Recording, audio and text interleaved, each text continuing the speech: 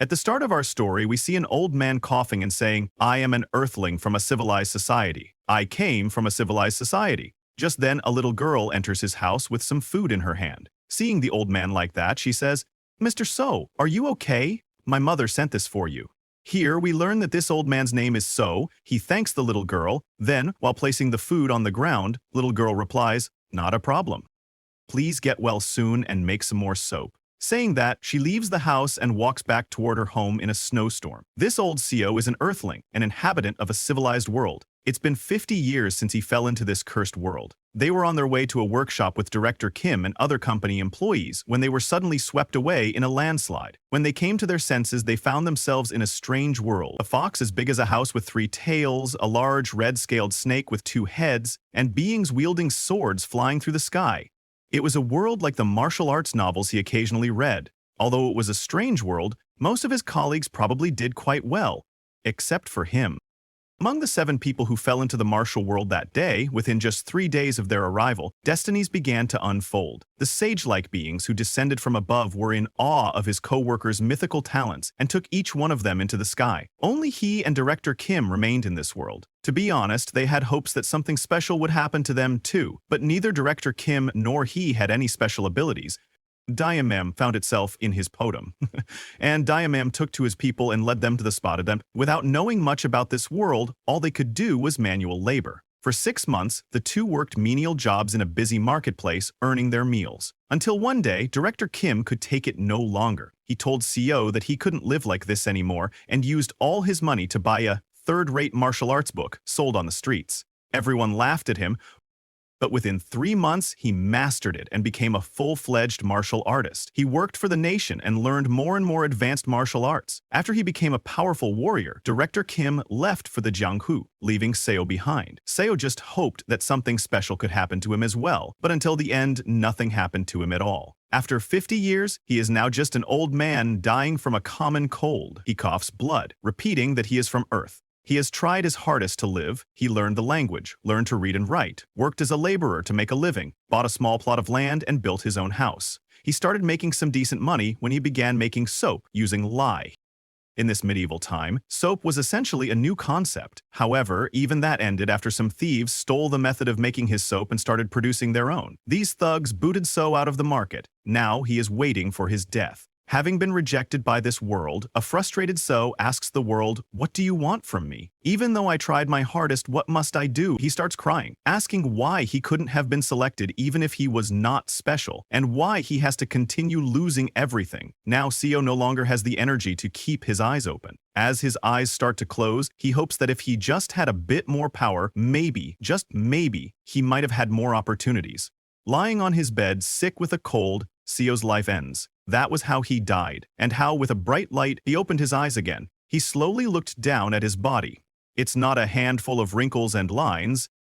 It is a young hand, full of vitality and life. He was wearing something clearly different from the clothes of this world, the blue shirt and sweatpants he had worn on Earth. He looked around, trying to grasp the situation. Then he saw Director Kim, Chief O, Section Chief Jun, Deputy Manager Kang, Deputy Manager O, and Manager Kim. So was shocked to see them. Now he finally realized he hadn't come to this world powerless. He had gained the power of regression. This was So's first regression. Director Kim, with half his hair shaved off, looked around and asked, "What's happening? We were just on our way to a workshop." He didn't know where they were, but CO knew. This was the first day they had just landed in this strange world. CO remembered how they ended up here. They were in an SUV going to the workshop when they got caught in a landslide, and then something flashed. It was a 50-year-old memory, so it was a bit hazy, and even CO couldn't remember clearly. While he was thinking this, suddenly someone called from behind, "Hey, Deputy Manager CO!" But CO was still lost in his thoughts, wondering, now that I have regressed, how should I live? Usually, in regression novels, people live well using their future knowledge. But all I know is making soap. Suddenly, the guy from behind grabbed CO's shoulder and shouted, "Manager, Seonyun!" CO snapped out of his daydream at the shout. He looked back and saw it was Section Chief Zeon. CO said, "Sorry," trying to explain that he was a bit startled. But suddenly, with a swish, Section Chief Zeon slapped CO across the face.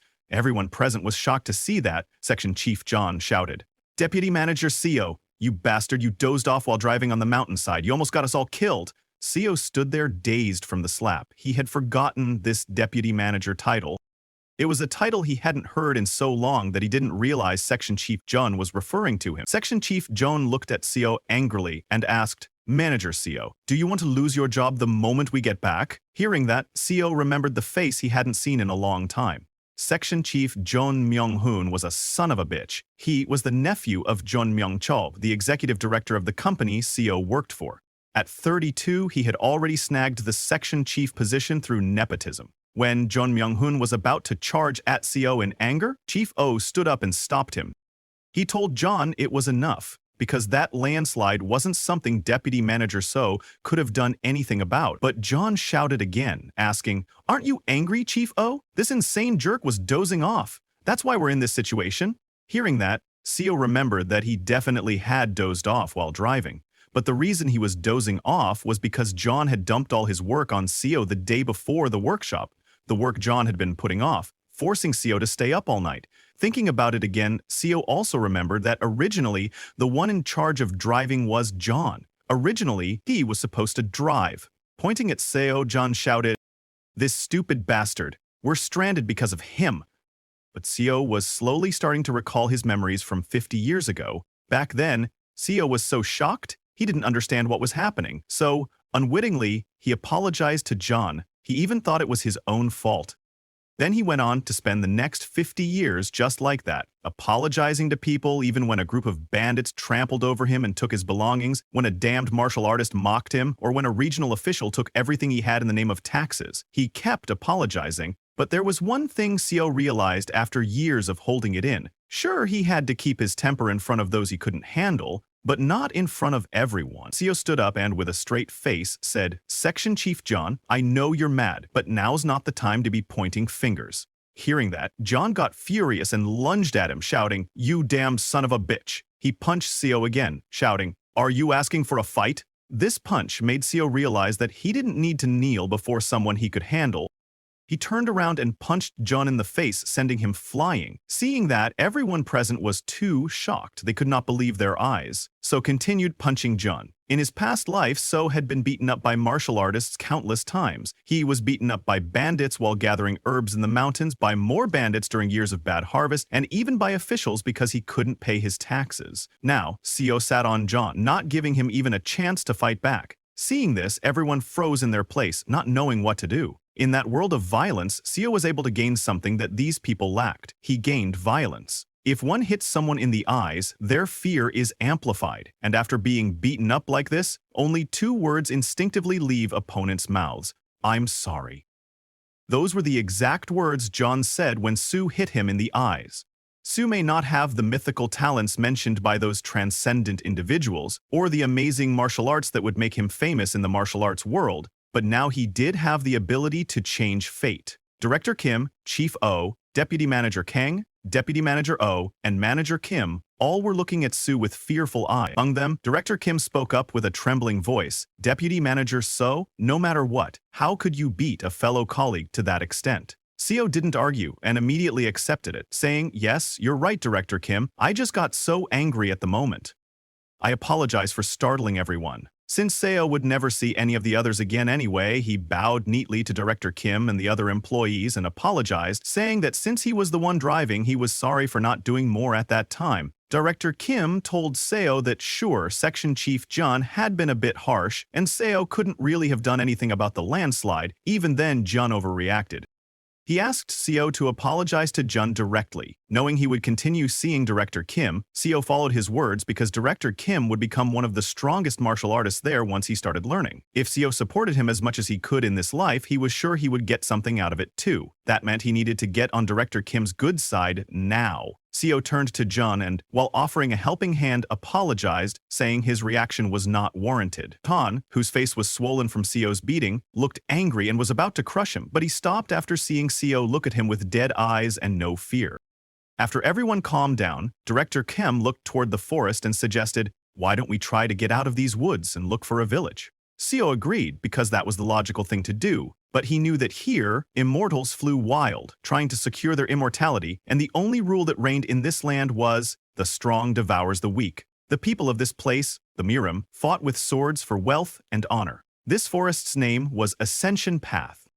There was no village, city, or nation anywhere around here. CO suggested to Director Kim, since the sun is going to set soon, why don't we set up a shelter somewhere safe? Director Kim thought CO's suggestion was right, but asked, what about the car? There's quite a lot of things in there that we packed for the workshop. In that car, there were many things they could use, but only CO knew they wouldn't be able to find the car. He also knew they wouldn't believe him, so he decided to just let them look for the car instead of wasting his energy trying to convince them. He suggested that they should split up. Then, one team could look for shelter and the other could look for the car. They would meet back here before it got completely dark. After a few hours, CO started a fire in a cave near the place they first arrived. While eating, a black-haired girl told the others that she didn't get it. We were caught in a landslide while we were in a car, so how did we end up here while the car is gone? Director Kim agreed with the girl, saying he didn't get it either. Everyone was sitting around the fire eating. Pointing at the food, a girl commented, "This tastes like chestnuts." Hearing that, Seo asked her if it was crunchy. He told them he had a lot of it, so they could have as much as they wanted. Hearing that, Director Kim laughed and said, "It's a pretty serious situation, but thanks to Manager Seo, we're having fun." He praised Seo, saying, "I knew you were this dependable even back in the company." While everyone was eating, Seo noticed John sleeping in a corner, refusing to eat anything. Director Kim spoke a little louder so John could hear. "Manager Seo, if I remember correctly, you were tired while driving because you had to work late yesterday." Others agreed with Director Kim. A brown-haired girl told Director Kim, "He's right, their manager is really diligent." A red-haired girl also praised Seo, saying, "It feels like we're camping thanks to this cave manager Seo found." Seo knew they were right, because in his past life, they only found this place after being lost in the woods for hours, but he acted modest and told them he was just lucky. Hearing that, everyone laughed and told Seo he could just take the compliment. Seo also thought that he should enjoy this moment because tonight would be the last time they could laugh like this. The next morning, trembling in fear, Seo offered his greetings to the Lord of the Forest. The Lord of the Forest he was greeting was a huge seven-tailed fox with red glowing eyes. The fox looked at Seo and, with a smile, said, "Human, you have quite a unique scent for a human. Despite having lived thousands of years, I have never smelled humans like you." Hearing the commotion outside, the black-haired girl woke up. She came outside and asked Seo what had happened. But when she saw the huge fox, she got scared and screamed. Hearing her scream, others also woke up and came out of the cave. When they saw the huge fox, they too got scared and screamed. Hearing them, Seo looked back and shouted, telling them to show their manners to the Lord of the Forest and get on their knees. Hearing Seo, the seven-tailed fox said, "Every time I come across you humans, I am reminded how foolish and rude you all are." It told them that it would usually rip off all their limbs, but since one of them seemed to know how to treat him, he would forgive them. With that being said, they must pay the price for being in his territory. If one of them offers him an arm, he will let them stay here. Hearing the fox talk, everyone was already too scared, and after listening to its demands, they became even more terrified. Seo was also very scared because in his past life, everyone who saw this monster screamed in panic, and they all ended up dead, having angered the fox. But Seo was a little relieved to see that the fox appreciated his manners this time, and wasn't ripping off all their limbs like last time. Then, while licking its mouth, the seven-tailed fox asked who would give him their arm. Seo calculated that it was just one person's arm. That's all they needed to sacrifice. Even a lost arm would be healed by the cultivators, who would appear 2 days later. Plus, Seo had already prepared an herb that would reduce the pain. Thinking all that, Seo removed his sleeves and extended his hand toward the seven-tailed fox. While trembling, he told it that he would offer his arm. Everyone was shocked that Seo was sacrificing his hand for them. The seven-tailed fox opened its mouth and immediately lunged at Seo, saying, "You know your manners, so I will try to make it as painless as possible in return." Then, in the next second, with a loud scream of pain, Seo lost one arm. The seven-tailed fox completely bit off Seo's hand and ate it. Everyone looked away. They couldn't bear to see the horrifying scene right in front of them. Seo was in too much pain. Tears streamed down his face as he extended his other arm to grab the herb. The pain was so intense that Seo didn't have time to think about anything else at the moment. He immediately ate the herb he had prepared for pain relief. After eating Seo's hand, the seven-tailed fox told Seo that it thought he might taste different, since he smelled different. But he tasted the same as the other humans. Actually, he tasted worse because of all the impurities in his veins. Hearing the fox, Seo began to come back to his senses. He was surprised to see that the herb actually helped a lot with the pain. After calming down, Seo apologized to the seven-tailed fox, saying his offering was not good enough. But the fox was not interested in talking. It turned around to leave, telling them that it would allow them to stay for 7 days in its territory and that they wouldn't die thanks to its divinity. Saying that, it leapt into the sky with super speed and disappeared. After the seven-tailed fox left, a worried group ran toward Seo to check on him. Seo slowly stood up and asked everyone to go inside, saying he would explain everything. Once inside the cave, Seo slowly told them that he had met the fox when he left the cave early that morning. The fox told him that they were in Muram. Everyone was shocked to hear they were in Muram. Director Kim asked Seo if he meant they were really in Muram because it was unbelievable. Seo said it didn't matter and told them they would be safe for a week since he had given up his arm. Hearing that it was just a week, Director Kim asked Seo what would happen after that. Breathing heavily, Seo told Director Kim that they would need to give up something else the following week. Hearing that, everyone was stunned. As the herb's effects kicked in, Seo started to get sleepy. He told the others that he was getting sleepy and would rest a bit, hoping they would understand. Saying that, he fell asleep right there. Then, 15 hours later at night, Seo woke up alone in the cave. He heard his colleagues talking outside. They were all angry at John, asking him how he could say that Manager Zoe sacrificed his own arm. John argued back, asking, then who wants to give up their arm and leg every week? But Chief O told John that Manager So was very useful since he was the one who provided them food and shelter. Then John suggested they should learn as much as they could from So in a week, adding that since So had already lost an arm, he wouldn't last long anyway. That's why they should have him be the sacrifice again. Joan said all that, not knowing Seo had woken up and was listening from behind. Seo was surprised to hear that now that he had become debilitated, Joan wanted to chop off one of his limbs every week to give to the fox. That was definitely not pleasing.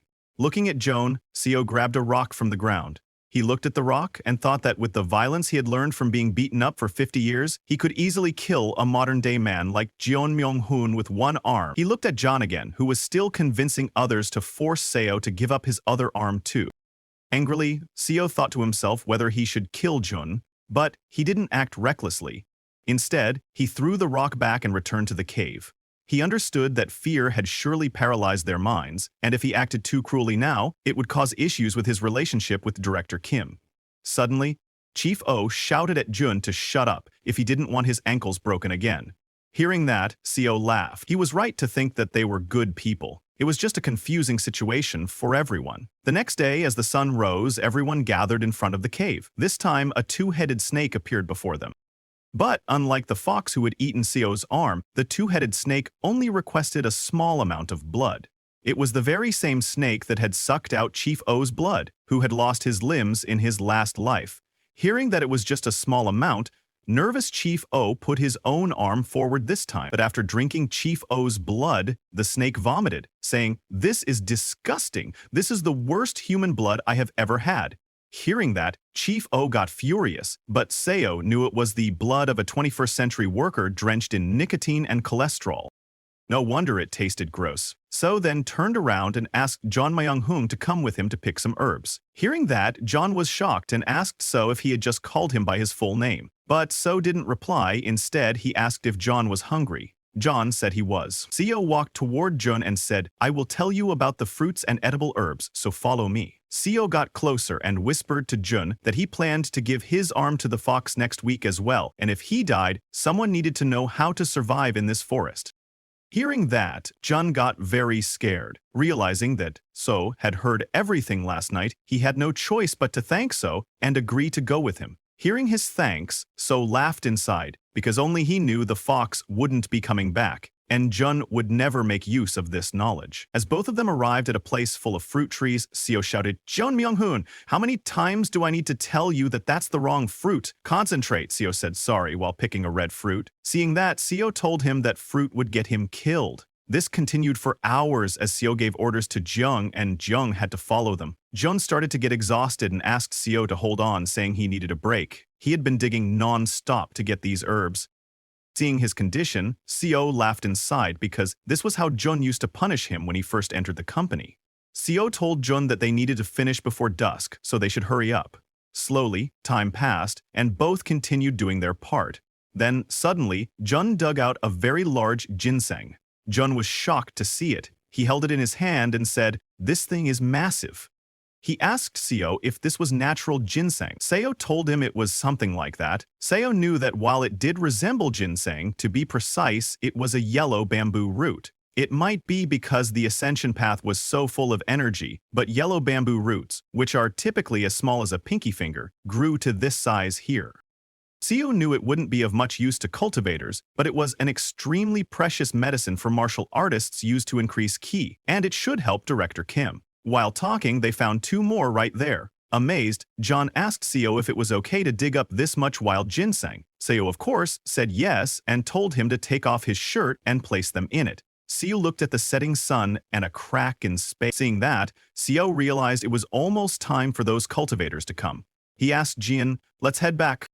As they returned to the cave, suddenly the crack Seo had seen before exploded with a huge blast, releasing massive amounts of spiritual energy into the sky. At the moment of the explosion, Chun fell to the ground, screaming while grabbing his head. Not only him, Chief O was in the same condition along with Manager Kang. All three of them were clutching their heads, screaming in pain. Seeing this, Director Kim began to panic, asking what had happened to them. Just then, three cultivators appeared, flying into the sky.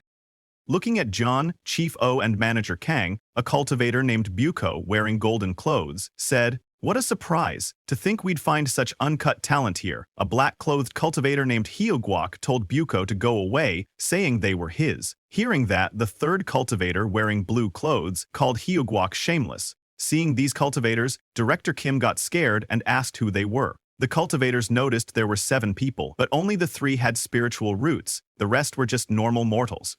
Then Buko raised his hands and created a ball of lightning. He struck Jun with it, and Jun screamed in pain as thousands of bolts of lightning entered his body. When Buko stopped, he was amazed to see how incredible Jun's body was. It was the body of heavenly golden thunder. Then Hyogwok came forward, telling Buko to move because it was his turn. Hyogwok was holding a musical instrument, and as he started playing, Manager Kang, who was covering her ears, suddenly began screaming in pain. But it wasn't a normal scream. It was so loud that the whole forest echoed.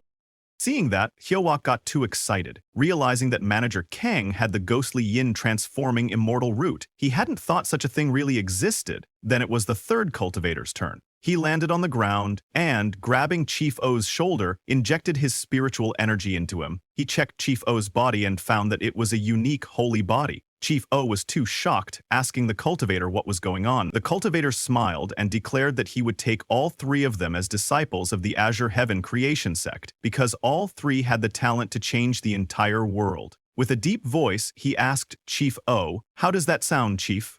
O was terrified in the cultivator's presence. He couldn't even breathe. He was confused, wondering what this force was and felt like he would die if he refused. Suddenly, Hyogwok came down and asked Chief O to join the Black Ghost Valley instead, saying they had every cultivation method, immortality, the power to overturn the heavens, fame, and wealth. He promised to ensure they would get all of those things within 100 years. Suddenly, Buko also came down and asked Hyogwek what he was saying, claiming that the Golden Divine Heavenly Thunder sect was the most suited for them. While they were talking, Director Kim intervened and asked the cultivators if they could get them out of this forest because at this rate they would all die there.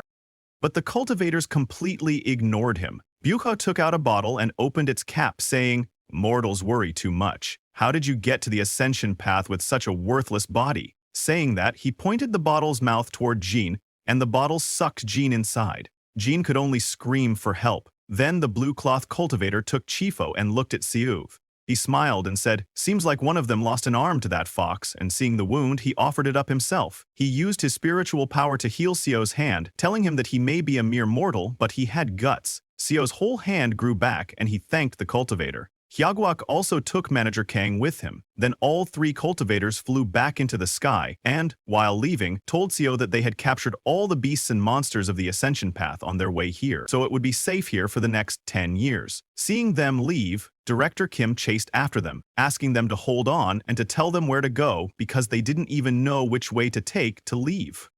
He called out to Section Chief Jeong, Chief O, and Deputy Manager Kang, but it was no use. The cultivators flew into the sky and disappeared. Seeing them go, Seo was very disappointed, but it was no use because the same thing had happened 50 years ago. No matter how hard they shouted, those cultivators ignored them like insects and continued on their way. Seo was a little relieved that at least they had healed his arm. While chasing after them, Director Kim ran out of breath and fell to the ground, asking, "What do you want us to do in a forest like this?" But before he lost all hope, suddenly Director Kim saw many beams of light flying in the direction those cultivators had gone.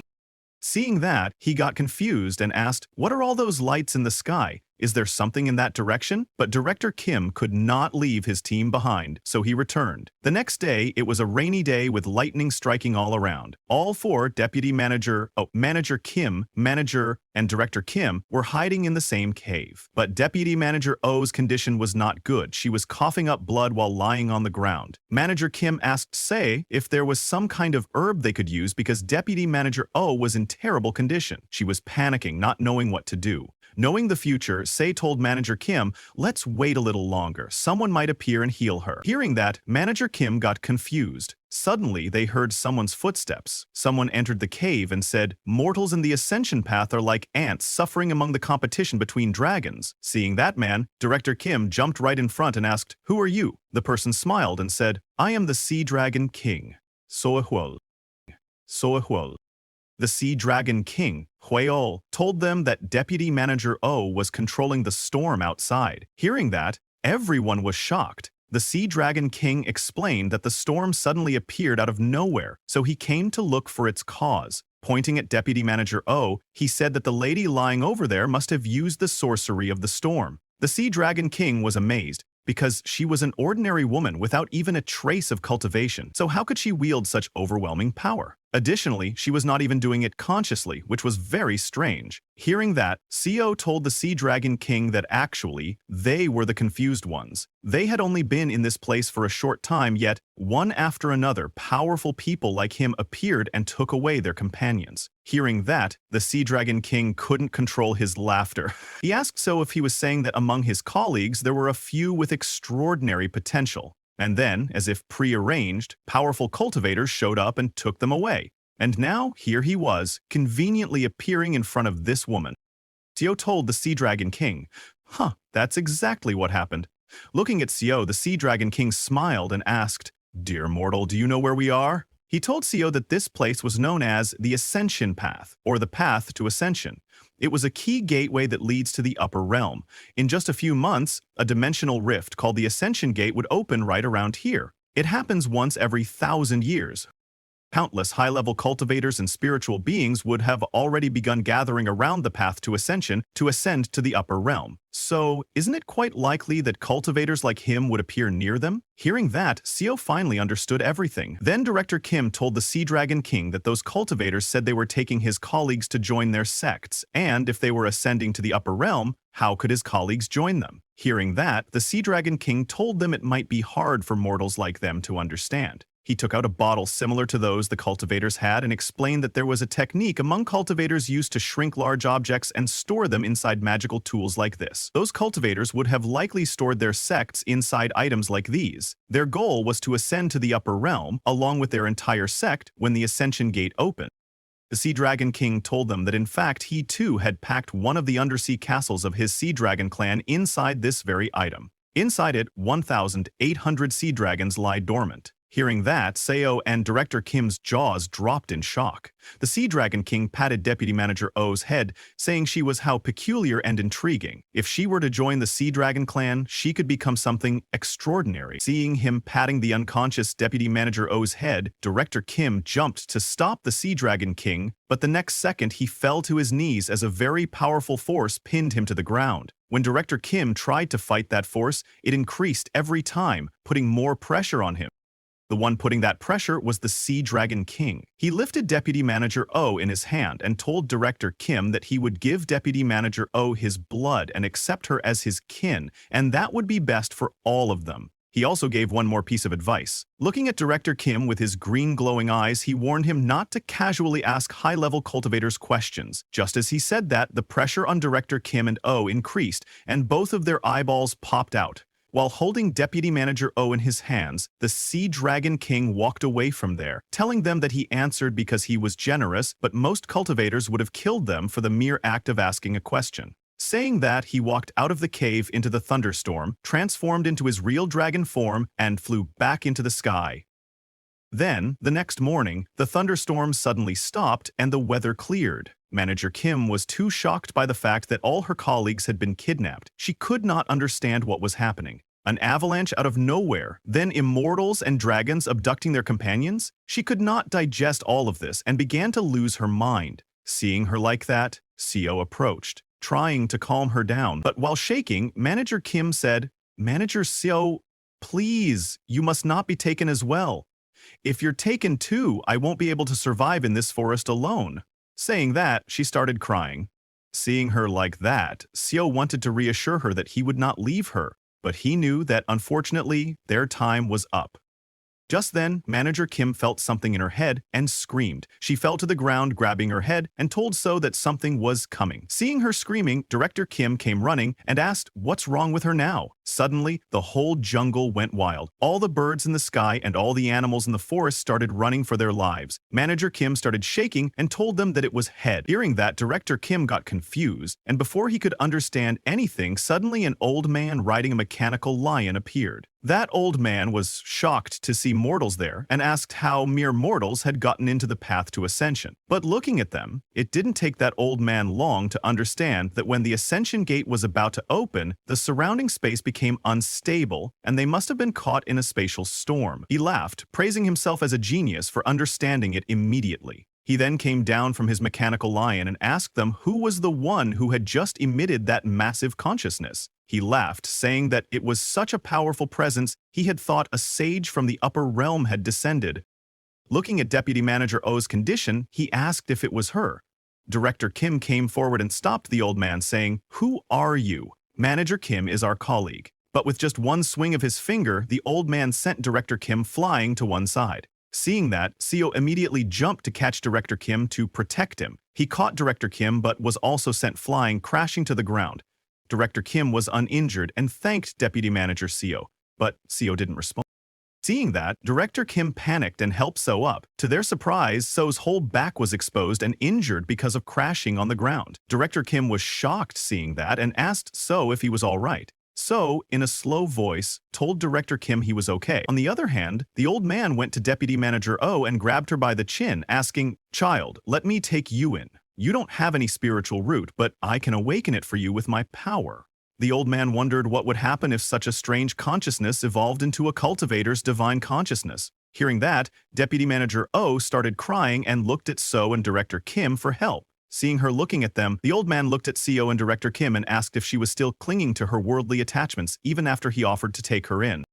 This made the old man angry. Using his powers, he grabbed both Seo and Director Kim by the neck and lifted them into the air. Both of them started struggling to breathe. The old man told Deputy Manager Oh that he would sever all her worldly ties for her himself. Seeing both of them struggling like that, Deputy Manager Oh got very scared. She started crying, begging the old man to please stop.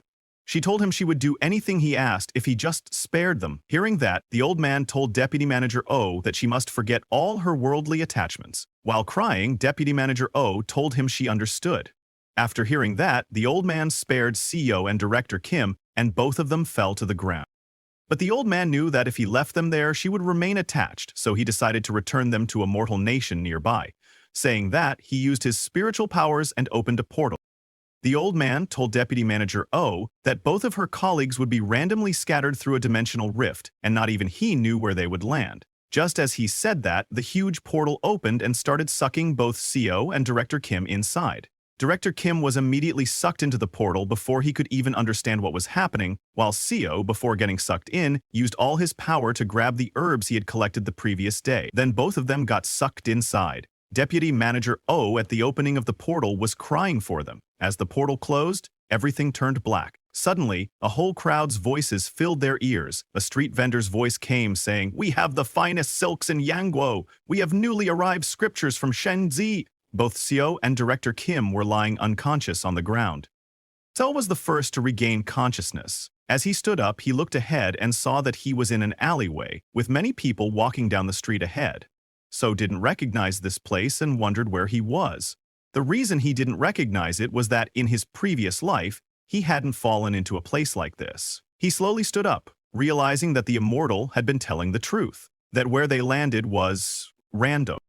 As Seo walked out of the alleyway, he found that this path felt familiar for some reason. Looking around, he finally understood that this was the place he had once lived in for those 50 years. There was a huge 10-story building right in front of Seo. Seeing that building, he finally recognized that this was the capital of Yangguo, Seokyung City. After witnessing the scene outside, Seo returned to Director Kim and woke him up. Director Kim was very exhausted and told Manager Seo that he couldn't keep up with what was going on anymore. Sitting beside Seo, he told Director Kim he felt the same way. It would be nice if this was all just a dream. Director Kim couldn't believe that it was just the two of them left behind, but he thought he should be relieved that they weren't taken by those monsters.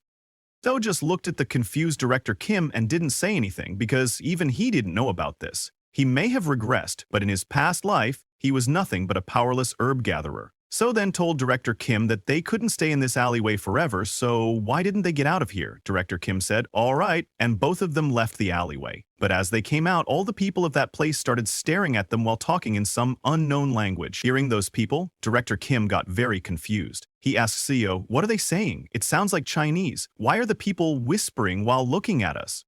Seo told Director Kim those people were saying the clothes both of them were wearing looked funny. Hearing that, Director Kim was shocked. Seo smiled and told him not to worry because he knew a bit of Chinese. Director Kim wanted to ask him something, but seeing Seo's injured back, he didn't ask and said, "That's great," Seo said that, but in reality he lied to Director Kim. The language those people were speaking was not Chinese. Other than the fact that they used the same characters, it sounded completely different. In his past life, Seo had to endure the mockery of beggars for 2 months just to learn the basics of the language, but now there was no need for that. So took out the herbs he had collected earlier and asked Director Kim if they should get some new clothes. Hearing that, Director Kim was confused and asked how, because he felt like the people of this place wouldn't accept their money. Seo didn't explain to Director Kim and just took him to the city's medicine hall. The owner of the medicine hall was shocked to see the ginseng and asked Seo if he was really letting them buy such precious herbs. Seo acted tough and told the owner that those yellow bamboo roots were at least 800 years old.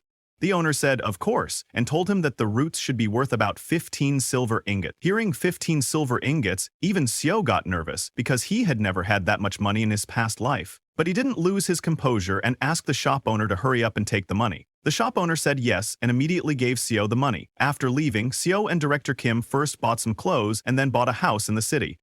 Director Kim was shocked to see the house they were going to live in. Seo said yes and told Director Kim that from today onward, he would teach him the language of this place. Hearing that, Director Kim got very happy and thanked Manager Seo. Seo made it seem like there was no problem, but after bribing some guys for identity plaques and buying the land and house, they only had 1 silver ingot left. He guessed it was because they were in the capital, and that's why everything was so expensive there. While Seo was looking at the money, Director Kim noticed Seo's back. Even after wearing new clothes, because of the injuries on his back, his new clothes had turned red. Seeing how much Seo had helped him, Director Kim suggested to Seo that since they were in a whole new place now, why didn't he just call him by his name? Surprised to hear that, Seo told Director Kim that he was fine with that. Director Kim smiled and thanked him while calling him by his full name, So Eun-hyun. Then at night, after settling down in the house, Seo explained to Director Kim that the reason he was able to get all that money was because he sold those herbs. Pointing at the 2 remaining ginseng roots right in front of him, Seo told Director Kim that they wouldn't have a source of income if they ran out of herbs, so they needed to figure out a way to bring in money. Hearing that, Director Kim looked at the ginseng and wondered how. Suddenly, he got an idea and suggested to Seo that they use the silver they would get from selling the rest of the herbs to start a business. It was a good plan. Seo knew that with all the money they could get from this, as well as Director Kim's skill set from having been a director in a mid-sized company, they should be able to make a living. But that wasn't enough. Seo thought that since he had regressed, why not dream bigger? He knew that Director Kim was a martial genius who, after reading some third-rate martial arts books sold on the streets, became a martial master in just a few months. Once he learned more advanced techniques, he became one of the most powerful martial artists in the Jianghu. But what if he were to learn advanced martial arts from the start? Seo might be able to bring forward the birth of the greatest swordsman in the Jianghu by at least 30 years. Thinking all that, Seo smiled and decided he was going to benefit as much as he could while working for him. He told Director Kim that this was Mudim, a world of martial arts. This attracted Director Kim's attention. Seo told Director Kim that who knows when the gangs of the Jianghu might come for them if they set up a business, so shouldn't they at least learn a bit of self-defense? Director Kim's face lit up hearing the words martial arts, but he knew they didn't teach people outside the sects their martial arts. So he asked Seo how they would learn. Seeing his excitement, Seo smiled because, as a well-known Muram novel nerd, he knew Director Kim would be interested. He explained to Director Kim that in this city there are 7 famous sects. Among them the demon-slaying sect, self-binding temple, suppressing birdhouse, and the 7 mysteries sect are on the orthodox side of the Jianghu, whereas the Wolfang Gang, the Dark Knight Association, and the dragon-fighting stronghold are considered unorthodox. The people call them the 4 stars and the 3 demons. The demon-slaying sect mainly learns sword and blade techniques. The self-binding temple is a Buddhist sect, while the suppressing birdhouse is like the House sect. They focus on intelligence. The 7 mysteries sect has a very long history and teaches all kinds of martial arts. On the other hand, there isn't much information known about the 3 demons. It is said they are proficient in stealth techniques and sorcery and do a lot of illegal things. After explaining everything, So asked Director Kim which sect he liked best. Without a second thought, Director Kim chose the demon-slaying sect, adding that a martial artist should wield a sword and a man should learn blade techniques. Hearing his choice, Seo thought this was fitting for the man who was called the best swordsman in his past life, but Director Kim was confused and asked Seo how he knew all this. Seo laughed and told Director Kim that he had been eavesdropping on some martial artists talking earlier. Then, 3 months later, Seo and Director Kim went to the demon-slaying sect, but the guards stopped them, asking what brought them there. Seo introduced Director Kim as his older brother and told the guards that they had heard about how famous the demon-slaying sect was and came wishing to learn martial arts. The guard of the demon-slaying sect was a very strict, muscular guy. He looked at Seo and Director Kim's clothes and thought they looked like they had a decent amount of money, but he told Director Kim that learning martial arts at his age would be difficult. Seo laughed and offered a silver coin to the guard, asking if he wouldn't at least let them talk to someone of higher status, adding that even just simple self-defense training would do. Like that, while bribing the guard, Seo and Director Kim entered the demon-slaying sect. There, they met an elder of the sect. The elder asked if they wanted to learn martial arts for self-defense. Seo said they wanted to learn the best there was, offering a box full of silver nuggets. Seeing all those silver nuggets, the elder agreed, saying he supposed Seo could join as an external disciple. But after getting the silver nuggets, he added that they didn't give special treatment to those who joined with donations and, in addition, they would only accept one of them. Hearing that, Seo was shocked because all that money was worth only 1 yellow bamboo root and that was all they were willing to do for them. They're shocked, Director Kim tried to ask the elder if they were ripping them off, but before he could say anything more, Seo accepted the elder's conditions and thanked him, adding that his brother would be the one learning. Hearing that, Director Kim was very shocked. Then, while leaving, the elder asked Director Kim to come outside later, to where all the external disciples gathered. As he left, Director Kim asked Seo what was the use if only he would learn martial arts. He said he would have chosen a different group had he known they'd be so expensive. Seo turned around with a smile and told Director Kim not to sweat it, saying it's not like he had ever been good at sports anyway. He told Director Kim that he would just set up a business with the remaining money and support him, so he should just focus on learning martial arts. Director Kim was shocked to hear that. He couldn't believe how much Seo was sacrificing for him. He told So he would try his best, but Director Kim was still hesitant because he was old and didn't know if he would really be able to do much. So told him to believe in himself, that he could do it. Director Kim thanked So and left to train with the outer disciples. Then, 7 months later, at a competition held within the sect, all the elders of the demon-slaying sect were shocked and angry seeing the scene in front of them. The elders of the sect believed that the sect would end when knowledge had evolved in a way that made them impervious to it. Thereby, the sect ascended in stature, in their seemingly infinite wisdom. In just 7 months, Director Kim had defeated all their disciples. The elders were very angry, asking how some outsider from nowhere defeated all their beloved disciples in just 7 months. The demon-slaying sect was in an uproar. To master a martial art means to understand the true meaning that the martial art holds and to physically attune to it. A third-rate warrior who understands the meaning of a martial art can become second-rate if they merge it into their own understanding. To advance from there, one needs more than double the amount of understanding compared to before, along with equally more time and effort. But sometimes, people with enough talent seem to laugh at typical levels of understanding and speed through many stages at once. The demon-slaying sect is full of such talented martial artists, the great sect of Seokyeong City. However, an outsider has come to defeat the direct disciples of that great sect. Within 7 months, Director Kim became a first-rate warrior who had completely mastered the absolute dragon saber technique of the demon-slaying sect. The Grand Elder of the demon-slaying sect was furious seeing Director Kim because he knew it was impossible to reach first-rate with just half a year of learning martial arts. The level of first-rate is a stage only attainable with the collaborative efforts of many skilled martial artists. On top of that, Director Kim was an outsider learning in their sect. To others it would seem that their tradition had knelt to that one man. The Grand Elder immediately ordered the sect guards to capture Director Kim. Like that, Director Kim was captured and put in a house guarded by hundreds of guards. But now, even CO was captured. He knew that because an outsider had gained skills befitting an elder of a sect within 7 months, the sect was in chaos. In such a ridiculous situation, Director Kim was imprisoned in his quarters, suspected of being a spy of another sect. However, CO didn't know why he was also considered a suspect when he didn't know martial arts. CO asked Director Kim, who was practicing his sword techniques, if he wasn't worried. Director Kim laughed and asked CO what he should worry about. CO told him it was about them suspecting him as a spy. In martial arts novels, they typically destroy one's chi core or even cut off their chi flow.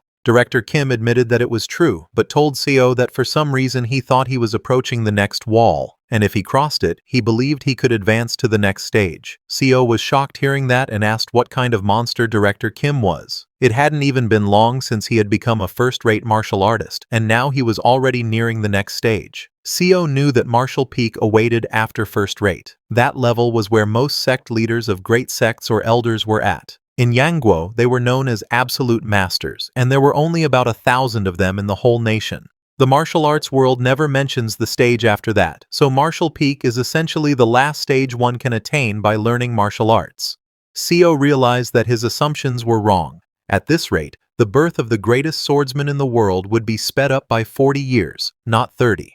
Then, 7 days later, CO and Director Kim were still in captivity. But during this time, Director Kim was not resting. He was practicing and meditating. After 7 days, all the energy he gathered turned into tree energy lotus flowers. Director Kim inhaled that lotus energy through his mouth. CO was shocked to see those lotuses because he knew that those were the flowers of chi that only appeared to peak martial artists, and 3 flowers gathered at the summit.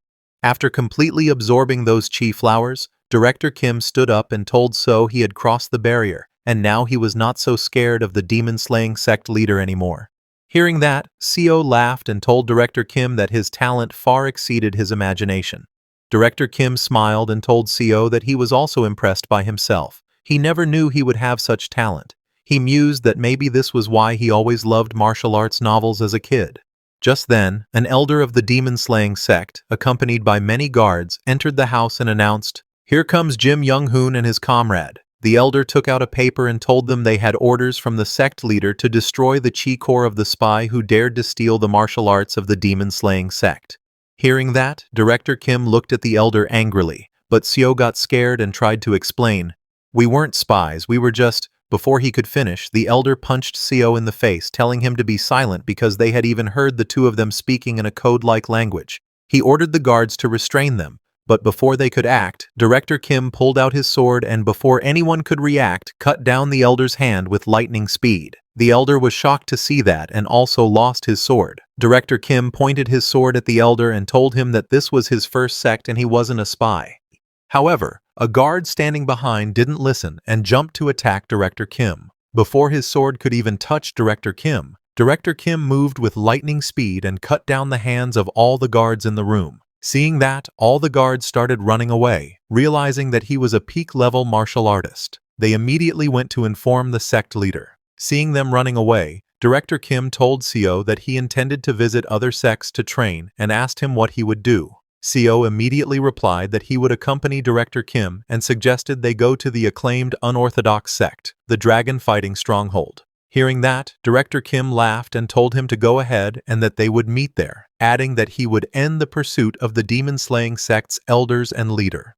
Then, a few hours later, at the Dragon Fighting Stronghold's mountain range, Director Kim was standing on top of a cliff with his sword and asked Seo what took him so long. Seo, breathing heavily after climbing for so long, laughed and told Director Kim he was just too fast. While talking with Director Kim, Seo's attention was on the sword Director Kim was holding, which was soaked in blood. Seeing the sword, Seo thought that Director Kim used to call him Violence Out until recently. But even if it was to survive, this world changed them into something else. Seo thought it'd be great if they could return, not to this martial arts world, but to everyday life on Earth. And if he were to regress, he wished he could just return to Earth. Thinking all that, Seo climbed the mountain and followed Director Kim, knowing that it couldn't be helped. Now that they were here, they needed to do what they could. After being betrayed by the demon-slaying sect, Director Kim took over the dragon-fighting stronghold. 2 years later, he toured each region of Yangguo to defeat various sects, and in the 3rd year, he finally managed to destroy the emblems of every sect. Director Kim was known as the greatest martial artist under the heavens, and he used that fame to unite the sects, forming the Martial Alliance. Then, 7 years later, Director Kim and Seo were as close as brothers, ignoring the age gap. Director Kim created a martial art specifically suited for Seo and gave him the martial arts manual, saying, "This is the Severing Mountain Sword." Seo took the manual and started reading it. Director Kim explained to Seo that he named the martial art hoping Seo would inherit its will that could even cut down mountains. If he mastered the Severing Mountain Sword, he knew Seo would be able to reach martial peak. Reading the book, Seo was shocked because, aside from the things Director Kim had told him, the Dragon Vein Chi method created alongside it was true first-rate martial arts, very different from any second- or third-rate martial arts. It was a very powerful technique, and Seo started practicing it. But if there was a problem, it was that even then Seo could not learn it, and would fall to the ground immediately when facing Director Kim. Seeing that, Director Kim told Seo that he really had no talent. Yes, Seo's talent was absolutely terrible. Even though the best martial artist under the heavens created a martial art suited for him and taught him one-on-one, Seo barely made it to 3rd rate after an entire year. A year later, Seo admitted that it couldn't be helped. He told Director Kim that he did have some talent in medicine at least, as people are talented in different areas. Then, one day after the decade had passed, Seo witnessed something amazing. He saw Director Kim meditating with 5 chi flower balls forming above his head. Seo was amazed to see that because this was a level he had only heard of in legends. It was 5 energies converging to the origin. Suddenly, Director Kim's whole body started releasing huge amounts of internal chi. All his bones and joints began cracking, and the energy around him completely changed as Director Kim's white hair of old age turned black again. It was a divine scene as Director Kim's whole body went into transformation, releasing so much energy that even standing nearby was impossible. After everything calmed down, Seo looked ahead and was shocked to see Director Kim. Director Kim, who had turned into a young man, laughed and asked Seo what had him so surprised. His voice, his face, and his body had completely turned into that of a young man. This is called skeletal restructuring.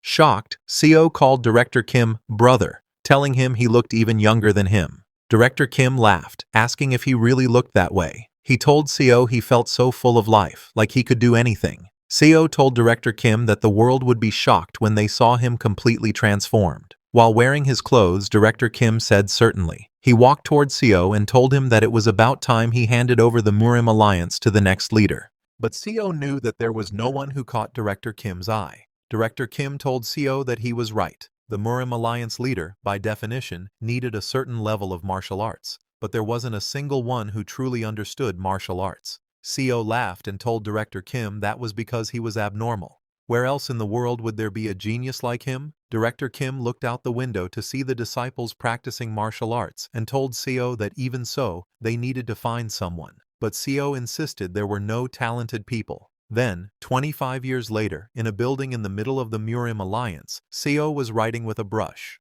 35 years had passed since he had started his life again in Deongseonhyang.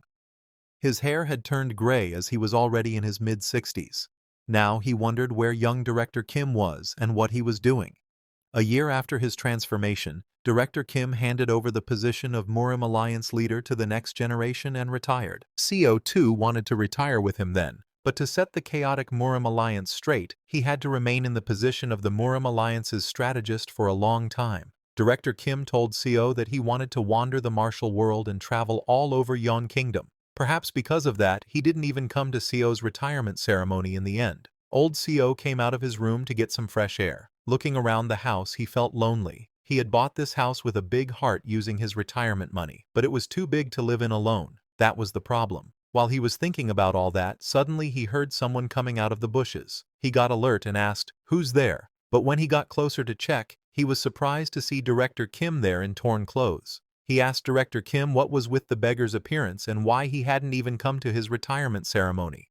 "Where did you go?" Director Kim laughed and fell to the ground. Seeing him like that, Seo asked if something had happened. Looking at the sky, Director Kim told Seo that he truly thought he had blessed martial talent. Sitting beside Seo, Director Kim asked, "Isn't that right? If I'm not a genius, then what am I?" Director Kim said, "That's right. I am clearly a martial arts genius. Perhaps in this Yan Kingdom or among ordinary people like me, no one can match my martial talent." Hearing Director Kim call himself an ordinary person, Seo got confused and asked how he could be ordinary. "Who under this sky doesn't know that you are the world's #1? Before Seo could finish his words, Director Kim said in a deep voice that he fought against those cultivators and asked Seo if he remembered them. 35 years ago, those monsters who kidnapped their comrades and flew in the sky.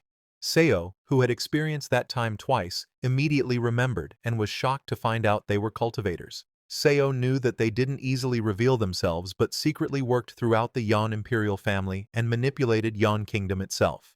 After establishing the Murim alliance, as its influence grew somewhat in Yan Kingdom, those cultivator forces began to seriously interfere with them. Director Kim was displeased with this, but to defy them was to fight against the nation itself. So, to protect the Murim alliance, they had no choice but to obey them. Because of that, Director Kim stepped down from his position as Murim alliance leader and, as a human, sought them out alone throughout Yan Kingdom to contend with them. Director Kim told Seo that those cultivators were truly hard to find, and even if he found one and tried to fight, they completely ignored him, saying he wasn't worth fighting for. Then they would leave using illusions or flight techniques, making it hard to seize an opportunity. But 5 years ago, he finally got to fight a cultivator. Hearing that, Seo got very excited and asked Director Kim if he won. Director Kim told him that he did. Hearing that, Seo laughed and told Director Kim that if he had done that during his time as Murim Alliance leader, he would have grabbed him by the back of his neck. But while shaking hands, Director Kim told Seo that fighting for his life against that cultivator who had reached the Qi condensation realm, he could barely scratch his fingertip. Hearing that, Seo was shocked. Director Kim said that the cultivator he fought said even if Director Kim just grazed his body, he would count it as Director Kim's win, so he did win. Still, Director Kim was very disappointed. Seo then asked him if the cultivator at the Qi condensation realm was one of the 10 great masters of the cultivation world or something like that. Director Kim said no and told Seo that the cultivator said his realm was second from the bottom in the cultivation world. In martial arts terms, he was a second-rate warrior. Hearing that, Seo was stunned. He could not understand anything and asked Director Kim what nonsense he was talking about. In his past life and in this life, Seo knew that cultivators were formidable beings, but Young Hoon's martial arts clearly touched the heavens. He was a person who literally used skywalking to perform martial arts in the air, and could cut through millennium-old steel and buildings like tofu. But such a martial arts genius, all he could do was scratch the fingertip of a bottom-tier cultivator. With disappointment on his face, Director Kim said, "I was a frog in a well. We can never stand against cultivators. They are like natural disasters." Hearing all that, Seo started sweating. He got scared hearing Director Kim's stories. But then Director Kim took out a hand from his pocket, telling Seo that today he cut that cultivator's wrist. Hearing that, Seo got happy and asked Director Kim if that didn't mean his martial arts surpassed that cultivator. But Director Kim immediately declined and told Seo that the cultivator just put on a talisman and his hand grew back. Saying that, Director Kim stood up and told Seo that it seemed his martial path ended here. Surprised, Seo asked him what he meant by that. Director Kim told Seo that he came to say goodbye today. He laughed and said, "That person said he highly regarded my will and would take me into his cultivation sect, and I'll probably start as the youngest." Hearing that, Seo asked Director Kim if becoming a cultivator meant becoming an immortal, and didn't they say it was impossible for a body without spiritual roots? Director Kim told him that for a regular mortal, the stage of 5 energies converging to the origin is equivalent to the 5-element spiritual root that cultivators are naturally born with. He told Seo that to gain the trait that cultivators are born with, mortals like them must use their entire lives to even manifest that basic quality. Saying that, Director Kim swung his sword and cut open the space itself, creating a door in mid-air. While entering that door, Director Kim told Seo that he would now go and must aim for a higher stage. But before leaving, he handed Seo a book, saying, "This book is my last gift to you." He told Seo to stay safe and left before Seo could say anything. Seo checked the book, which was named Record of Transcending Cultivation and Exhausting Martial Arts. It was a record of attempting to use martial arts to surpass cultivation. He was very worried and looked into the air, asking Director Kim where he was going without him, but there was no reply. And so time passed.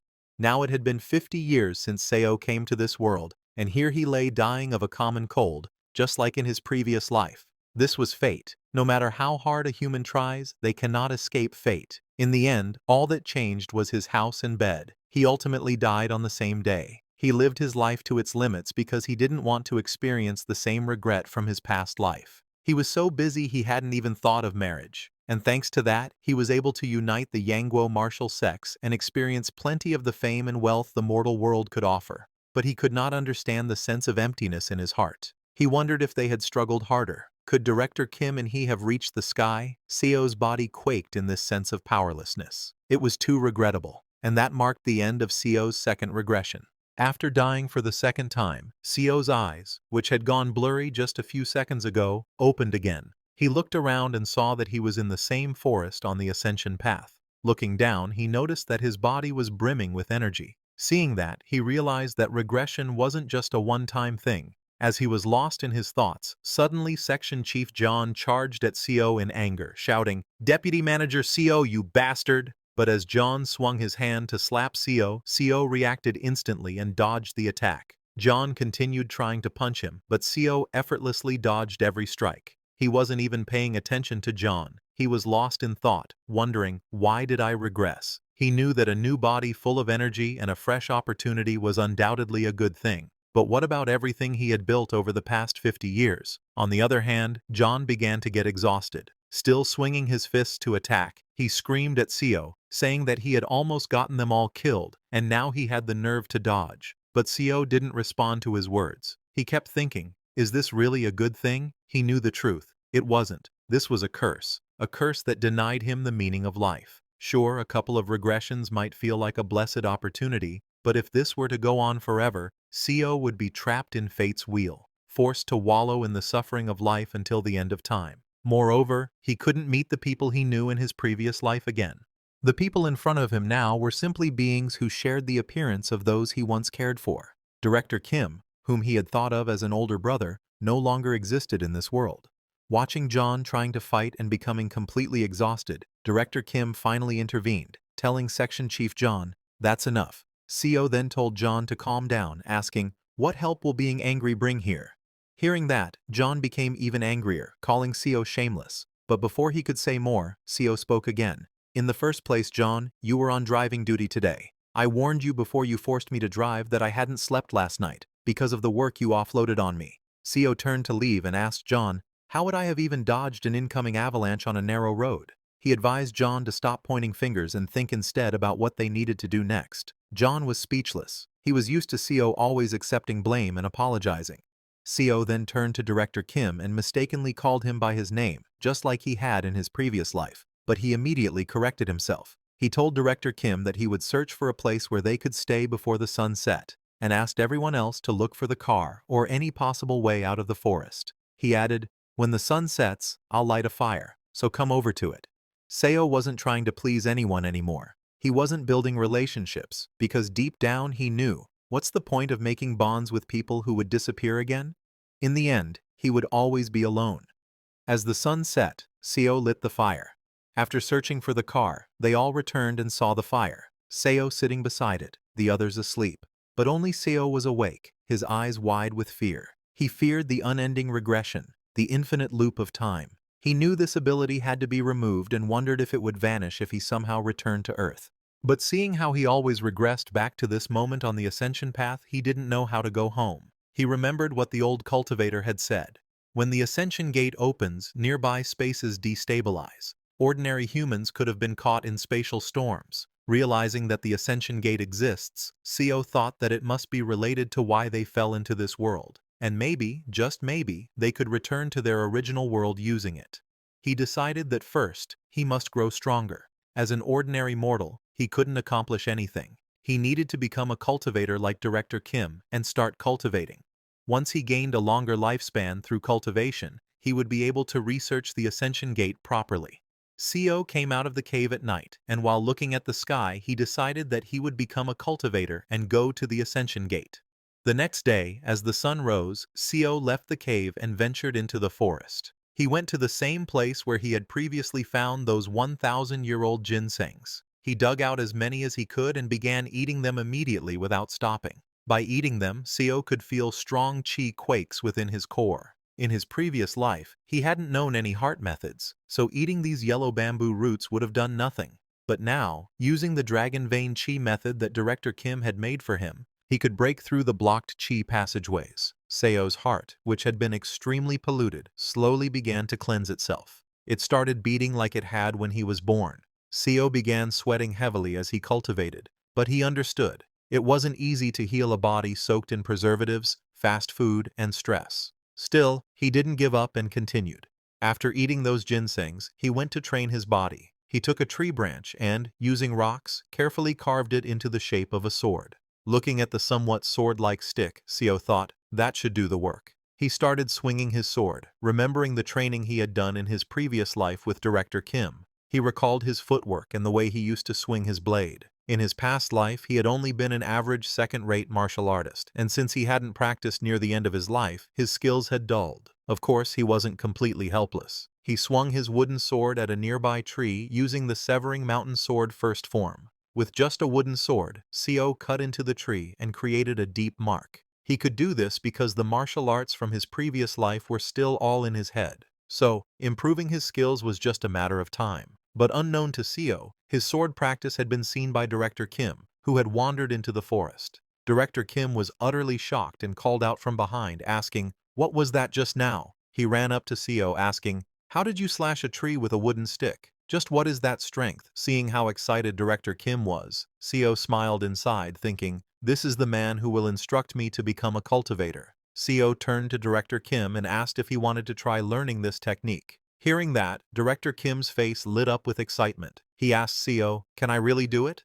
But before Seo could reply, something suddenly appeared and destroyed the tree where Seo had been practicing. It was none other than the nine-tailed fox. The nine-tailed fox glared at them angrily and shouted, "Filthy humans! How dare you play around in front of the master of this forest?" Seeing the nine-tailed fox, Director Kim was completely stunned. And not just him, even Seo grew very nervous. He had completely forgotten about the nine-tailed fox. In his second life, the nine-tailed fox had mercilessly bitten off Seo's arm. At that moment, Seo knew the only thing he could do now was endure, as the fox tore apart his arm and slightly eased its pain by applying pressure to his own acupoint, because he knew he was weak. In his first life, and even in his second, he was weak. But now, in this third life, as the nine-tailed fox appeared before him, Seo took a deep breath and walked toward it.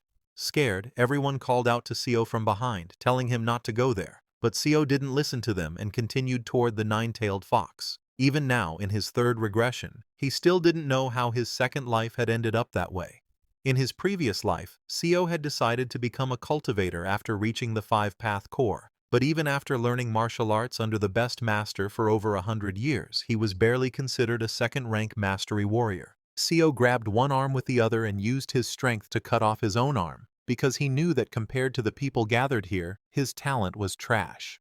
Seeing Seo cut off his own arm, everyone was shocked and terrified. Seo offered the severed arm to the nine-tailed fox to eat, because whether it took 1,000 years or 10,000, he was determined not to give up. Seeing Seo willingly offer his own arm, the nine-tailed fox laughed and said, "Human, you know your place. You know how to offer yourself as a sacrifice." The nine-tailed fox then decided to have a taste of Seo's arm. Hearing that, Seo silently resolved to offer his arm to the fox until the day he surpassed its strength. After the fox ate Seo's arm, it allowed them to stay and then disappeared. Seo didn't care about the others. He simply went to a quiet place in the forest and kept swinging his sword. After a few days, the cultivators healed his arm and escorted his colleagues away. But Seo didn't eat, sleep, or rest. He kept swinging his sword. The only reason he stopped swinging on the fourth day was because the Sea Dragon King arrived. Seo greeted the Sea Dragon King with respect and said, "This lowly mortal dares to ask the Sea Dragon King a question." Seeing how respectful Seo was, the Sea Dragon King allowed him to speak. Seo asked, "It seems the Sea Dragon King wishes to take Miss O." But Miss O is just an ordinary person without spiritual roots, and ordinary humans cannot live longer than 100 years. So, what are your intentions toward her?" Hearing that, the Sea Dragon King laughed and said Co was quite an observant mortal, someone who understood the state of cultivators well. But he told them not to worry, because once Miss O accepted his blood, she would awaken spiritual roots suitable for her. Co was surprised to hear that and asked the Sea Dragon King if perhaps he could give them a chance as well, since Miss O was from the same hometown, and maybe they too might possess some hidden ability. Hearing that, the Sea Dragon King smiled and told Co to listen carefully. Just as he said that, Co felt an overwhelming pressure on his chest and collapsed to the ground.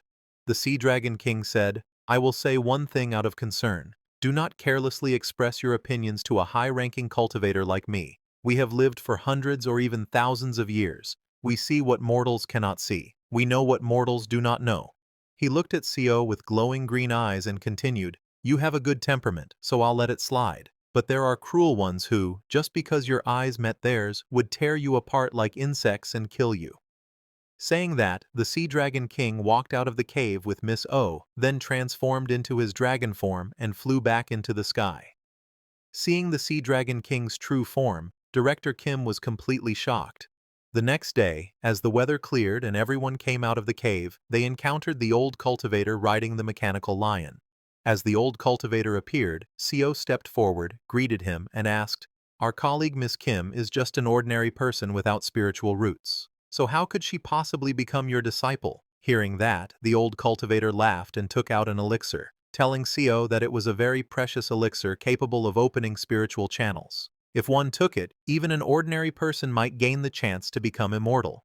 Co was shocked to hear that there was another way to become a cultivator. The old cultivator explained that it was possible for mortals to reach the realm of the five-path core by pushing their martial arts to the extreme, but that path took too long and the results were unsatisfactory, so this method was the best.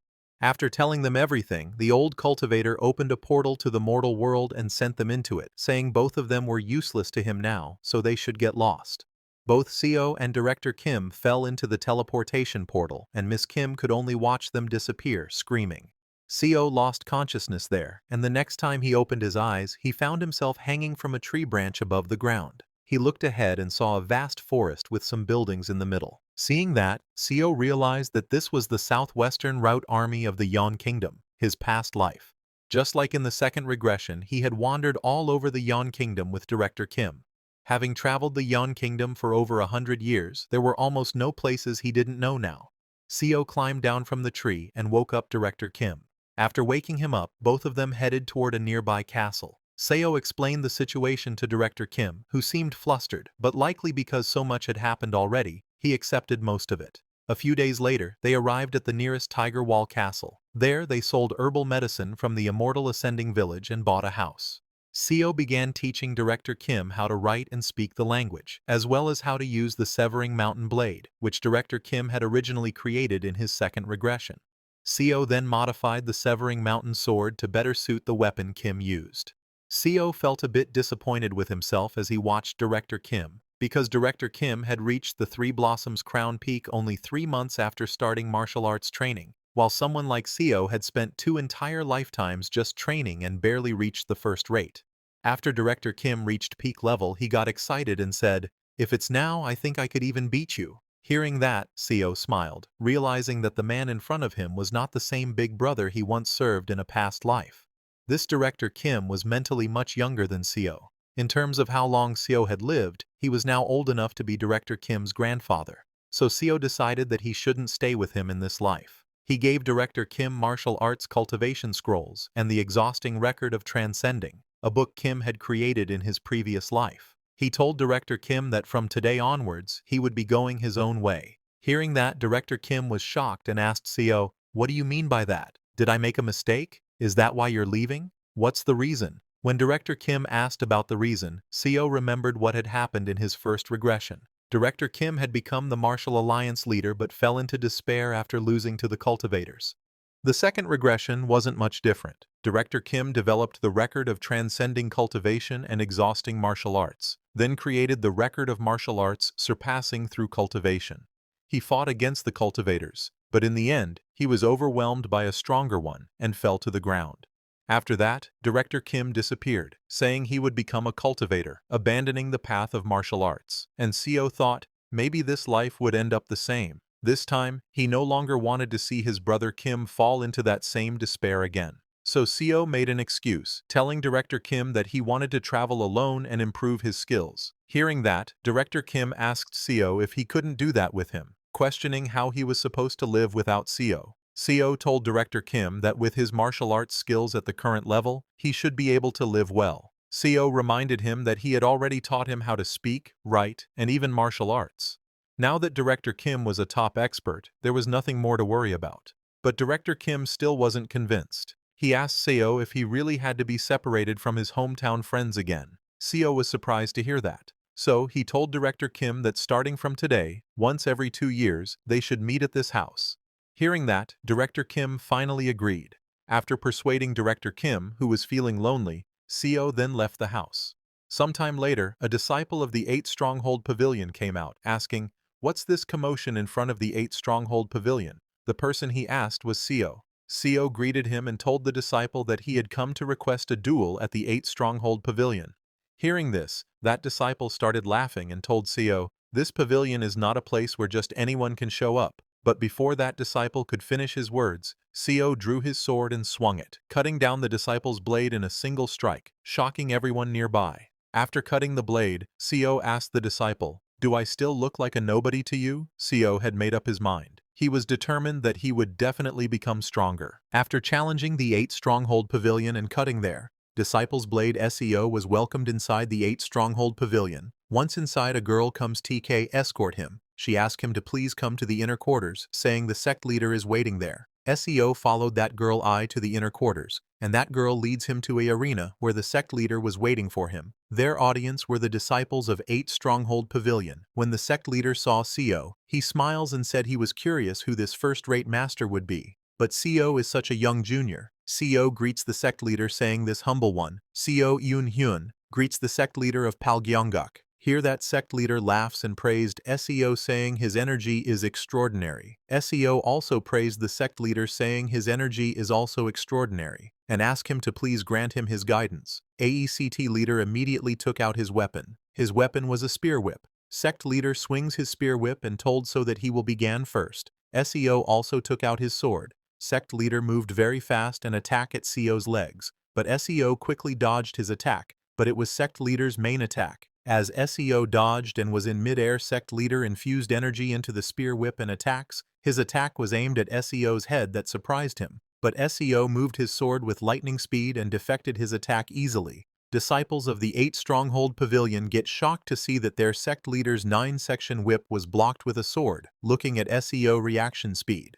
Sect leader was impressed, saying, "Young warrior, you have reached the state of sword-body unity, and is at the late stage of first rate." Seo also praised the sect leader for completely integrating with martial arts, and thanks to that, Seo have seen a new technique. Sect leader laughs and told Seo that to be at the same level as him, the sect leader, at such a young age, Seo truly is a genius. Hearing the sect leader calling him genius, Seo laughs because being called a genius is not a compliment to him. It might be surprising that he, who appears to be in his late 20s, have reached a level that takes decades of training. Seo smiles and thanked sect leader for complimenting his insufficient talent, because he knows that in reality, he is merely one of the countless mediocre dullards in this world. Heaven did not grant him talent, but even as such a dullard, through regression, he was able to train his martial arts to a level comparable to a genius. But Seo thinks that regression perhaps is both his ability and his opportunity. Therefore, he decided to be a genius. He points his sword at sect leader and said, "Now he will use sword energy." Sect leader also told him that he will go all out too.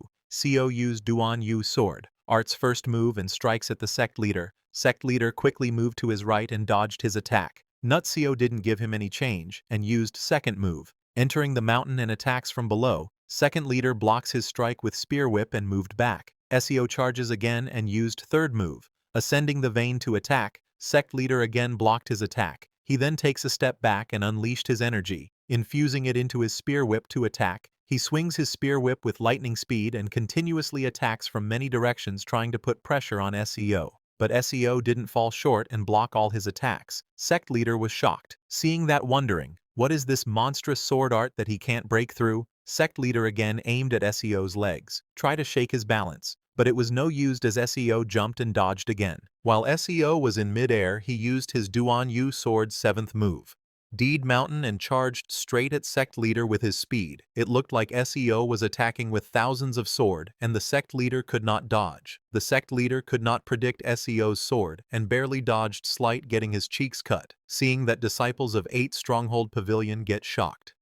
Saying this can't be. SEO's sword speed was getting faster with each move. SEO used his 11th move, destroying the ground. Sect leader jumped and dodged his attack. Disciples were stunned, seeing that it's not just the speed, the sword is gaining destructive power and speed. SEO again charges and attacks with infused sword. Sect leader blocks his swords with his infused spear whip. Their collision released huge amounts of energy. After take CO's attack, head on sect leader's hand starts shaking, seeing that SEO decide to finish it.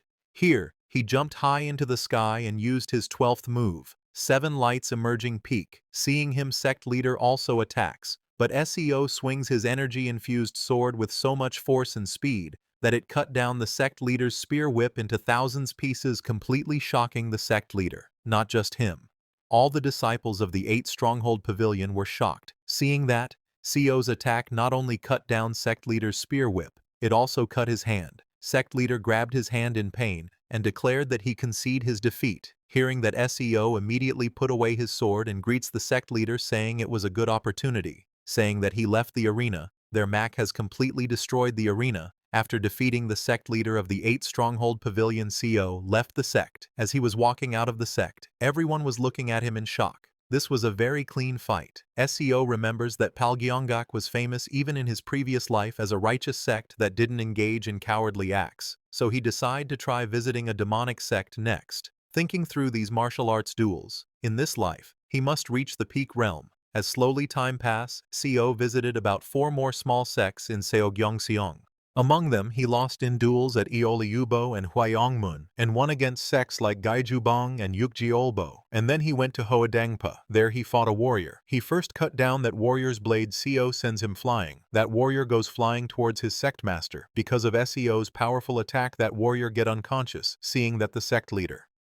If Hoadongpa laughs, saying, "So the young first-rate master who's been challenging people to duels all over Seogyeongseong recently was you." After all, he told CO that he have seen his skill well. CO greets the sect leader, saying he too have learned a lot. Just then many warriors comes out of the door behind the sect leader. Sect leader, ask SEO if he is ready, because now it's the turn of the 10 elders. Seeing that, SEO gets surprise.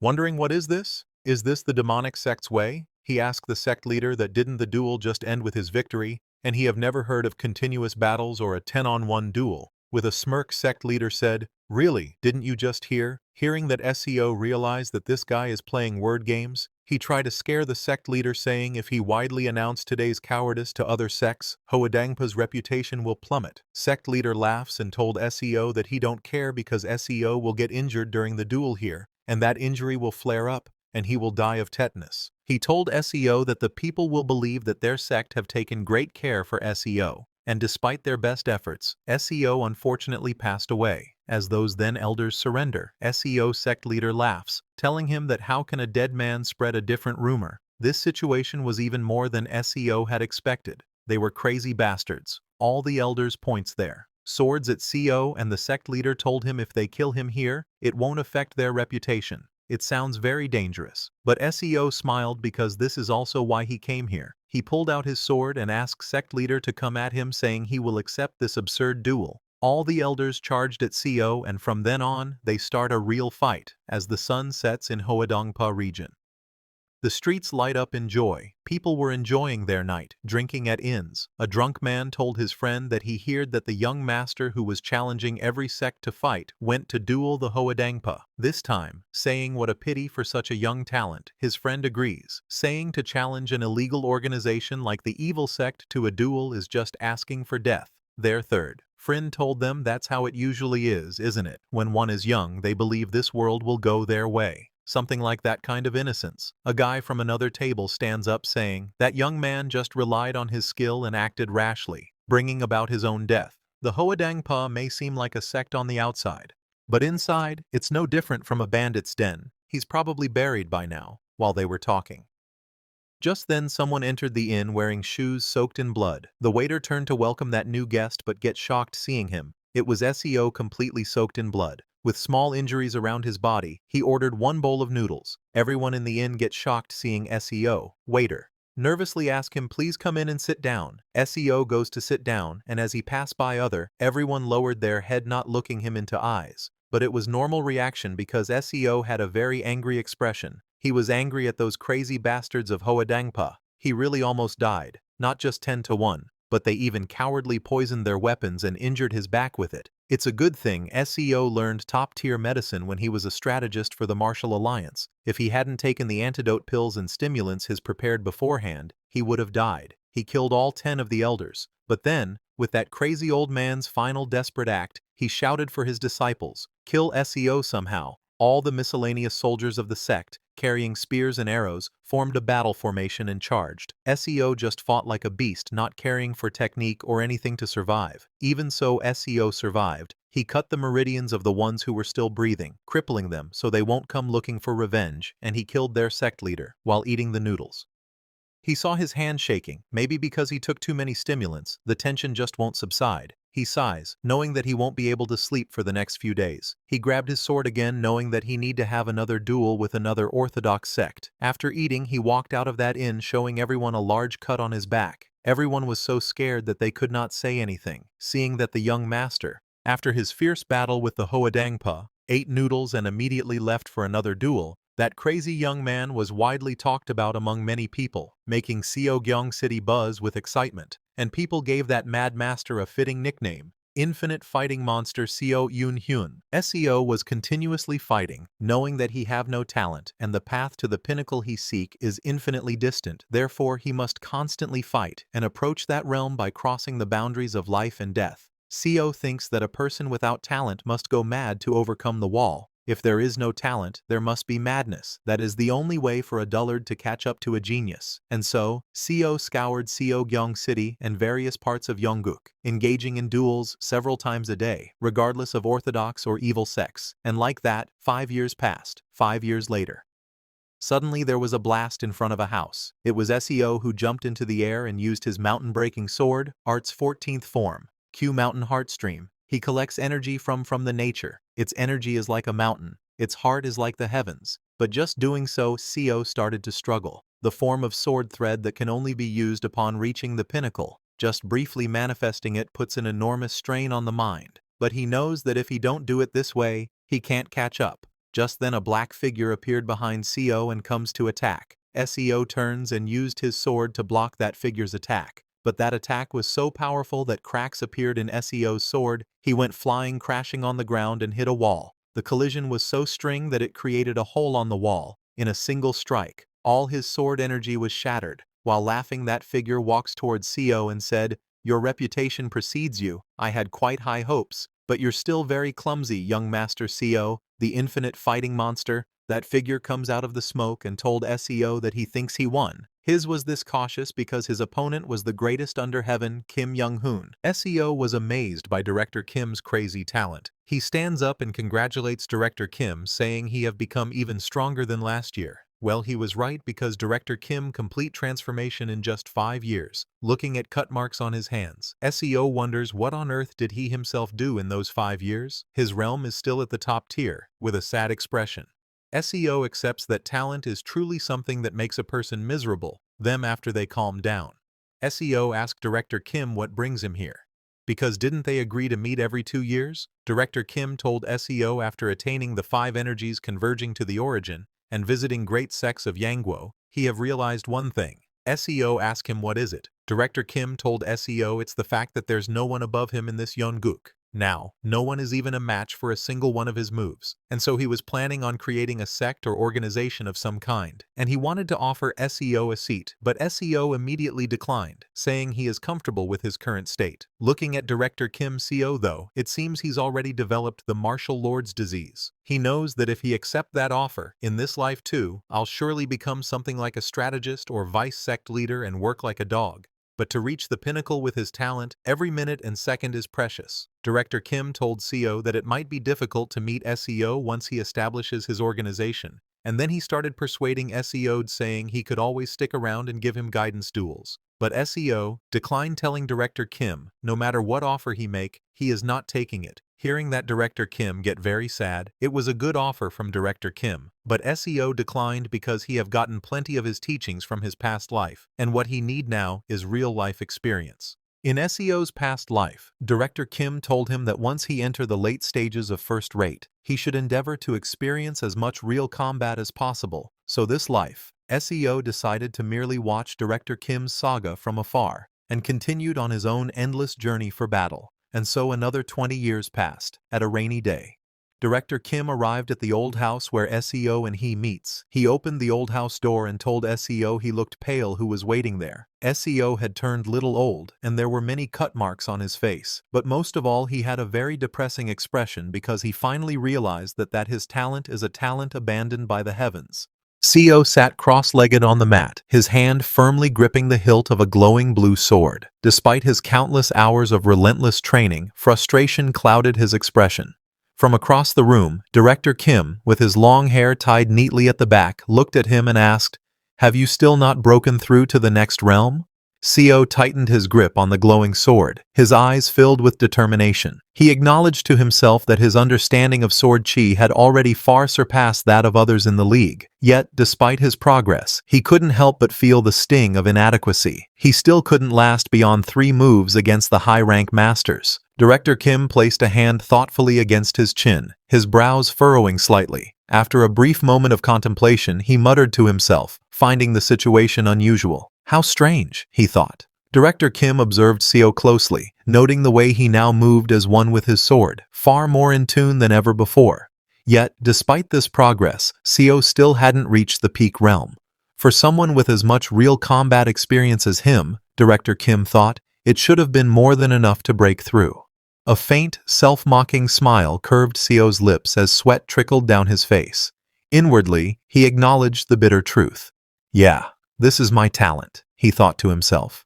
Blood trickled from SEO's nose as he forced a faint, bitter smile. In his heart, he acknowledged the cruel truth. He possessed a talent that the heavens themselves had cast aside. SEO's grip on his sword tightened, his expression strained as blood trickled from his nose. Half a day, that was his limit. If only he could sustain his sword chi effortlessly from dawn till dusk, without faltering, perhaps then he might finally catch a glimpse of the path forward. Director Kim handed SEO a thick, red-bound book, his tone filled with sincerity. He expressed his genuine hope for SEO's success, then added as he passed it over, "And here." SEO sat reading the red-bound book, his expression thoughtful.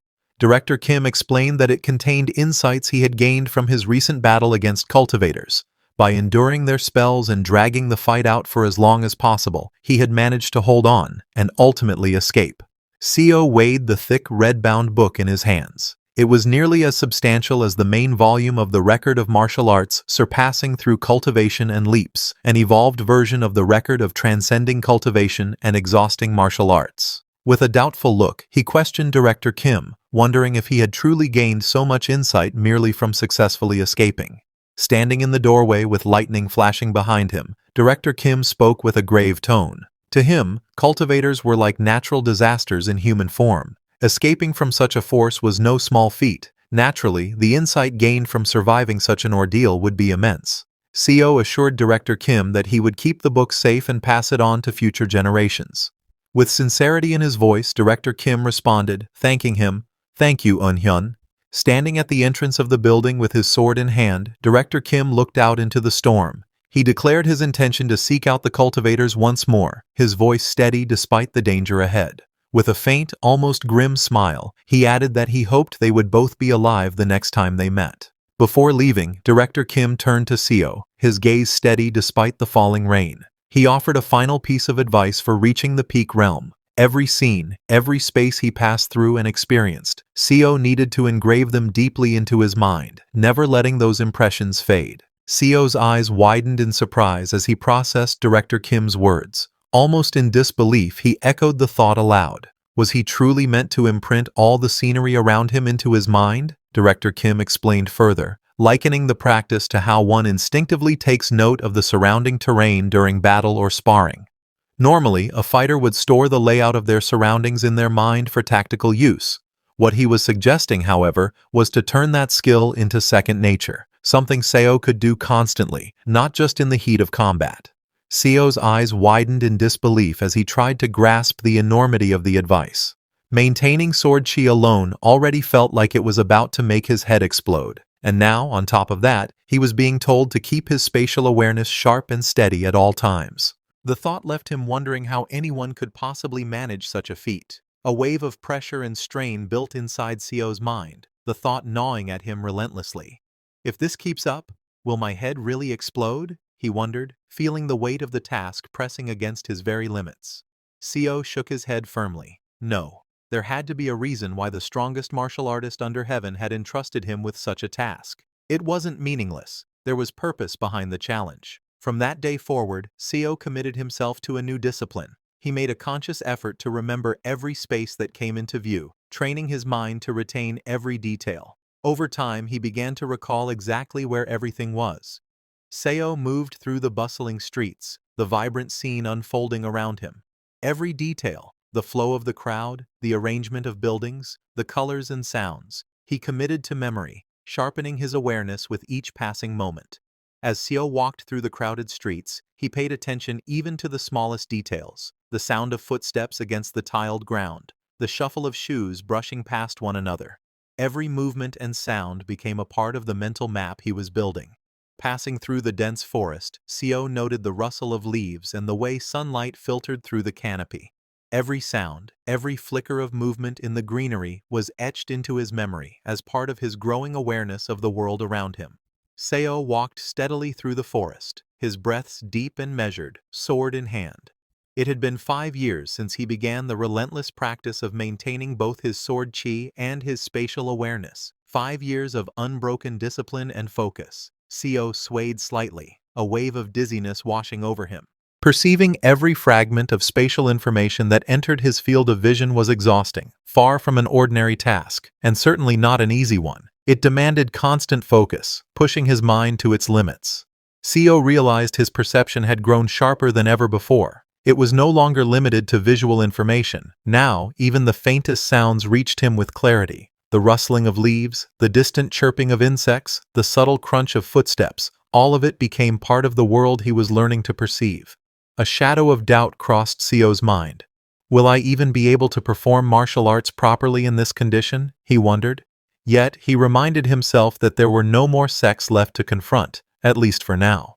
For nearly 3 decades, Seo journeyed across the entire Yan Kingdom, challenging minor sects in sparring matches and, on occasion, testing his skills against the major ones.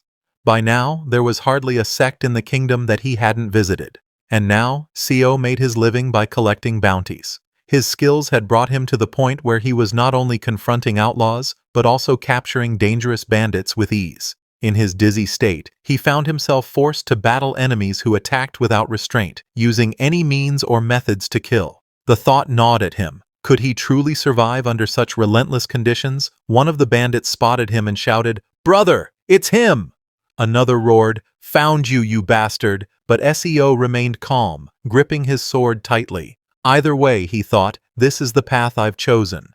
The towering bandit leader stepped forward, his broad frame draped in a leopard-patterned robe, eyes locked on Seo with murderous intent. Resting a massive blade on his shoulder, he sneered and pointed his second sword toward his target.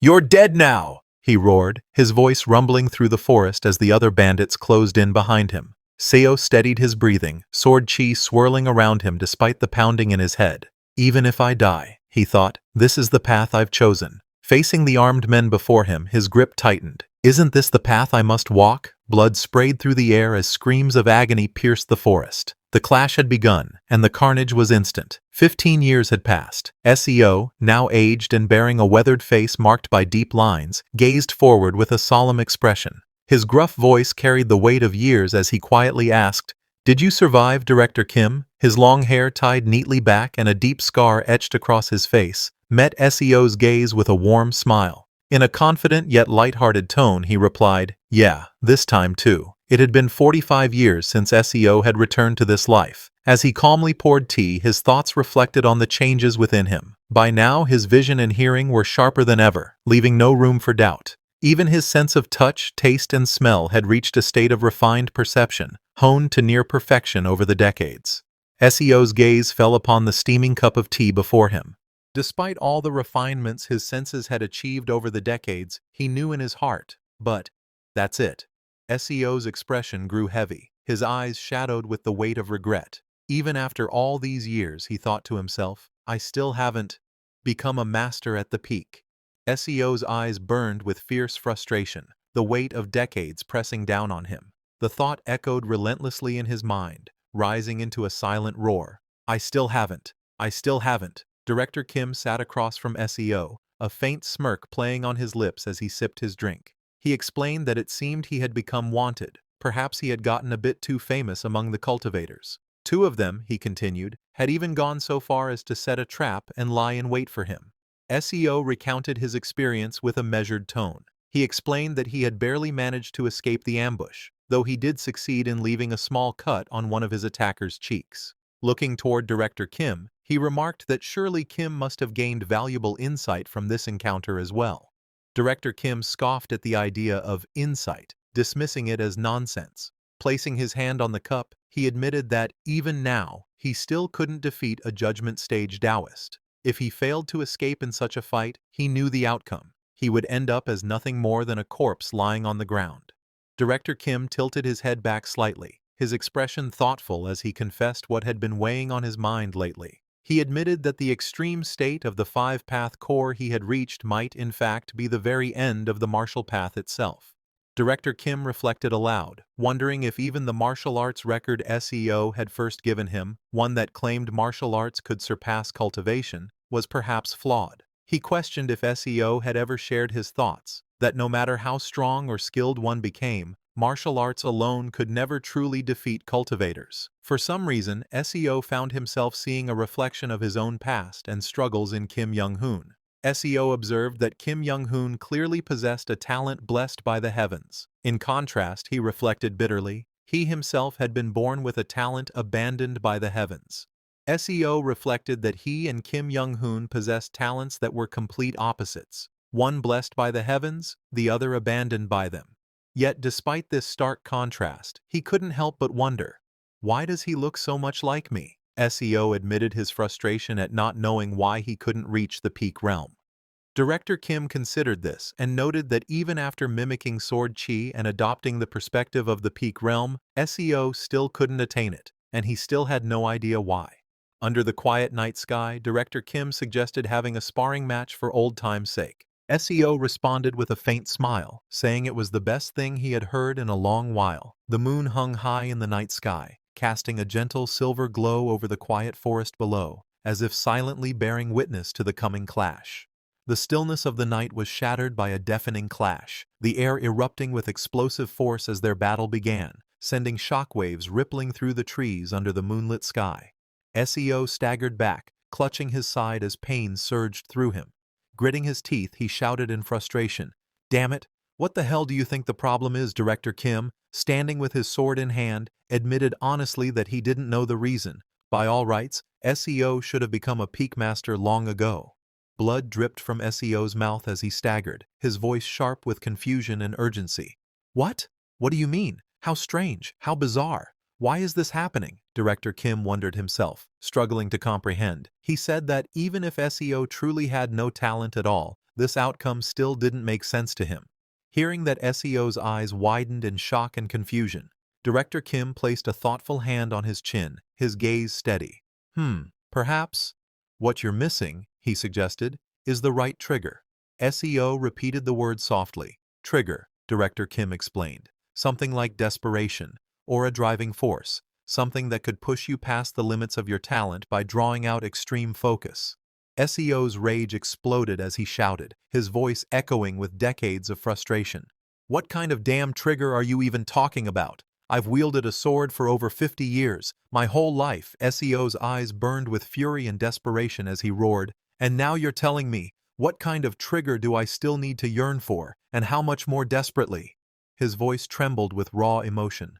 I've risked my life and struggled all my life just to escape mediocrity, SEO roared with fervent intensity, raising his sword high. I've activated every meridian in my entire body. Now even when I sleep, I hold my sword and release sword energy. Even in my dreams, I've reached the point where I process every bit of scenery and information I see. SEO collapsed to his knees, his voice breaking with anguish.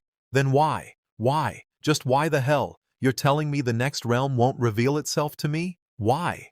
Why the hell not? SEO lay sprawled on the ground, his sword cast aside, his breath ragged. Even he know how pitiful it is for an old man nearly 70 to resent the heavens. His voice cracked with anguish. Why? Just why? Even after a lifetime of chasing the sword, yearning for that elusive next realm, SEO's grasp remained empty. His fingers clawed into the dirt as he growled through clenched teeth. Ugh! No matter how desperately he pursued it, he couldn't even begin to comprehend what that next realm truly was. Director Kim stood silently, sword in hand, gazing at Seo, who lay collapsed on the ground. His expression betrayed no words, only quiet contemplation, as the weight of Seo's struggle hung heavy in the night air. Director Kim turned away, his long hair swaying with the motion. With a swift, precise movement, his sword sliced through the air, sending sharp bursts of force into the trees ahead. The trunks split under the sheer power of his strikes, embers scattering in the night as the sound of tearing wood echoed through the forest. While sparring with him, Director Kim had devised a martial technique tailored to compensate for the SEO weaknesses. The markings of this new technique burned into the tree's surface, glowing faintly with heat and energy. It may not be much comfort, Director Kim said calmly, but I hope that learning this will bring you some peace of mind. Seo's eyes widened slightly as he read the glowing characters carved into the tree. Mountain King's martial art and moon crossing step, he muttered, recognition dawning in his voice. His grip tightened on his sword, a mixture of awe and reluctance filling his gaze. He looked toward the place where Director Kim had been standing moments ago and sighed bitterly. And now, you'll disappear again, just like that. And now, you'll disappear again, just like that, 5 years later.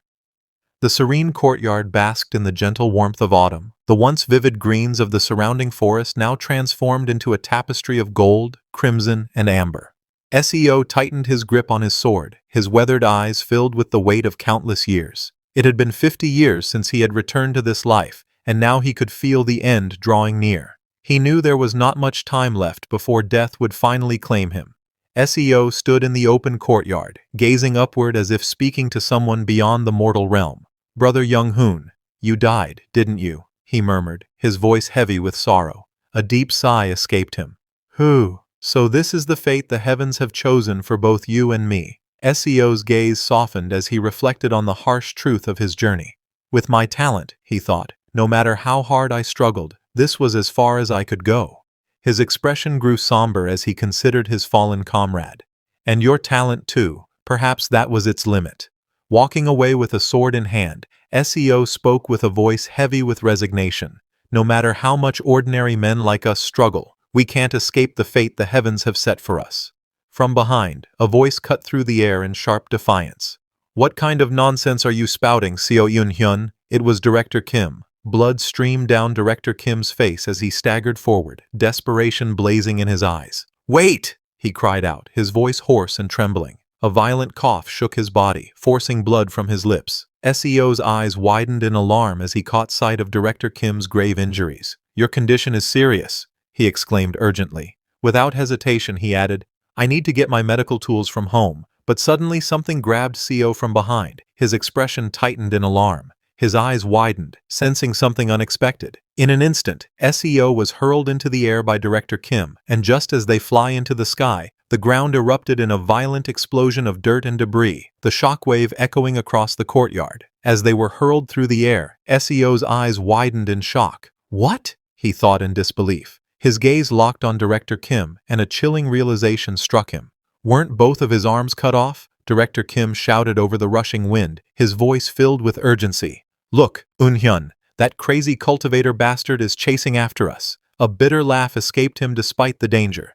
This is the price I paid for blasting off one of the judgment stage cultivator's arms. Blood streamed down Director Kim's face as he let out a wild, almost manic laugh. He roared. His eyes burned with a fierce sense of accomplishment. I dealt meaningful damage to a judgment stage cultivator. Director Kim's bloodshot eyes burned with a wild, unrestrained fervor. I saw with my own eyes the realm beyond the five-path core, he declared, his voice trembling with exhilaration.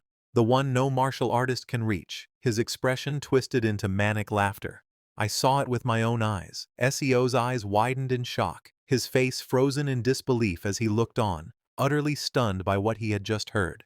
Director Kim, his face bloodied and his robes torn, shouted for attention with a mix of triumph and desperation. Above him, a brilliant blue sphere crackled with immense energy, radiating an overwhelming power. With a wild, almost manic expression, he declared that he had risked his life and burned away his very life force to reach this moment. Seo's eyes widened in shock, his face etched with disbelief and awe. Staring intently at the sight before him, he muttered in a breathless tone that it was enhanced chi. Director Kim declared with pride that he had once used this very power to shatter the arm of a core formation cultivator. Below them, the brilliant blue sphere surged with energy, radiating an overwhelming force as it hovered in the air. The attack crashed down with devastating force, obliterating the buildings in its path. Wood splintered, debris flew in all directions, and the structures crumbled into rubble under the sheer impact. The air was filled with the sound of destruction as chaos engulfed the area. Director Kim turned to Yoon-hyun, urging him to watch closely. As smoke and debris billowed in the distance, he declared with pride that what they had just witnessed was the culmination of his life's work, devoting himself entirely to the training of martial arts. Seo's expression softened with shock and sorrow as he gazed into the distance. His voice trembled, barely above a whisper, as he uttered in disbelief and grief that his house was gone. Seo looked upon the smoldering ruins, his heart heavy with loss. He reflected that he had invested every bit of money he had gathered over 50 years into this home, pouring his boundless fighting spirit into its creation. Director Kim, blood streaming down his face and his expression twisted with manic excitement, let out a triumphant laugh and shouted for them to look. He declared that he had traveled far and wide just to show this moment, because he had decided to entrust his will to them. In that moment, Seo felt his mind go blank as a surge of rage welled up inside him. Yet, he forced himself to remain composed, steadying his emotions as he focused on watching Director Kim's martial arts performance. The spot where a grand 3-story building once stood had been completely obliterated, vanishing in an instant without leaving even a trace behind.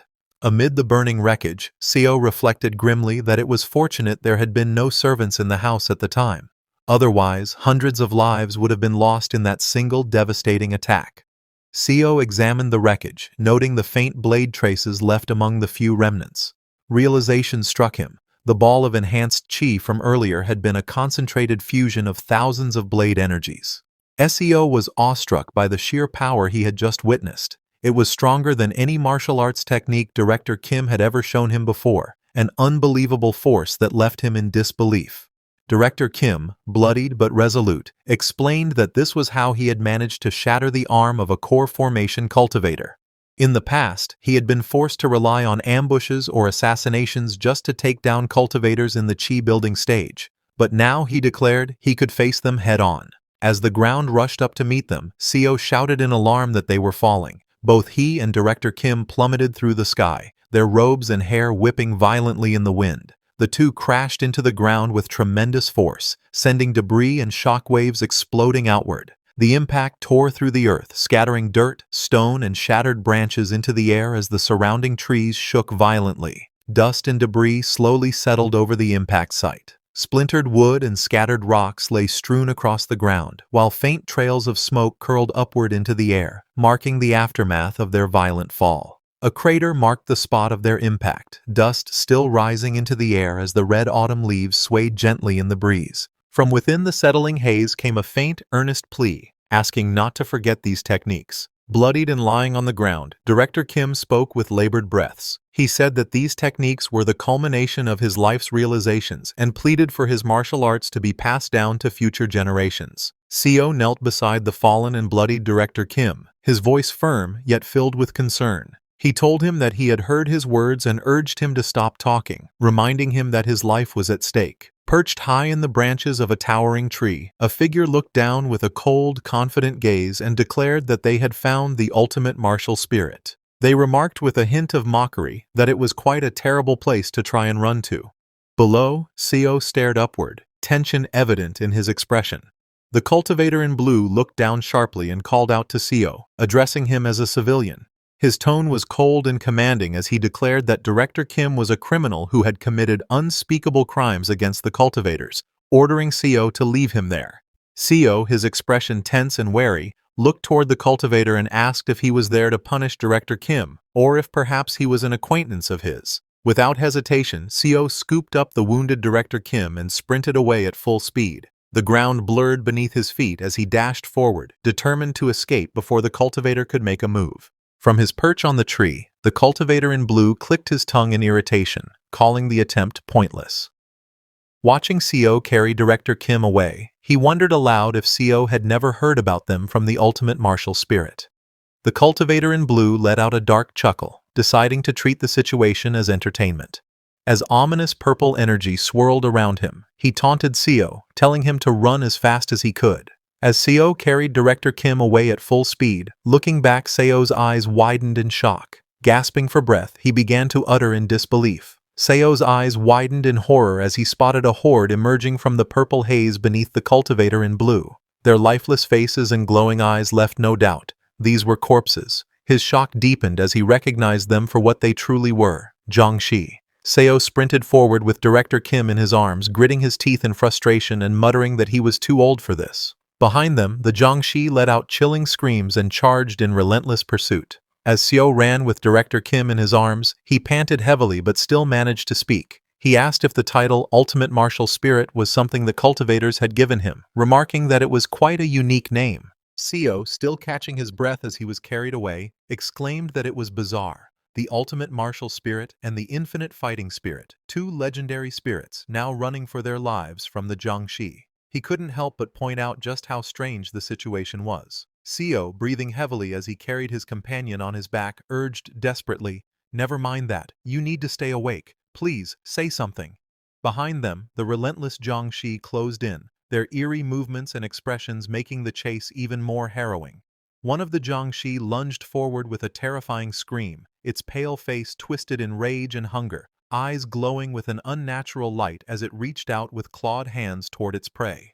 The Jiangxi lunged at Seo with a feral roar, its claws slashing through the air. Seo, gritting his teeth, twisted his body mid-stride, narrowly avoiding the attack while keeping hold of Director Kim he was carrying, and slicked off the Jiangxi's head with his sword. Then Seo kicked that Jiangxi's side with brutal force. The impact reverberating through his body sends the Jiangxi flying. That Jiangxi flung backward into the others. The force of the impact sent multiple Jiangxi tumbling to the ground in a heap. Seo ran through the forest, his breath ragged as he carried another on his back. "Damn it, you should be the one running with me on your back," he growled at Director Kim in frustration. "I'm gonna die from suffocation. Why did you have to get your arms cut off?" The Jiangxi refused to give up, their relentless pursuit echoing through the forest with shrill cries.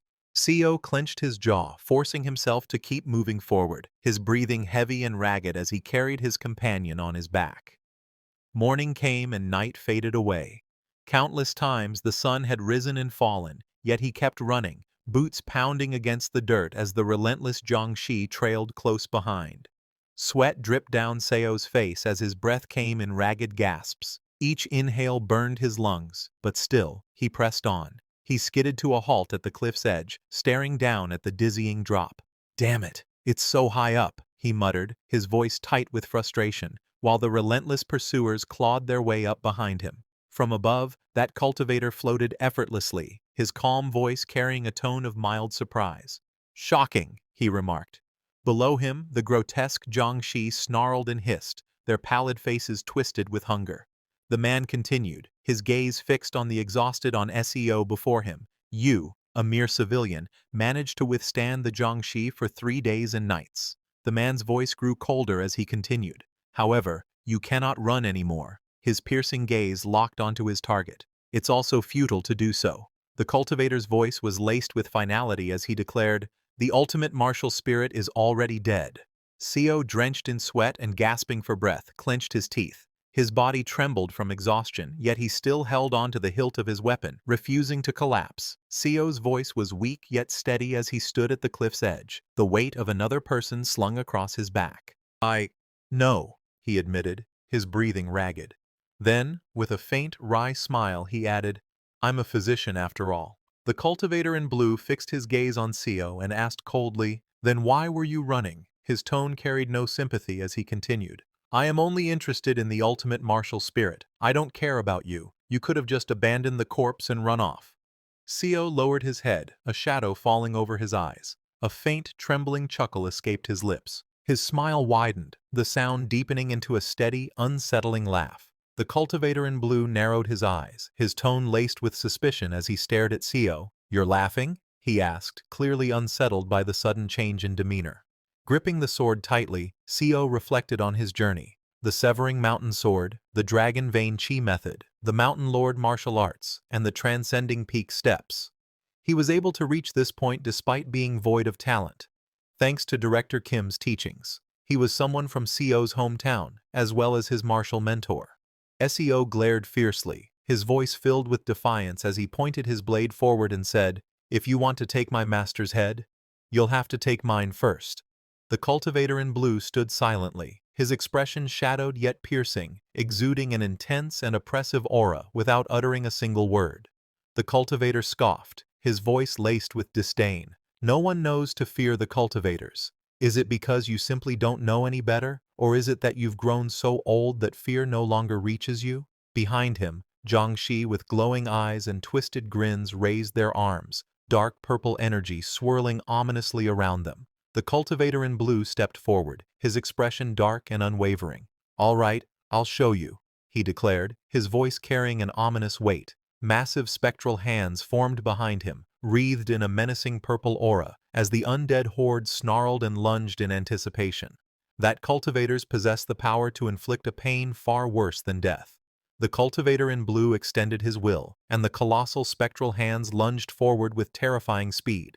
Their immense fingers curled as if to seize and crush everything in their path, the air around them distorting under the sheer force of his power. Seo's eyes widened in shock as a blur of motion tore through the air toward him. His grip on the sword tightened instinctively, but the sheer speed of the incoming strike left him with barely a moment to react. Seo's sharp eyes widened as realization struck him. His focus shifted instantly, a grim thought echoing in his mind. "He wasn't going after me." Director Kim's body trembling violently as if an unseen force was crushing him from above. That cultivator's hands turned into Director Kim's hands and it clawed at the air, and a sharp, panicked gasp escaped his lips. Director Kim staggered to his feet, his body trembling uncontrollably as a cold sweat dripped down his face. His eyes widened in disbelief at the overwhelming force pressing down on him, while Seo stood before him with a calm yet imposing presence, sword in hand. Behind them, the man in blue watched silently, his aura radiating an oppressive might. The cultivator in blue glared coldly, his voice dripping with contempt. "You parasite," he said, his tone sharp enough to cut through the air. "I'll make you pay the price for daring to look down on a cultivator." His eyes burned with unwavering resolve, promising a retribution far worse than his words could convey. Seo's face twisted with rage, his teeth clenched so tightly it was as if he wanted to crush them. His eyes burned with fury as he spat out his words. "You evil bastard!" Each syllable dripped with hatred, the weight of his anger threatening to erupt at any moment. With a twisted grin and a voice dripping with malice, the Director Kim gripped his sword tightly, his aura radiating bloodlust. Cultivator called Director Kim ultimate martial spirit and ordered him to kill your disciple. His words echoed like a cruel command, sealing his intent to pit master against student in a deadly betrayal. The possessed Director Kim threw his head back and let out a monstrous roar, jagged teeth bared as an inhuman sound tore from his throat. Wreathed in a sinister purple aura, he swung his weapon with devastating force toward Seo, who braced himself with his sword, his expression tense and unyielding. Seo glared up at the man in blue hovering above, his voice filled with fury as he demanded, "How dare you defile a dead man's legacy like this?" The cultivator looked down at Seo with a calm yet condescending smile, clearly enjoying Seo's expression.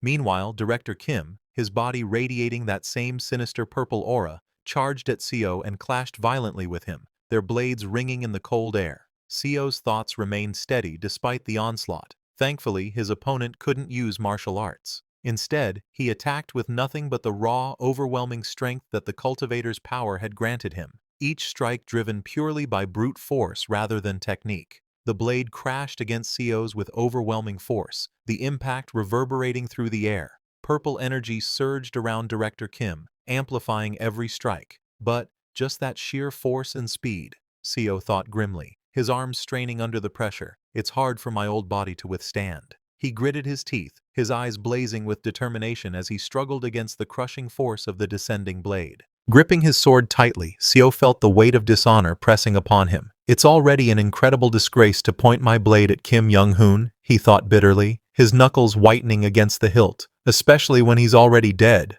Seo's lips tightened as he spoke, apologizing in a solemn voice. But deep inside, his resolve hardened. He knew that if there was nothing else he could do, he had to end it as quickly as possible. Shifting his stance, Seo's grip firmed on the hilt as a surge of violet energy spiraled around him. His expression was calm yet resolute as he invoked his technique. Severing Mountain Sword. 21st Form. Heavenly Lake. He remembered that the 21st form of the Severing Mountain Sword was known as Heavenly Lake, a technique as majestic and vast as its name implied. When Director Kim had taught him this technique, Seo had once asked, all of the other forms are named after some mountain, peak, or valley. So why is the 21st form named after a lake? Back then, lying on the grass, Director Kim had gazed up at the sky and replied, Heavenly Lake. It reminds me of the heavenly lake atop Mount Baekdu. Seo had been curious at the time. Mount Baekdu, Director Kim had laughed and nodded. This world has a lake similar to Mount Baekdu's. Or maybe the name was also created by people from Korea, like us. A heavenly lake, its crystal clear surface mirroring the boundless blue sky above. Surrounded by towering, rugged cliffs, its tranquil waters stretched endlessly, embodying serene beauty. It was a lake so pure and still that it seemed to reflect the very heavens themselves. Seo gazed at his glowing blade, his voice calm yet resolute. The heavenly lake holds the view of the skies within its surface, but its nature remains unchanged. In his mind, he reflected on the teachings of the Severing Mountain Sword. The sky, symbolized in its doctrine, referred to the martial artist he was dueling, and the lake, which encompassed the sky's reflection, referred to his single strike. Before him, Director Kim lunged with ferocity, their blades moments from clashing. With a thunderous burst of energy, the strike connected, sending a violent shockwave rippling outward. Director Kim's eyes went wide in shock and agony as his body was engulfed by the overwhelming force, his scream tearing through the air while debris scattered in all directions. Seo's gaze was sharp, his grip steady on the hilt of his glowing sword as he recalled the essence of his technique. The heavenly lake of the Severing Mountain absorbs all the energy flowing in the opponent's veins into my sword energy for a single moment. His eyes narrowed with focus. And in that instant, it launches the enemy away while their energy becomes trapped within my blade. Seo's hands tightened around the hilt, purple energy swirling and crackling along the blade. It's a move I can use because I am a first-rate physician and a master at understanding the 8 chi veins, he thought, feeling the flow of power align perfectly with his strike. This was no ordinary technique. It was a move only he could perform, created specifically for him. Seo knew that if Young-hoon Hyung's corpse remained intact, it might continue to be used as a Jiangshi. That was why he couldn't allow a single piece of it to be left for that evil cultivator to exploit. His fingers tightened on the hilt as blue energy churned violently within the sheath. He drew upon that churning power, feeling the immense force build within him. His gaze hardened. To combine all of the Severing Mountain Sword's forms into a single attack, Seo surged forward, his movements sharp and precise as his blade carved through the air. Severing Mountain Sword, first form. Transcending peaks, with a burst of power, he channeled the form's essence, his strike carrying the force and grandeur of mountains rising beyond the clouds. His blade cleaved through the air in a brilliant arc of light, the force of the strike tearing into his opponent. The slash cut cleanly through Director Kim's body, the momentum carrying the attack past him as the sky split with its radiance. Seo unleashed a relentless sequence of strikes, each flowing seamlessly into the next. Second form, entering mountain. Third form, ascending vein. Fourth form, flowing ridge. Fifth form, bouldered cliff. Sixth form, strange stone. His blade carved through the battlefield, each form merging into the next with flawless precision. The ground split and shattered under the force, fragments of rock erupting into the air as arcs of sword light tore across the terrain. Director Kim let out a blood-curdling scream as countless deep gashes tore across his body in a crisscross pattern. Blood sprayed in every direction, his form trembling violently under the unrelenting assault of Seo's devastating strikes. Sio's eyes burned with fierce determination, his expression twisted with resolve. I'll cut him to pieces, so the cultivators can never defile his legacy further by turning his corpse into their puppet. Seeing this, the cultivator's face twisted with fury, his eyes blazing as he thrust his hand forward, purple-blue energy surging from his palm. "You insect!" he roared, his voice echoing like a thunderclap, the raw force of his rage and power aimed directly at his target. As he poured the pure purple-blue energy into Director Kim's body, it transformed into a monstrous figure that let out a guttural, ear-splitting roar. Its deformed, muscle-bound body trembled with rage, black tattered wings flaring menacingly from its back as dark energy rippled outward. From below, Sio stood unfazed, his white hair whipping in the turbulent air, staring up at the beast without a hint of fear. His expression hardened, beads of sweat running down his weathered face as he quickly assessed the situation. He's boosted him with even more power and speed, Sio thought grimly, his sharp eyes tracking the enemy's movements. There was no time to hesitate. He needed to dodge, and fast, but his initial instinct wavered, his thoughts shifting in an instant. No, what use is there in dodging? He realized grimly, his eyes locked onto the monstrous foe barreling toward him. My life will end soon. I'm already as good as dead. A flicker of resolve lit in his gaze. I will use this moment. With a firm step, Sio's foot slammed into the ground, cracks splintering outward as dust and debris swirled around him. His resolve burned unwaveringly in his heart. To ensure that his master would no longer be defiled, he vowed, each movement fueled by unyielding determination.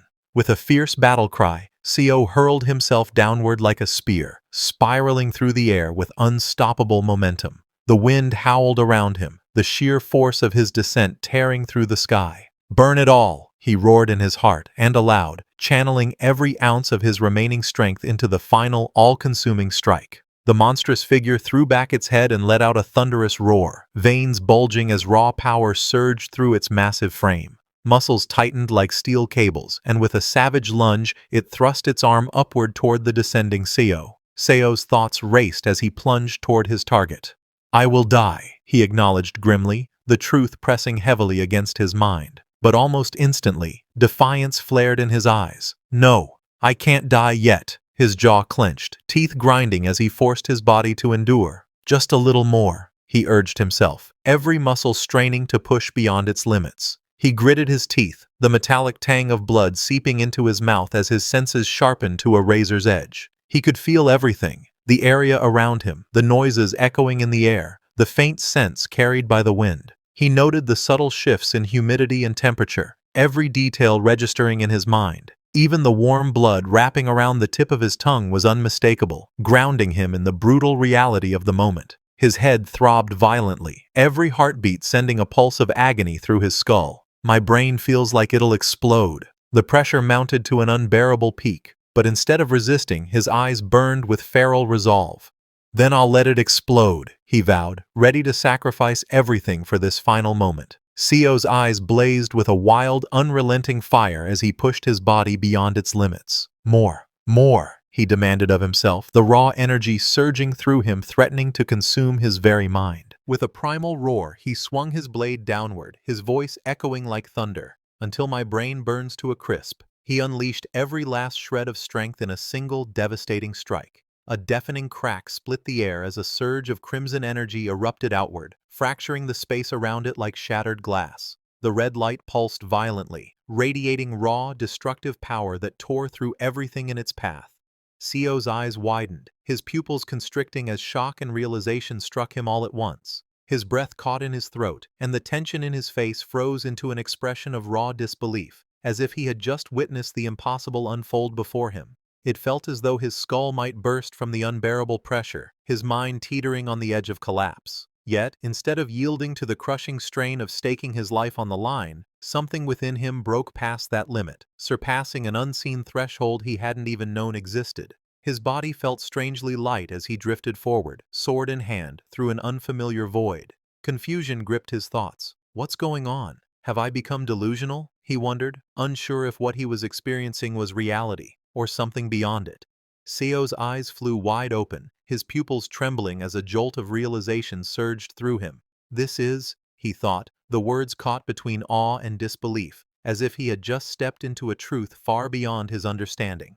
Co charged forward, his expression fierce and unyielding, sword poised to strike. He could finally see the moment of his enemy's attack. He could feel it. With a thunderous impact, Co's strike met the towering Director Kim head-on. The creature's massive clawed foot slammed into the ground, cracking the earth beneath it, while its grotesque, sinewed form twisted in an effort to overpower him. Co drove forward with all his might, the clash shaking the battlefield as their combined force tore through the air. He stood firm beneath the dark, swirling sky, his tattered robes fluttering in the wind. Gripping his sword with unwavering resolve, he let the blade gleam with a brilliant arc of blue light that cut through the gloom. His weathered gaze was steady, carrying both the weight of countless battles and the unyielding will to see this one through to the end. Seo's blade pierced the dark clouds above, its edge trailing a sharp arc of blue light that split the sky. With a single, decisive slash, his blade tore through the monstrous foe's massive frame. Blood erupted in a violent spray as the creature's agonized roar echoed through the air, its body convulsing from the devastating blow. Co's strike carried both precision and overwhelming force, leaving the beast staggered and reeling. His eyes widened, a sharp glint of realization flashing within them. Could this be? He wondered, his gaze unwavering. The thought struck him like a thunderclap. Blood still gushed from the deep wound carved across Director Kim's chest, yet Kim's lips curved upward in a faint, almost serene smile. Co's eyes widened in disbelief. Kim Young-hoon is smiling, a talent blessed by the heavens and a talent forsaken by the heavens, two extremes standing on opposite ends. Though they were polar opposites, there was a single thread that made them alike, a reason why their paths felt strangely parallel despite the vast gulf between them. It was because, despite their differences, they were both ultimately struggling to break free from the fate the heavens had bestowed upon them. Each, in their own way, was defying the path written for them, refusing to surrender to destiny's grip. Co gripped his sword tightly, and a blinding red light swallowed the battlefield, casting everything into stark silhouettes.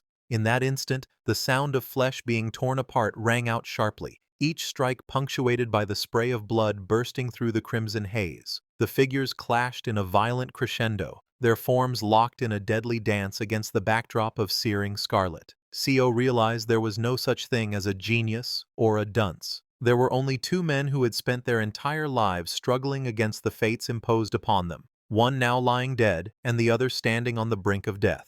With a defiant grin, Director Kim's eyes gleamed with challenge as he asked Co if he was going to stop there. But Co knew this was not the end. He was not going to stop. He leapt high into the air, his cloak billowing as the tip of his sword gleamed under the moonlit sky. Channeling all his strength, he unleashed the 15th form, Layered Mountain, an overwhelming slash that descended like a tempest. The ground below erupted violently upon impact, shockwaves tearing through the earth as dust and debris exploded outward in a roaring cascade. Dust swirled in the aftermath, the fractured ground groaning beneath the strike's force. Amid the chaos, a voice echoed with cold finality. "Yeah, this is the end." Seeing this, the cultivator's face contorted with rage, veins bulging across his temple as he threw his head back and roared. The cry tore from his throat with raw fury, his wide eyes blazing and his teeth bared in unrestrained defiance. Seo's voice was cold and certain as he hurled his foe through the air. "Now," he said, "even a cultivator won't be able to identify Director Kim's corpse any longer."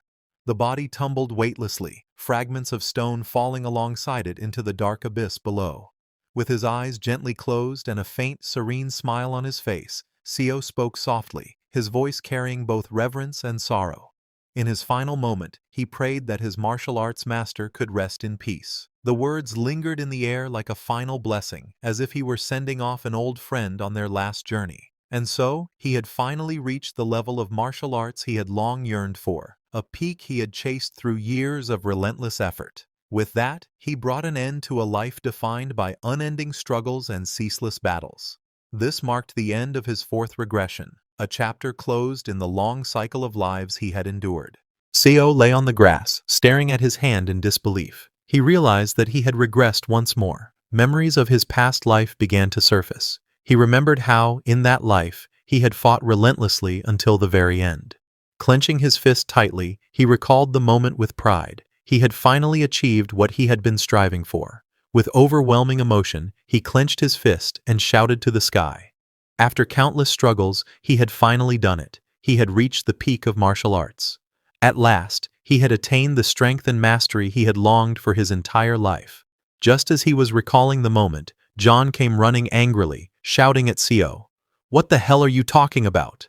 His face twisted with rage as he accused, "It's your fault, you crazy bastard." Meanwhile, Seo remained calm, barely reacting to the outburst. A sharp glint flashed in his eyes as a confident smile formed on his face. With certainty, he murmured to himself, "I see it." The furious John swung his hand down in an attempt to strike, but Seo calmly tilted his body and dodged with ease. Shocked and angry, the man shouted, "You're dodging!" With his eyes closed and a calm expression, Seo thought to himself that he could still clearly sense everything. He knew exactly where John Myung-hoon's next strike would land. Seo moved smoothly, avoiding each attack with ease. He reflected that before, he could dodge strikes even with his eyes closed, but that was only because he predicted the trajectory of his opponent's moves.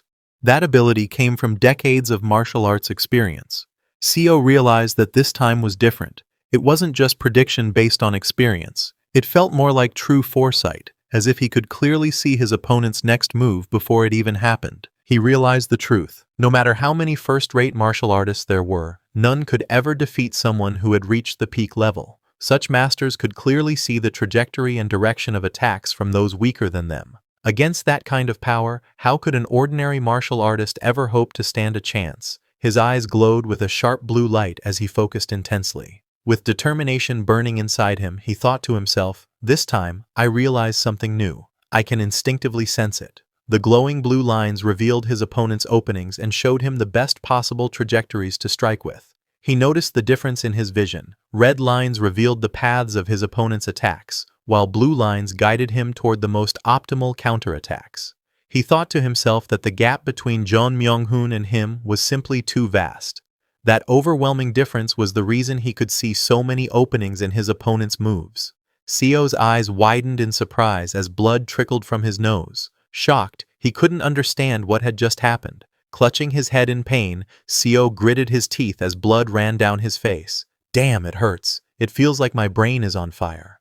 The realization struck him. Could this vision be overloading his brain? Breathing heavily with rage, John Myung-hoon swung his fist at Seo while shouting, "You bastard! You nearly got us all killed, and now you dare to dodge my attacks." In an instant, Seo struck back with precision. John's eyes rolled back as his head snapped to the side, sweat flying off his face from the sharp impact. He collapsed to the ground, knocked out cold. Seo stood over him calmly, while a group of colleagues rushed over in shock, shouting, "Section Chief John!" Seo clutched his head, still feeling the strain from the overwhelming vision. One of his colleagues approached with concern and asked, "Deputy Manager Seo, is he all right?" Seo wiped the blood from his nose and let out a deep breath. To think it had hurt this much after using it for such a short time, he thought, frowning. What could be the problem?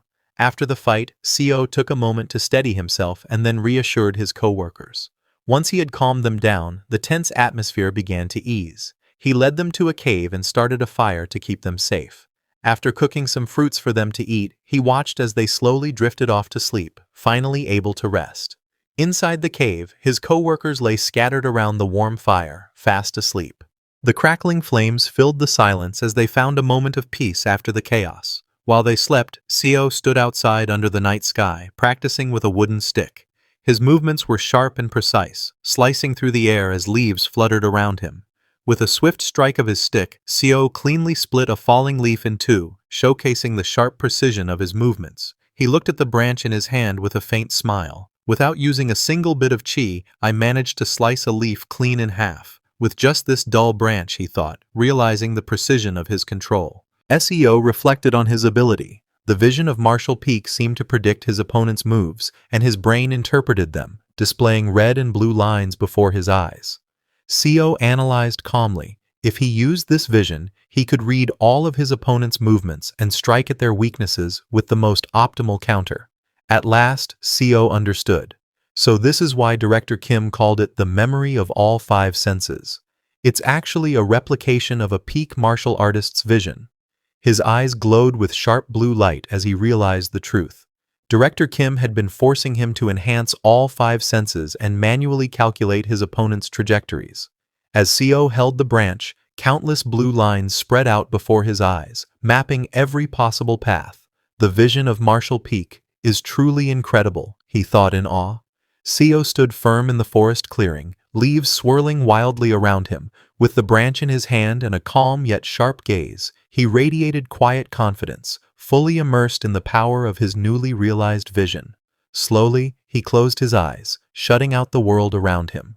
In the darkness behind his eyelids, memories of battles and warriors resurfaced vividly, as if guiding him toward deeper understanding. In his mind's eye, Seo saw countless warriors in green robes charging forward with swords, axes, and spears, each strike fierce and deadly. Their movements overlapped like echoes of battle, as though he were reliving the experiences of countless martial artists at once. Seo moved with fluid precision, weaving through the storm of phantom warriors. Each swing of his branch struck perfectly, guided by visions of countless martial techniques, as if he were fighting alongside generations of masters within a single moment. In his vision, the warriors shouted fiercely, their blades flashing as they attacked from every direction. The scene was chaotic and relentless, a storm of martial fury pressing down on him all at once. As dawn broke, the forest bathed in the warm glow of sunrise. Amid the quiet rustle of leaves, Seo exhaled heavily, his breath ragged from the intense training and visions he had endured throughout the night. Drenched in sweat, he let out a relieved smile. "Now," he muttered, exhaustion mixing with determination after a night of relentless training. Standing tall with the branch still in hand, Seo looked out at the morning light with unwavering confidence. "I've finally reached the proper martial peak," he declared to himself, his heart pounding with triumph. Suddenly, Seo clutched his head in agony, gritting his teeth. His brain felt like it was about to fry to a crisp, the strain of his newfound power overwhelming him. But after he found 8 yellow bamboo roots nearby and performed the dragon vein chi method, he managed to stabilize himself. Now, he could maintain the vision for 3 whole hours. Seo looked down at the bamboo roots and thought to himself, "Now that I've reached this level of prowess, I no longer need to sell these yellow bamboo roots. I can resolve financial issues with my own abilities."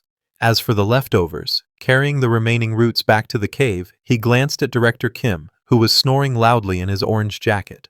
Seo set the roots beside him. Director Kim slept soundly, unaware of the intense training Seo had just undergone outside.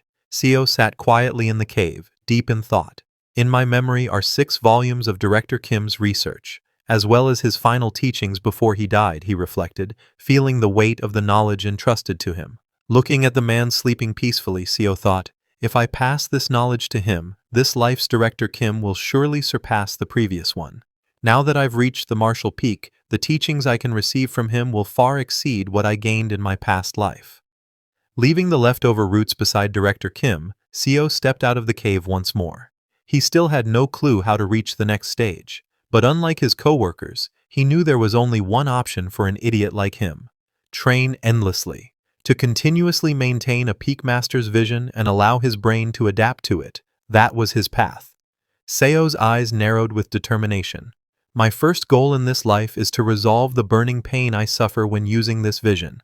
And then, Seo envisioned his ultimate goal, to finally attain the level of the 3 flowers gathering at the summit. Glowing blue lotuses shimmered in his mind's eye, symbolizing the pinnacle of mastery he longed to reach. Seo walked out of the cave with firm steps, his fists clenched in resolve.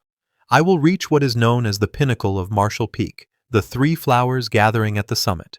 Morning arrived, sunlight spilling over the mountains and forest, marking the beginning of a new day filled with determination and resolve. The enormous fox, known as the Master of the Forest, appeared once more in this life. As Seo knelt and stretched out his arm toward the beast, curiosity filled his heart. His sharp blue eyes gleamed with anticipation as he wondered, will I see red lines with this fox as well? However, to his surprise, the fox's body glowed with a fierce red aura as waves of pressure rippled through the air. There was no blue. Seo's eyes widened in shock as his vision was overwhelmed.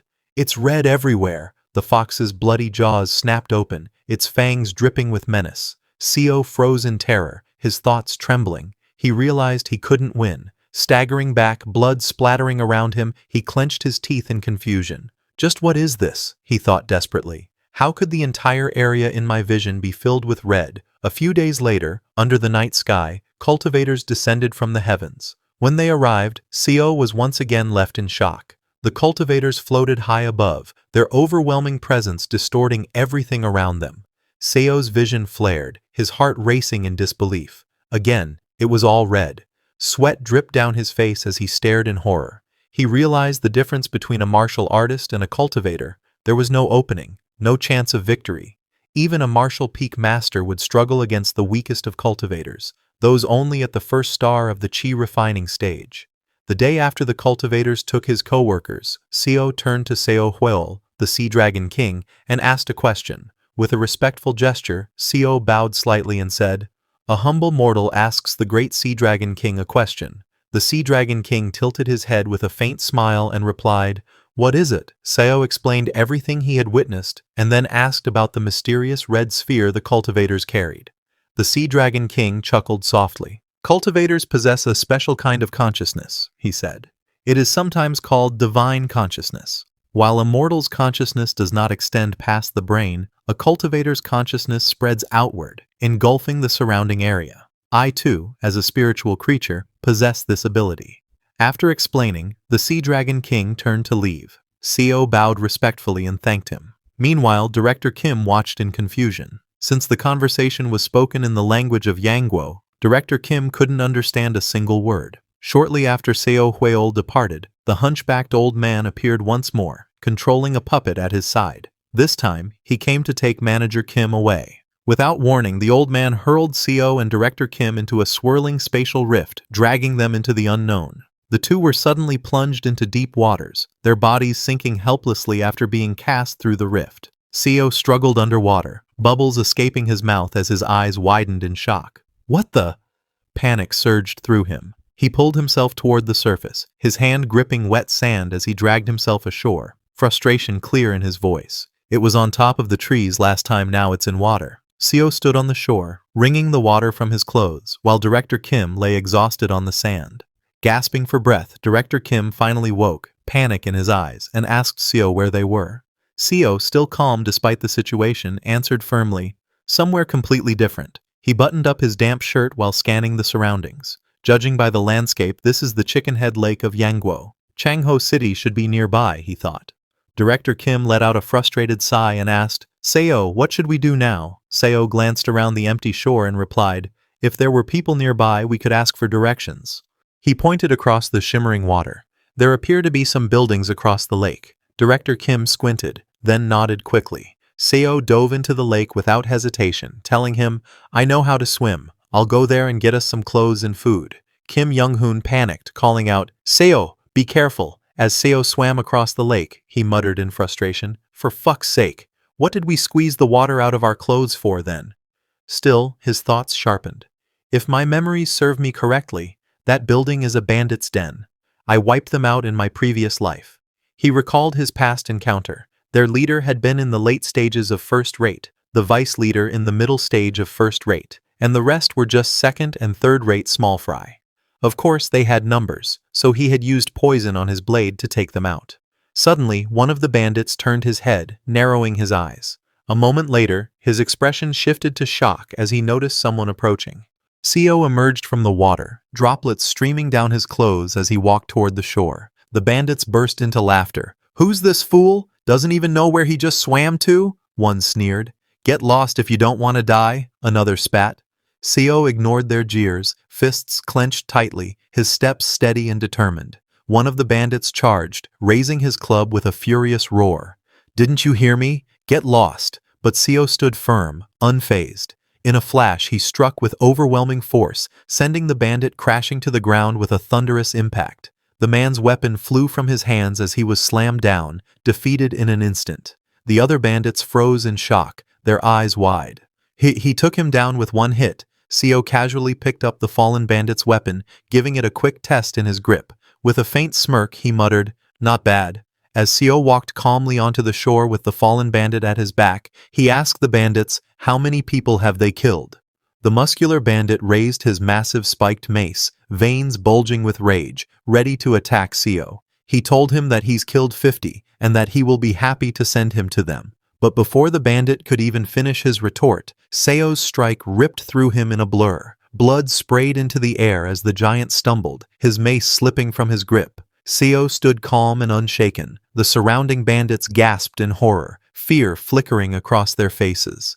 Seo's cold voice cut through the silence. From here on out, anyone who's killed before can come at me.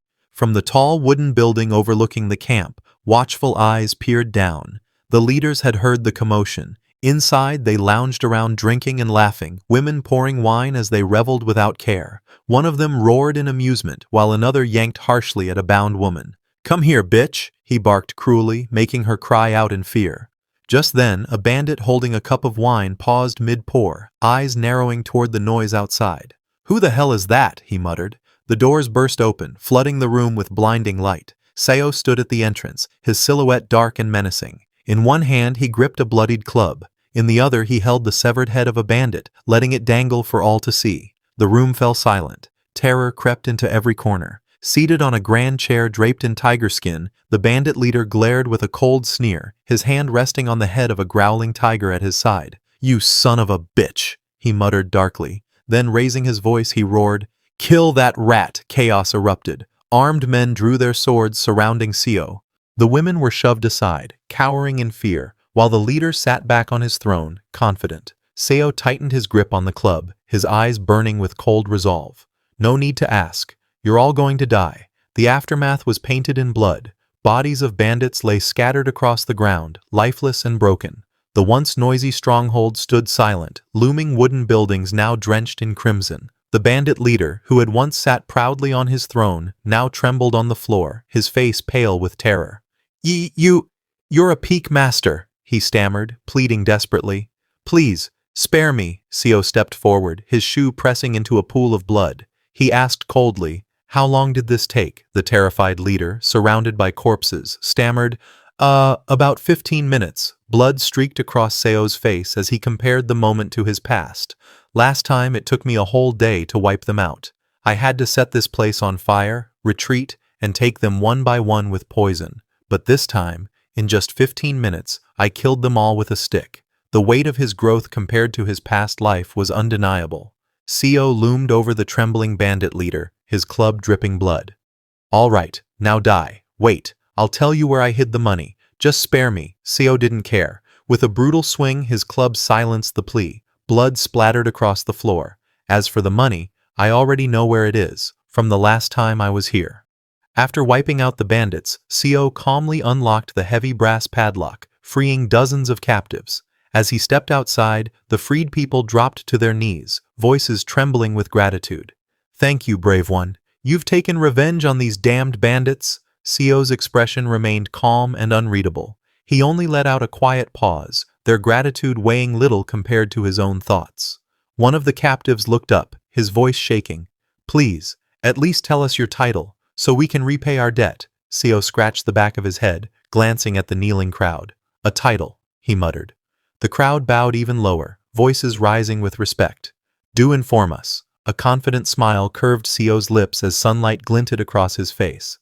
"My title is Infinite Fighting Spirit."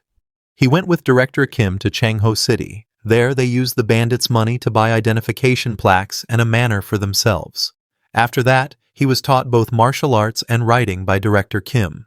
Just like that, 2 months passed, and Director Kim sat in deep meditation, surrounded by glowing blue lotus lights, with rare herbs placed in front of him.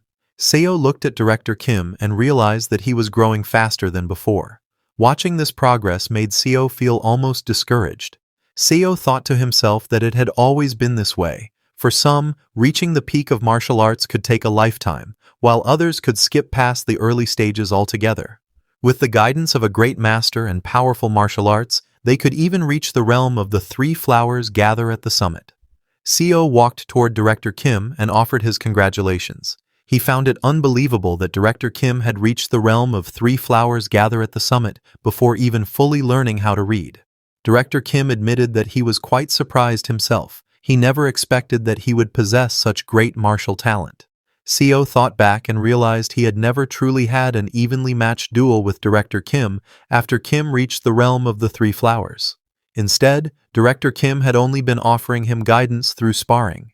Seo wondered how things would be now. He had already reached the martial peak, while Kim Young-hoon had just stepped into the realm of the 3 flowers. Seo asked Director Kim if he would be interested in a duel. Director Kim laughed and agreed, saying he might finally have a chance at winning this time. After agreeing, both of them headed toward the mountains. There, Seo and Director Kim clashed fiercely. Seo unleashed the Severing Mountain Sword, while Director Kim countered with Entering Mountain. The force of their blows shook the ground as the two exchanged powerful strikes. Director Kim swung his sword with fierce strength, unleashing the technique Severing Leyline Blade, Dragon Hill. Energy surged around him as the strike cut through the air with overwhelming power. Seeing this, Seo realized in shock that his blue energy lines were being pushed back. Feeling the pressure of Director Kim's attack, he quickly decided that he needed to dodge. However, Seo stopped and thought for a moment. He realized that if he dodged, he would just keep getting pushed back. Seo felt an intense urge to win rising inside his heart. He couldn't understand why the desire to triumph was burning so fiercely within him. He realized that this duel might be his very last chance, the only opportunity he would ever have to defeat Director Kim in this lifetime. Seo knew that Kim Young-hoon would continue to grow at an incredible pace. The next time they fought, Young-hoon's strength would reach a level that Seo could never hope to match. Seo and Director Kim clashed fiercely, their swords colliding in midair. The impact sent shockwaves rippling through the forest, shaking the ground and trees around them. Seo gritted his teeth, realizing the weight of the duel. This moment, while Director Kim had just attained the realm of 3 flowers, this was his final chance to defeat him in this lifetime. Seo tightened his grip on his hidden weapons and steeled his resolve. Yeah, let's win. He charged forward with full determination, hurling his hidden blades as he shouted in his heart, using everything he had. Director Kim's eyes widened in surprise as Seo's hidden blades shot toward him. He quickly raised his sword, deflecting the incoming strikes with a sharp clang of steel. Seo steadied himself with his sword, a sharp look in his eyes. He had disrupted the flow of Kim's moves, feeling a brief opening in the clash. He pressed forward with determination, thinking to himself that he was ahead of him in terms of real combat experience. So he could win. Seo unleashed a powerful strike, shouting, "Severing Mountain Sword, Flowing Ridge." The ground split apart violently, sending rocks and shockwaves surging toward Director Kim. Director Kim's eyes gleamed with confidence as he charged forward through the debris. With a fierce smile, it was clear he would show Seo the stage that was the 3 flowers. Suddenly, Seo's eyes widened as his instincts screamed in alarm. Every sense in his body was sending him danger signals. Something big was coming, and he was right. Director Kim raised his sword high as blue energy swirled violently around him.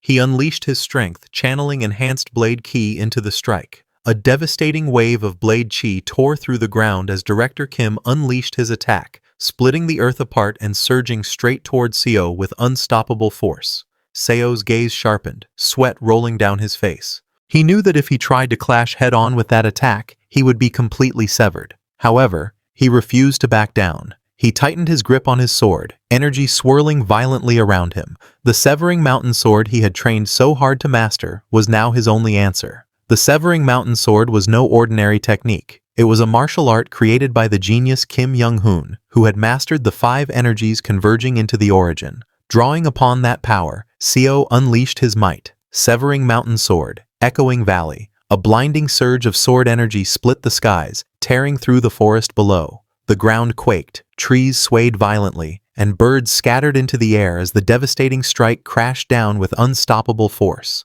Dust and debris exploded into the air, filling the battlefield with a thick haze. Through the thick dust and swirling debris, a shadowy figure emerged with his sword still in hand. Director Kim's voice carried through the haze, filled with a mix of respect and thrill. He found it incredible. Seo panted heavily, his eyes wide with disbelief. Director Kim had withstood his counterattack. That strike was supposed to shatter the old man's blade and send him flying back, yet he still stood firm. However, Director Kim lowered his blade. His voice was calm yet heavy with finality as he admitted the truth. This battle was his defeat. Director Kim looked down at his broken weapon, a faint smile crossing his face. To him, having his blade shatter was a disgrace as a martial artist. Still, he acknowledged Seo with sincerity, admitting that he was truly experienced. Seo calmly sheathed his sword, his voice steady.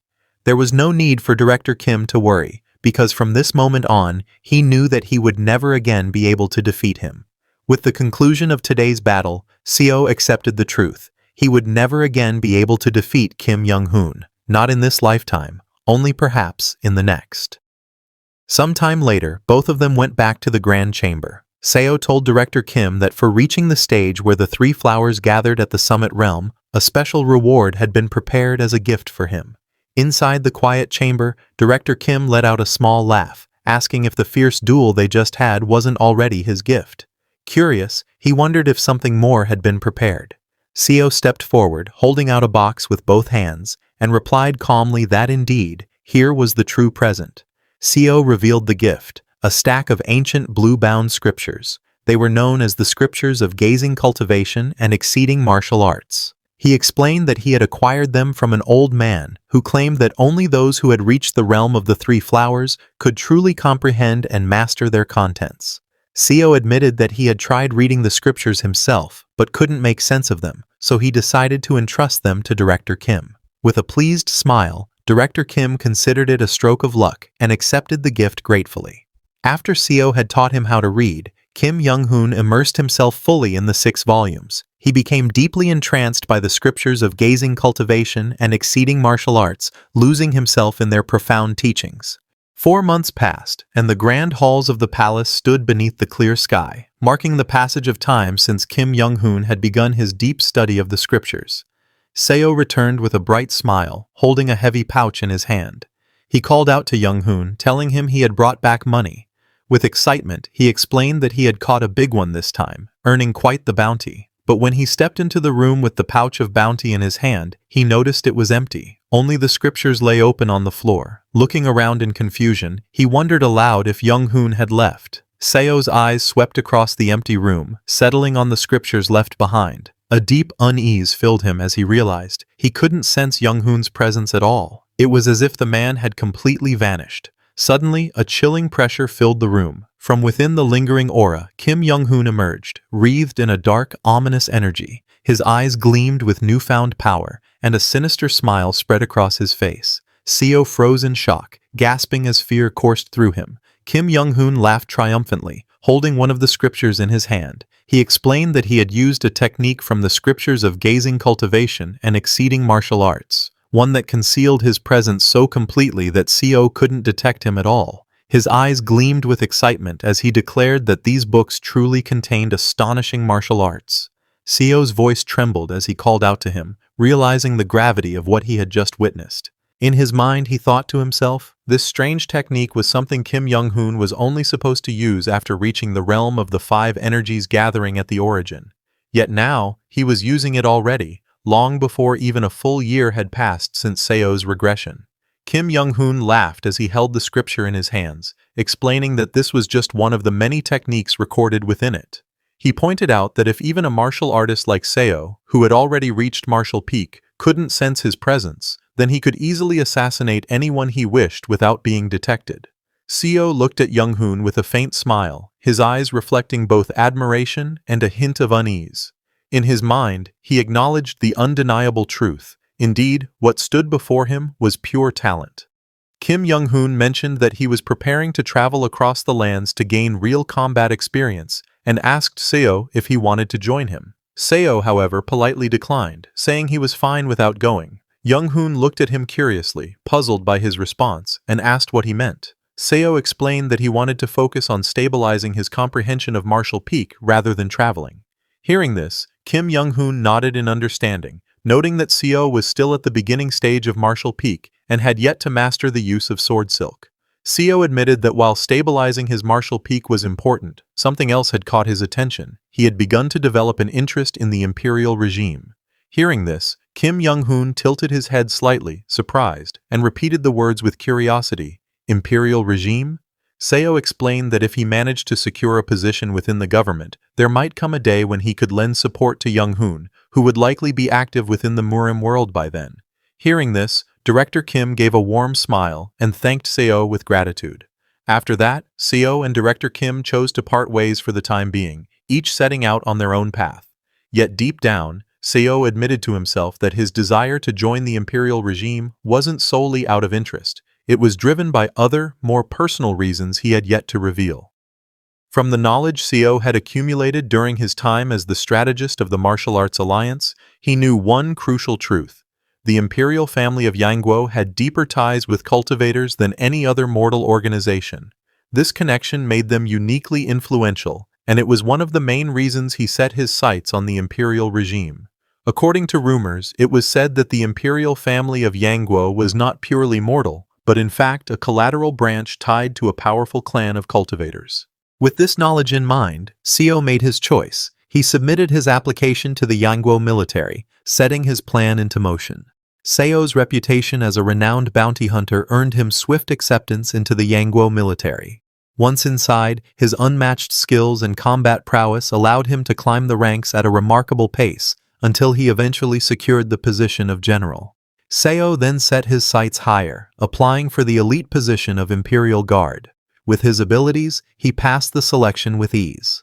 Achieving such a prestigious role within just 5 years of his regression was a clear testament to how far he had come. An elder official reminded Xiao of the weight of his new role. His duty as an Imperial Guard was to put his very life on the line to protect His Majesty. With a sharp look, the man added that a martial artist who had reached the peak realm should certainly be capable of fulfilling such a responsibility. Xiao nodded firmly, gripping his weapon with resolve. With steady eyes, he assured the elder official that he would be sure to do so. Xiao entered the imperial family's shadow guards and, after undergoing rigorous training in stealth and hidden breathing techniques, he was soon assigned to duty. After that, the day came when Xiao was finally granted the honor of meeting the emperor. In that moment, Xiao made a startling realization. He had discovered something truly surprising. To his astonishment, he realized the truth. The emperor himself was a cultivator. Xiao could sense it clearly, the consciousness of a cultivator. The emperor was not an ordinary ruler, but a cultivator who had been born with a spiritual root. Although he still could not believe his eyes, his lingering doubts were erased after he encountered several of the emperor's kin. It became clear that the majority of the imperial family were cultivators as well, each possessing the consciousness to match. However, he noticed that the imperial family members did not appear to be higher-ranked cultivators. None of them came anywhere close to the level of that fox he encountered when he came into this world. Even so, Xiao realized that they were cultivators of the qi refining realm. Still, he could not understand why a martial artist who had only just reached martial peak was required to guard them. Although he could sense that the emperor's consciousness was far greater than that of someone at the qi refining stage, first star. With such overwhelming power, the emperor alone was stronger than all of the shadow guards combined. Xiao realized that the shadow guard existed merely as a convenience for the emperor, something he relied on because he was too lazy to personally deal with assassins. The emperor was known as the man who faced the greatest number of assassination attempts in the entire empire. Assassins came after the emperor almost every single night, and whenever they did, Xiao was the one who took care of them. Although it was tough every day, at the very least, facing these assassins gave him the chance to gain more experience. And just like that, 5 years went by as Xiao faithfully served the empire as a member of the Shadow Guard. During that time, Director Kim rose to the position of alliance leader. However, since Xiao was serving as a member of the Shadow Guard, he was unable to officially meet with the alliance leader. So Xiao arranged to meet Director Kim in secret. The two shared drinks together, catching up on each other's lives. And then, not long after, events took a sudden turn. That night, within the lantern-lit building, Director Kim tightly gripped his sword. Dark red energy swirled around the blade, hinting that he was about to break through to another realm. Xiao's sharp eyes caught sight of the red lines. He realized they represented the most optimal trajectories his opponent could use to strike at him. Seeing Director Kim, he could feel the danger radiating from the red lines. If he stepped into that area, Director Kim's attacks would slice through him instantly. Xiao paused as a familiar sensation washed over him. This feeling was unmistakable. It was the consciousness of a cultivator. Xiao thought to himself how unfortunate it was. If he had already reached the stage of 3 flowers, he would have been able to see far more. For now, he decided to carefully examine Director Kim's current condition. Although it was difficult to fully grasp what he was seeing, he believed this sight would serve as an important clue for comprehending Sword Silk. Meanwhile, Director Kim slowly exhaled, releasing a faint blue mist from his mouth, a clear sign of the powerful energy flowing within him. His body erupted with blazing energy as golden flames burst forth, his aura surging wildly while his robes tore apart under the overwhelming power. In the next moment, his physique transformed, brimming with power. A confident smile spread across his face as he declared that his body had changed.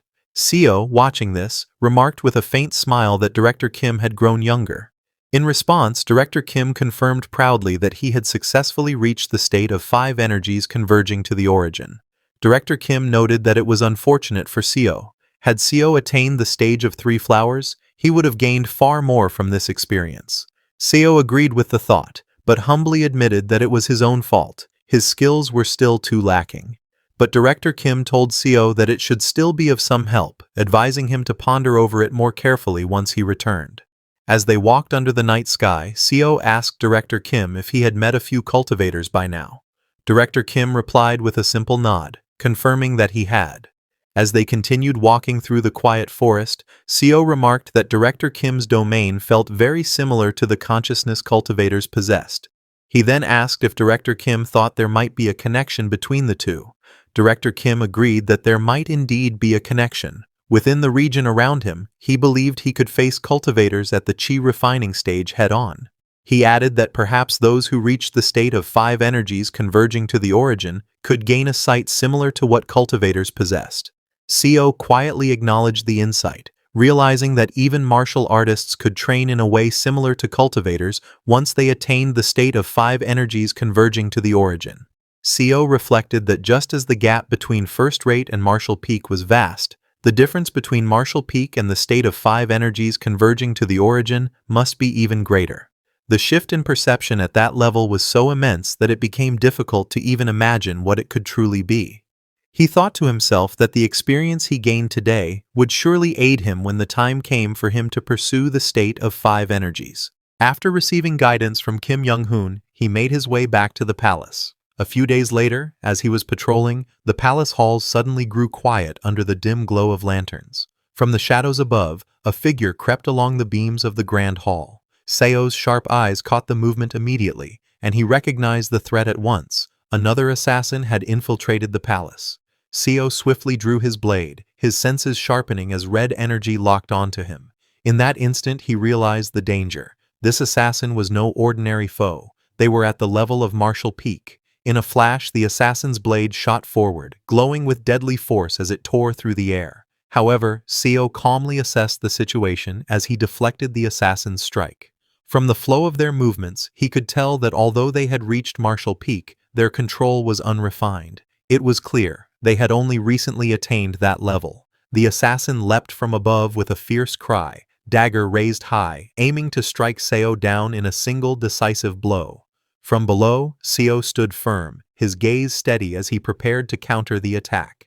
Steel clashed against steel as Seo met the assassin's strike head-on. Sparks burst from each impact, the hall echoing with the sharp clangs of their weapons. Both fighters moved with speed and precision, locked in a fierce struggle for dominance. Seo's eyes narrowed as he studied the assassin's movements mid-battle. Something about their technique felt unusual, prompting a sharp thought in his mind. It was peculiar. Seo knew he should be focusing entirely on the battle before him, yet his mind wavered. The vivid image of Kim Young-hoon attaining the state of 5 energies lingered in his thoughts, refusing to fade. As Seo steadied his glowing blade, a thought surfaced in his mind. What exactly was sword energy? He recalled the teachings he had heard. Sword energy was proof that one had become truly united with the sword, a sign of reaching the intermediate stages of first rate. He recalled the principle behind sword energy. Once a martial artist reached martial peak, they could perceive the optimal trajectories of their strikes. As long as the sword followed that perfect pathway, the flow of sword energy would never falter. As Seo clashed blades with the assassin, clarity filled his mind. The lines he saw before him were the most flawless paths his sword arts could ever pursue. Sword energy, he realized, was the essence of becoming one with his sword style, drawing out its full potential to the absolute maximum. Through his training, he came to a realization: sword martial arts and sword energy were, in essence, the same.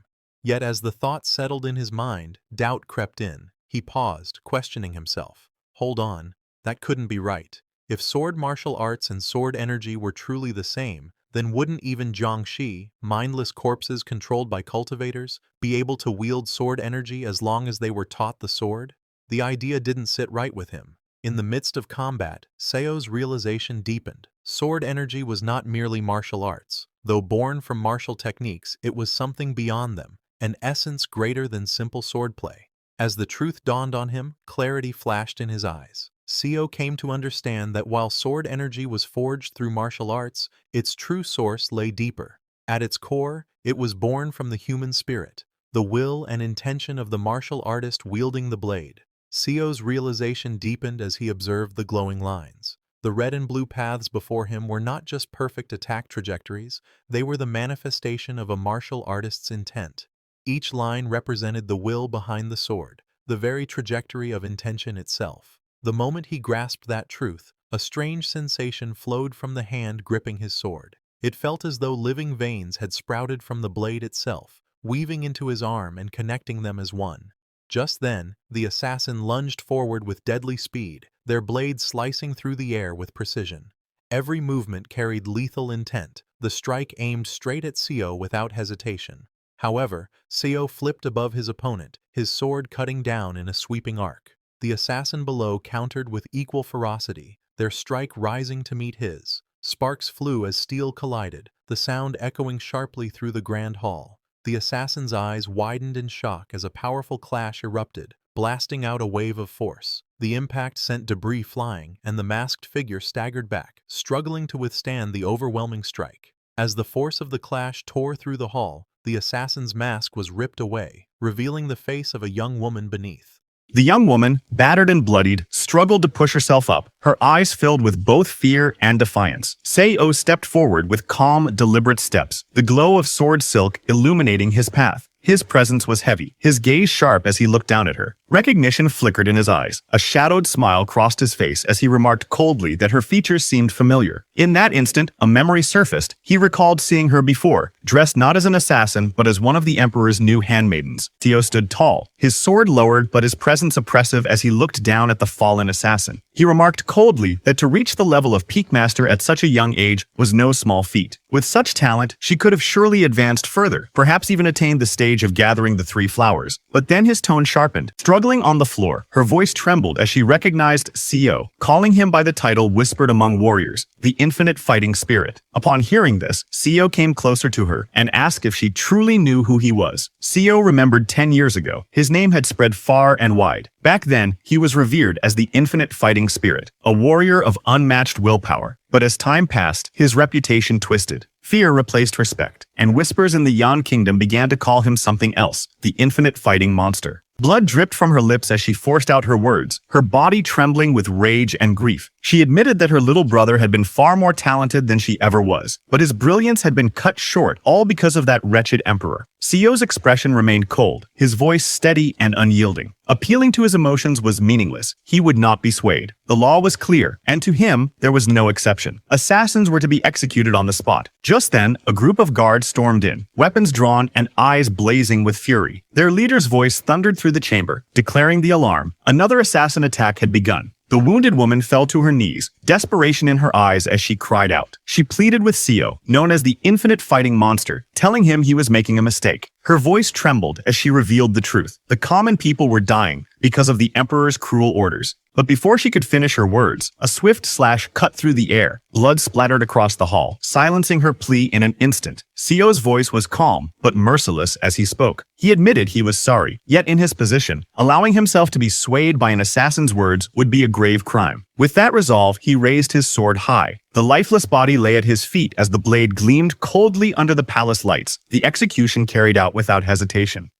However, a faint pang of regret stirred within him for ending such a remarkable talent with his own hands. Yet there was no time to dwell on it. With the help of his fellow guards, he quietly tended to the aftermath, lifting the fallen body and cleaning the traces of what had just transpired. After that, Seo glanced toward the Emperor's chambers, noting how much noise had erupted just moments earlier. Yet, as expected, the Emperor never stirred. The reason soon became clear. A powerful soundproofing spell had been cast around the Emperor's quarters. It was almost as if he had no need to conceal the truth, boldly showing that he was, in fact, a cultivator. Everyone in the Shadow Guard was well aware that the Emperor was a cultivator. For those who had reached the level of Peak Master, it was easy to perceive a cultivator's domain with their own eyes. As the guards moved swiftly, one of them gave a sharp order, demanding that the scene be cleaned up without leaving a single trace behind. Seo knew the shadow guards protected the emperor without question, for it was the duty entrusted to them. None of them dared to complain, no matter the burden. Still, a troubling thought lingered. Assassination attempts on the emperor had been growing more frequent with each passing day. Although the Yan Kingdom had recently entered a time of peace and prosperity under the emperor's rule, poverty still lingered among some. Yet there were no longer cases of commoners falling into ruin and resorting to banditry just to survive. Seo pondered deeply, questioning who could be so relentless in sending assassins after the emperor. Examining the weapon, he noticed it had been coated with a deadly poison. What troubled him even more was the realization that the assassin came from the Yan Kingdom itself, and even knew his title. But he decided not to rush and thought it best to take his time to uncover the truth. As he walked down the dark halls of the imperial palace, his steps echoing, he reminded himself of his true purpose. He had come here not for power or politics, but simply to gather information about cultivators.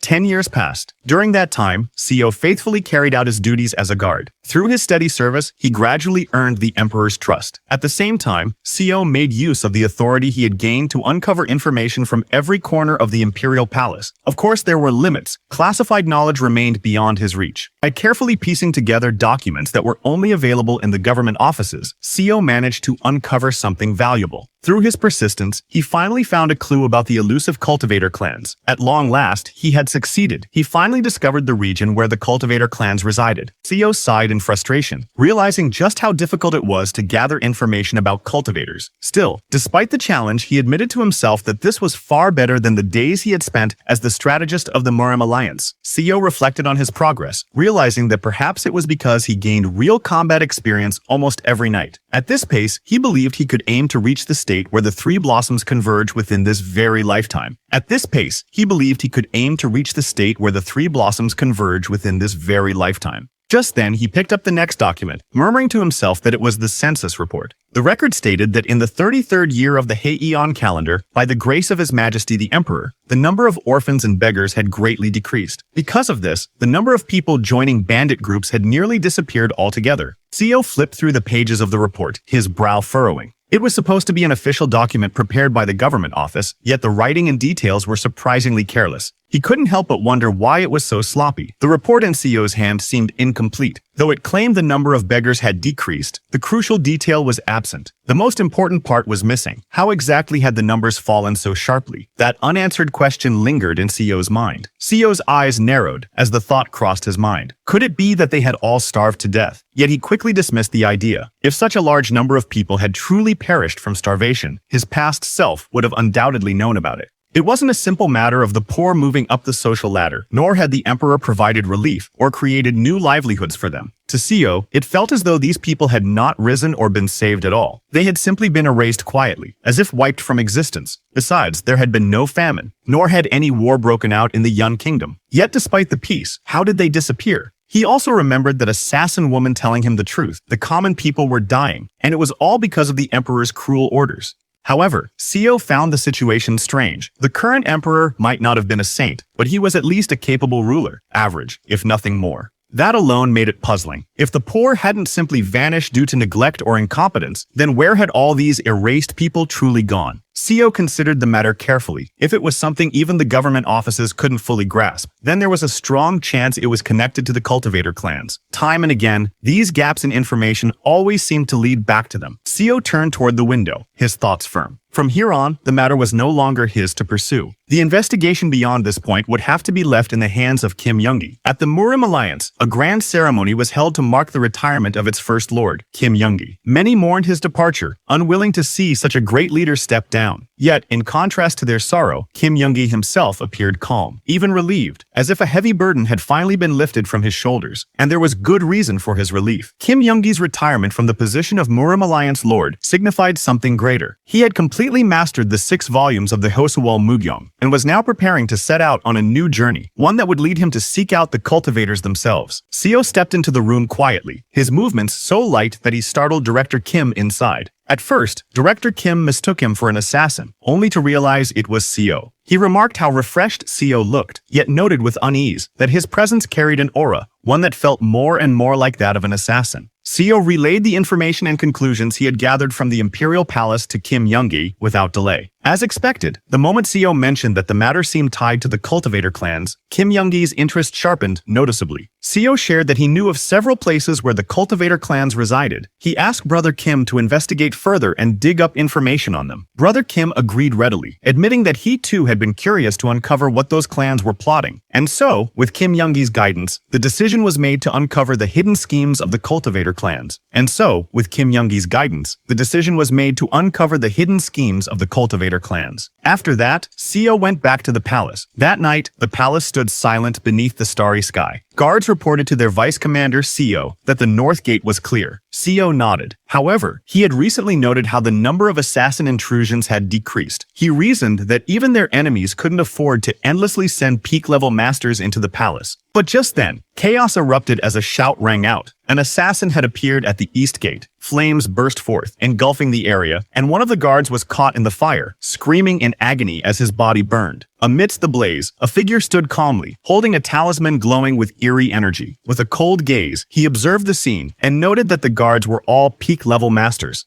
The intruder, with his blue hair tied back and a talisman still glowing faintly at his side, found himself surrounded by palace guards. He muttered in irritation, calling the situation a nuisance. His concealment arts, usually flawless, were being disrupted by the sharp perception of the guards, making it difficult for him to remain hidden. Seo's eyes widened in shock as he realized the truth. The intruder was actually a cultivator. He thought their enemies had run out of peak masters and were now desperate enough to send a cultivator disguised as an assassin. One of the commanders shouted in alarm, confirming that the intruder was indeed a cultivator. His voice rang through the hall as he ordered everyone to stay alert and be on their guard, preparing for the battle ahead. The blue-haired cultivator sneered as he spread a handful of glowing talismans in his hands. With arrogance in his voice, he mocked the guards, asking if they truly believed they could stand against him. He declared that the so-called peak masters they had faced were only cultivators stuck at the first level of the chi refining stage, far weaker than him. The cultivator rose into the air, talismans swirling around him as dark energy gathered. With a voice filled with pride, he revealed his true power, not just a beginner, but one who had already reached the second level of the chi refining stage. Flames ignited in his hands, wrapping around the glowing talismans. With a cruel smile, he vowed that after slaughtering everyone present, he would hunt down and kill the man from the collateral branch of the Mockley clan. The cultivator unleashed his attack, fiery talismans streaking through the air like blazing spears. Explosions erupted as the flames struck, engulfing the hall in a sea of fire. Guards caught in the blast screamed in agony, their bodies consumed by the raging inferno. As the palace echoed with their cries, the cultivator smirked, his arrogant laughter echoing through the burning hall as flames devoured everything around him. He believed no one present could match his strength.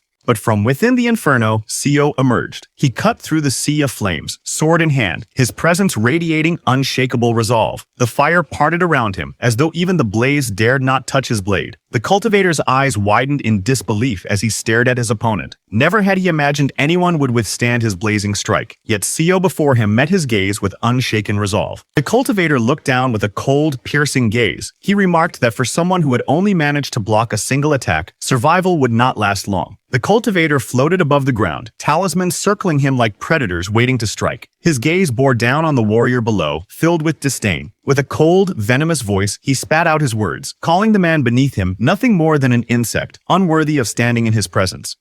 Meanwhile, outside, a sudden burst of light shook the ground as a powerful barrier formed around the palace, sealing everything inside. The guards outside stumbled back in shock, their weapons trembling in their hands. One of them cursed under his breath, realizing it was a barrier. Confusion spread quickly among the soldiers as they stared at the glowing dome. They muttered to each other, wondering what was happening within the palace walls. The air grew heavy with tension, and unease clouded their faces. The soldiers grew restless as the barrier pulsed with a dark purple glow. Fear spread among them, and one of the guards questioned if a cultivator had launched an attack. Realizing the danger, another guard shouted urgently for reinforcements, ordering his comrades to call for more troops at once. Meanwhile, inside, one of the guards collapsed to his knees, his clothes torn and stained with blood. Around him, the bodies of fallen comrades lay scattered, some burned beyond recognition as flames devoured their remains. His breathing was heavy, every gasp sounding strained as he tried to steady himself with his weapon. But before he could regain his strength, a massive explosion erupted nearby. The palace shook violently as fire burst forth, swallowing everything in a storm of blazing heat and destruction. Through the blazing chaos, Seo pushed forward with determined steps, his body bloodied but his will unshaken. His sword gleamed with a sharp blue light as he gathered all his strength. He thought to himself that even holding on for a single second could turn the tide. If he could evolve his sword silk into sword-enhanced chi, then perhaps he could pierce through the overwhelming power before him. The cultivator laughed arrogantly, his barrier shining brightly as talismans floated in the air around him. He declared that no matter how many times it was attempted, Seo's power would never be enough to break through his defensive techniques. But Seo charged forward without hesitation, blood streaking down his face as his sword burned with fierce blue energy. The clash thundered through the hall, his strike tearing against the glowing barrier with unstoppable force. For the first time, the cultivator's mocking smile twisted into shock. His eyes widened in disbelief as he shouted in anger and fear, cursing Seo and calling him a madman. Seo launched himself downward with all the strength he had left, his sword blazing with crackling energy as it tore through the air. The cultivator was struck, his body thrown back violently, blood spraying as the attack ripped into him.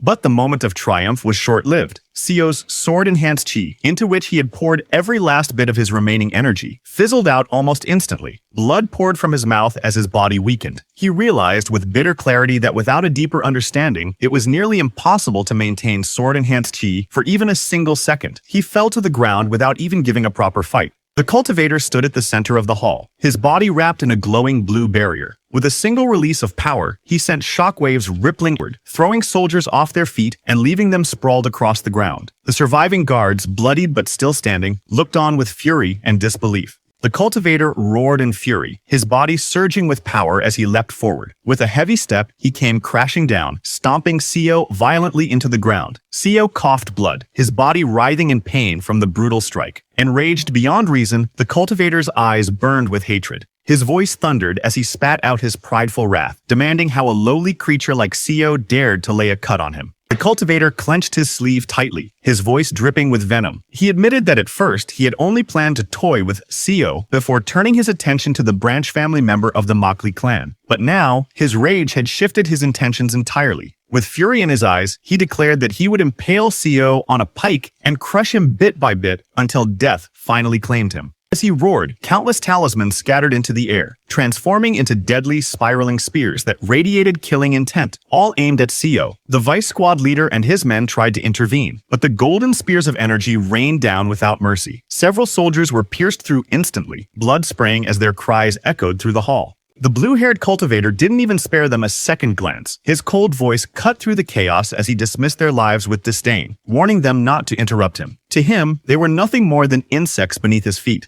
The blue-haired cultivator stood tall, his gaze cold as he looked down on Seo, who lay bloodied beneath him. His voice rang with arrogance as he declared that no matter how much one struggled, resistance against a cultivator was meaningless. In the end, he said, Seo's fate was nothing more than to be crushed under his foot. The remaining soldiers nearby trembled at the sight, their faces grim and uncertain. Some tried to steady their weapons while others froze, caught between fear and duty, as Seo's pained coughs echoed weakly through the hall. Seo lay sprawled on the ground, blood pouring from his mouth as his body trembled with pain. His breath came out ragged, each cough staining the floor crimson. Inwardly, he cursed himself. He had recklessly pushed too much chi through his body at once. Now his insides were in complete disarray, leaving him barely able to move under the crushing pressure of the cultivator standing over him. The cultivator looked down at Seo in surprise, realizing the man was still clinging to life despite his battered state. With a cruel grin, he raised his foot and stomped down mercilessly, blood splattering across the floor. His voice dripped with contempt as he mocked Seo, eager to see just how long this so-called insect could endure under his torment. Seo lay broken on the ground, blood pooling beneath his face. His weary eyes stared forward as a bitter thought crossed his mind. Yeah, he was no different from an insect. His talent, his skills, even his life, all of it was as insignificant as a bug's. Even in that moment of despair, he accepted this cruel truth about himself. Cultivator looked down at Seo with a mocking smile. His voice dripped with arrogance as he sneered, asking if Seo was begging for his life. Seo's body trembled under the crushing weight of his enemy's foot, blood pooling around him. Yet, even as his vision blurred, his thoughts burned fiercely. The countless hours of training, the endless years of pain and endurance, none of it could simply vanish. With a sudden surge of will, his bloodied hand slammed against the ground, forcing his battered body upward. The cultivator's eyes widened in surprise at Sio's defiance. Inwardly, Sio analyzed the cultivator. He realized from the way the man had used stealth, it was clear this was someone who had never properly trained his body, nor had he learned to fight with awareness of distance. Sio judged that he was nothing more than a man born with raw talent, fortunate enough to step onto the path of cultivation, but lacking the discipline and foundation to stand. Sio's bloodied hand clung tightly to his enemy's robe as his body trembled from pain. His vision blurred, yet his thoughts burned with bitter resolve. He realized he could lose to such a man. He could fall here, facing such a bastard. The weight of that truth pressed down on him, heavier than the cultivator's foot itself. Sio's bloodied hand clenched tighter. Even as pain tore through his body, he refused to accept that all the years he had endured, the endless effort he had poured into training, had been meaningless. His voice, raw and trembling, carried the weight of his resolve. He would not accept that he could never rise to a higher stage. He would not give in. Through blood and defiance, Sio roared that even the struggle of an insect carried meaning. The cultivator roared in fury, calling Sio filthy as talismans ignited into flames around him. He demanded that Sio remove his hands at once. But then, in the heat of his rage, his expression suddenly faltered. Blood trickled from his nose, and shock spread across his face. For the first time, confusion replaced his arrogance. But Sio's sharp gaze burned with grim determination. Inside, Sio knew the truth. The poison was working. The burst of chi he had used earlier, the strike meant to break through the cultivator's defenses, was only a means to an end. The real weapon had always been the poison coating his blade. That was the trap he had set from the very beginning. The cultivator's face twisted in panic as the realization hit him. His body trembled, blood spilling from his mouth and nose while his vision blurred. He stammered in desperation, cursing the poison now coursing through his veins. His hands shook as he tried to muster his strength, muttering frantically that he needed to nullify it before it was too late. For the first time, fear replaced arrogance in his eyes. Sio's eyes burned with cold fury as he pinned the cultivator down. He would never allow him the chance to nullify the poison. He forced the cultivator's jaw shut, silencing any chance of an incantation. At the same time, he clamped down on his arm, preventing him from forming seals. With blood dripping from his mouth and strength still surging in his grip, Sio snarled that now the arrogant cultivator should try casting his spells, if he still could. The guards panicked as they saw the cultivator struggling under Sio's grip. One of them shouted desperately to help Sio, and several men rushed forward with weapons drawn. But before they could reach him, the burning talismans shattered with a deafening crack. The defensive barrier that had protected the hall collapsed in an instant. From outside, soldiers cried out that the defensive technique had broken. With renewed vigor, they charged forward, storming into the palace as their boots thundered against the floor. The cultivator's lifeless body collapsed on the ground, his face twisted in horror.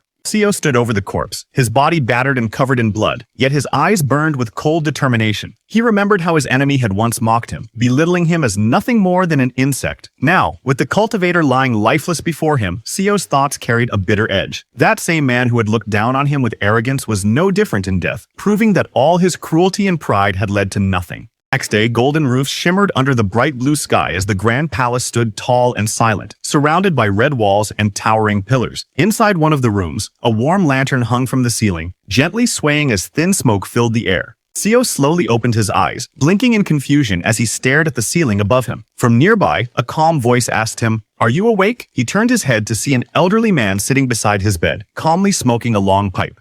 Coughing lightly, he spoke weakly, asking, "Is it okay to smoke next to a patient?" The old man gave a small laugh and told him not to talk nonsense. Tobacco is a great herb. Sio, lying in bed, stared blankly at him, stunned by what he just heard. What is he even saying? He thought in disbelief. Then it hit him. He realized that this must be like medieval times. Sio slowly sat up on the bed, feeling the strength return to his body. It was lighter than before, and a calm relief washed over him. The old man sitting nearby spoke with a composed tone, explaining that His Majesty had appointed one of the royal doctors to treat him. He reminded Sio to be grateful, for such a favor from the king was rare. As Sio listened, a faint smile appeared on his face. He finally understood why the royal physicians were so respected. Their skill was beyond ordinary. Deep inside, he began to wonder if he could one day learn from such masters. His gaze then fell upon his right hand, which was tightly wrapped in bandages. The old man noticed and said softly that the doctor had done all he could. Sio would be able to use his hand again, but it would never be quite the same. It was still healing, and he was warned not to move it too much.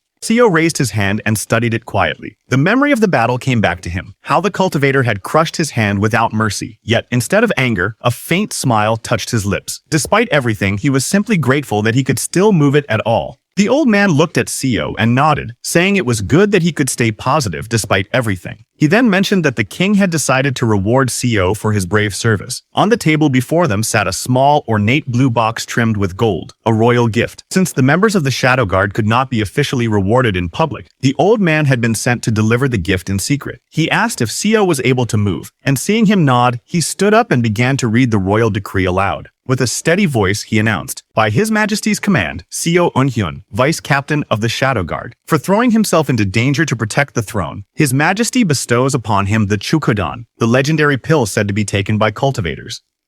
Hearing those words, Seo knelt down on the wooden floor, lowering his head in deep respect. His voice echoed through the quiet room as he declared, "Long live His Majesty." Seo carefully opened the ornate blue box, and inside it lay a small, glowing red pill resting on soft black silk. The light from the pill shimmered faintly, filling the room with a quiet sense of awe. The old man beside him began to explain that the pill was a modified version of the Chukidan, the kind of pill cultivators used to advance their chi and reach the foundation stage. This version, however, lacked the pure essence of the original. Seo listened, nodding slowly, though he didn't fully understand what any of it meant. As he gazed at the pill, realization began to dawn on him. He remembered the name Chukidan. It was something he had heard before. His eyes narrowed as a thought crossed his mind. Chukkidan's residue. Memories from his past surfaced. Seo once worked in a medical center, where he had occasionally helped make elixirs. He recalled how, during the process, a thick residue would always remain after refining the ingredients. Looking at the pill again, he understood the truth. What he had received was not the pure Chukkidan, but a pill created from the leftover remains of one, the kind usually sold cheaply to drunks or wandering cultists. It had no real effect. A faint smile appeared on his face, though it carried a trace of bitterness. He understood now. The Emperor's gift was nothing more than a gesture. Inwardly, he couldn't help but think how petty the Emperor was. The old man beside him, unaware of the truth, spoke proudly. He said he had heard that this pill could extend a person's life by 10 years. Seo's eyes widened in shock at the claim. 10 years? He could hardly believe it. Trying to make sense of it, Seo looked back at the pill, puzzled. He could tell that the old man seemed envious, his gaze lingering on the small red sphere. Still, Seo knew there was nothing the man could do. The gift had come directly from the Emperor himself. No one dared question it, even if the truth behind the reward was far less grand than it appeared. Seo gazed at the glowing red pill resting in his hand, its light flickering softly against the walls of the quiet room. After a moment of thought, he decided he would only take it once his internal veins had completely healed. The old man beside him nodded and reminded him to always remember the kindness of His Majesty before taking his leave. Left alone, Seo stood silently, the sunlight spilling across the floor. He looked down at the small pill with a calm expression. Inwardly, he reasoned that it would be best to use it only at the edge of death, when all strength was gone, to test whether it truly possessed the power it claimed. Though he knew its origins were humble, he still couldn't ignore the small hope it offered. A faint smile appeared on Seo's face as he studied the pill once more. The thought of gaining even 10 more years of life filled him with quiet relief. To receive such a thing, even if flawed, felt like a blessing in disguise. As he stood there, light shining through the palace windows, Seo's heart grew steadier. The weight of his journey no longer felt as heavy. Gazing out toward the grand palace rooftops under the bright sky, he felt a renewed sense of purpose, as though this new path, this fourth life, would finally unfold in his favor. Next day, under the bright blue sky, the training ground stood silent, except for the sound of wind brushing against the wooden stands. Suddenly, a loud impact shook the arena's floor as a sword struck the ground, scattering dust into the air. Seo clenched his wounded hand and groaned, his face tightening from the sharp pain that spread through his arm. The skin along his palm was scarred and rough, trembling from the strain. Even though his injuries had healed, the pain refused to fade. Every time he tried to grip his sword tightly, a burning sensation tore through his veins, forcing him to loosen his hold. His once steady hand now betrayed him, and his strikes lacked the precision they once carried. Standing alone in the empty arena, Seo looked down at the sword lying before him. He could no longer perform the severing mountain swordsmanship, a technique that once defined his strength. The thought weighed heavily on his mind. As the breeze carried the sound of silence across the field, a bitter question echoed in his heart. Was this where his martial arts journey would end in this new life? Seo tightened his trembling fist, his knuckles cracking as blood surged through his wounded hand. Pain shot up his arm, but his resolve burned brighter than the ache. He refused to give in. The thought of surrendering was unthinkable. Seo had climbed through endless trials, facing death and despair, to stand where he was. Every scar on his body was proof of his struggle, proof of the countless times he had bled to reach the pinnacle realm. Such pain was nothing new to him. It was a constant companion, one that had followed him like a shadow through every battle and lifetime. He took a firm step forward, the sound of his boots echoing through the silent arena. This suffering would not break him. Seo's eyes blazed with unshakable determination as he gripped his sword once more, blood dripping down his palm. No matter how much it hurt, he swore he would never give up. Even if his hand burned and his veins screamed, he would rise beyond his limits. He would break through once again and reach a realm higher than ever before. Just like that, 10 more years quietly passed beneath the endless sky, and now 3 full decades had gone by since Seo's regression began. Time had carved wisdom into his face and steadiness into his heart. Through those long years, Seo grew accustomed to the constant ache that lingered in his right hand. The pain never truly left him, but it became a familiar companion, one he learned to move with rather than fight against. His swordsmanship evolved, the once imperfect techniques honed into flawless precision. The flowing grace of his sword silk technique reached perfection, and he had long since mastered the elusive shadow techniques. Yet, what mattered most was not the refinement of his blade, but the secret knowledge he had uncovered. Holding an old letter sent by Kim Young-hoon, Seo studied its faded words carefully. Within its cryptic lines, he had nearly unveiled the hidden truth behind the cultivator's existence. It was said that most cultivators concealed their dwellings behind powerful formations, barriers invisible to ordinary eyes. The weaker ones built their homes within the mortal realm, blending in among common folk. But those born with great talent, or heirs of renowned clans, resided within vast spiritual domains, protected and nourished by sacred formations. And now, after 30 years of struggle, Seo stood on the verge of discovering that hidden world. Seo's research led him to a grim truth about the cultivator's hidden territories. Within those sacred lands, even ordinary people lived, not as equals, but as servants or slaves. They worked tirelessly to serve their masters, cleaning courtyards, carrying water, and tending to their needs. Some were treated slightly better, while others were bound by cruel fate, never allowed to leave. According to Kim Young-hoon's most recent letter, Seo finally uncovered a disturbing detail. It was one of the cultivator clans that had been secretly sending powerful assassins, those who had reached the pinnacle realm, into the royal palace. These assassins were not born cultivators, but ordinary people, handpicked for their potential. The clan had been capturing talented commoners, training them in secret, and molding them into deadly warriors. Reading the reports, Seo understood the situation more clearly. Many of the beggars and wanderers who had mysteriously vanished from the royal records were likely taken into these hidden domains. There, they were either forged into assassins or condemned to live out their days as slaves, bound forever to serve their cultivator overlords. As Seo stared into the flickering firelight, a heavy silence filled the room. The truth was cruel, but now he knew what kind of world hid behind those powerful formations, a world where strength dictated fate and weakness meant servitude. As Seo stood deep in thought, his mind filled with the tangled web of cultivator politics, a voice suddenly echoed from behind him, breaking the silence. Someone spoke from the shadows, questioning him with a teasing tone.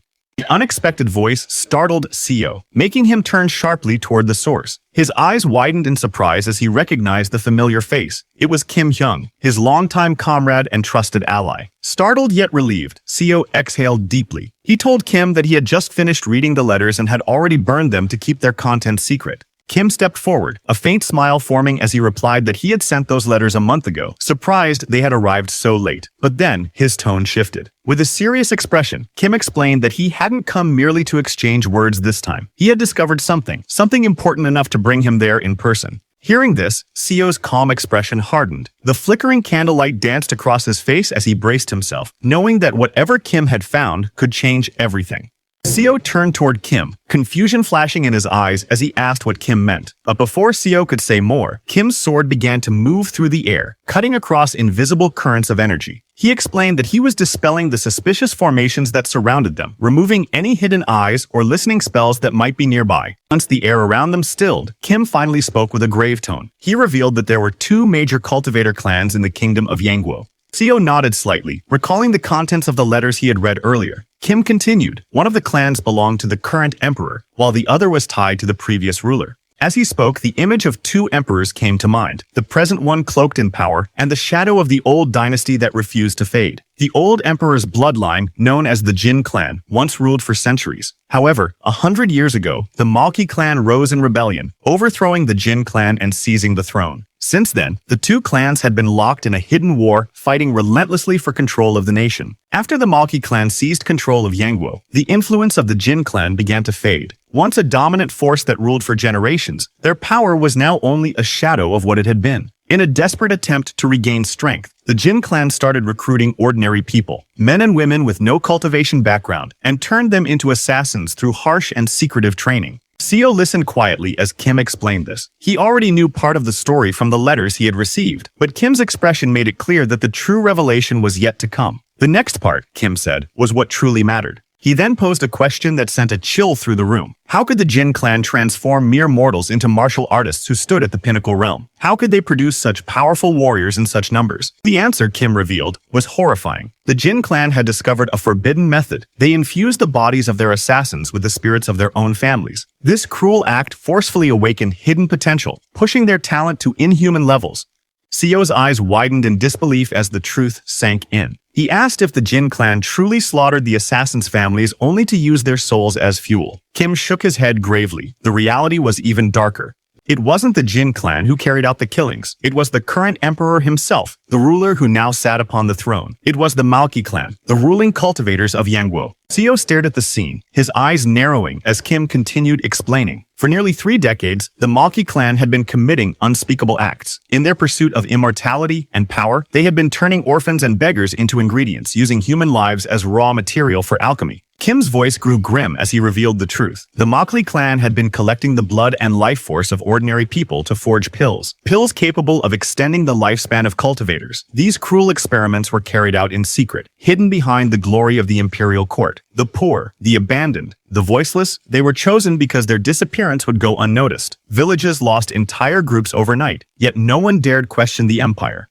Seo clenched his fists in silent rage as the reality sank in. The powerful Mokli clan, the so-called protectors of Yangguo, had built their strength upon the suffering of innocents. They weren't rulers, they were butchers wearing the robes of immortals. Kim's words struck like thunder. The truth behind the emperor's cultivators left Seo trembling in disbelief. His eyes widened, voice shaking as he muttered in horror, wondering if this was nothing less than cannibalism. Kim's calm yet grim tone confirmed it. They were consuming people. The Mokli clan and the emperor's chosen cultivators had fallen so far that they now fed upon human life to fuel their strength. Seo clutched his face in despair, unable to comprehend the depth of corruption. These were not demons, nor wicked cults. They were supposed to be righteous cultivators, the ones destined to ascend to the heavens. Yet they had become worse than monsters. Overwhelmed by disgust, he could no longer contain his anger. The realization tore through his heart. The emperor's men, whom he had once served and protected, were nothing but cannibals clothed in sacred robes. Innocent people were being slaughtered under imperial orders, all for power and longevity. And the most painful truth of all, he had spent his entire life defending those very butchers. Seo's eyes trembled as he looked down at his bandaged hands. They had once fought for justice, yet now all he could see were the countless sins they had unknowingly committed. His voice cracked with regret as he wondered how many innocent lives had been wronged by these very hands. Kim stood in silence before him, his expression shadowed. He explained how, upon learning of the Mokli clan's crimes, the Jin clan had reached out to him. They wanted his help to strike down the Mokli clan once and for all. Seo accepted without hesitation. To him, those who devoured others for power did not deserve to live. No matter their status or title, such monsters had no right to rule. As clouds gathered above the imperial palace, Seo's resolve burned brighter than ever. The rulers who had built their empire on the suffering of innocents, they would face judgment. Those who fed upon their own people would be erased from this land. Kim's voice carried conviction as he stood before Seo, his blade gleaming under the lamplight. He spoke of gathering martial artists who shared his beliefs, warriors who could no longer turn a blind eye to the corruption that plagued their land. With firm resolve, he reached out his hand and asked Seo to join him. If the Jin clan reclaimed the throne, he said, perhaps the nation would finally begin to heal from the rot festering at its core. As Kim's words echoed through the room, Seo lowered his gaze. Memories of his past lives, of countless failures and betrayals, flickered before his eyes. This moment marked the end of his second regression, a cycle of struggle and loss that had brought him here once again. He realized then why the foundation-building cultivators had once stood against them.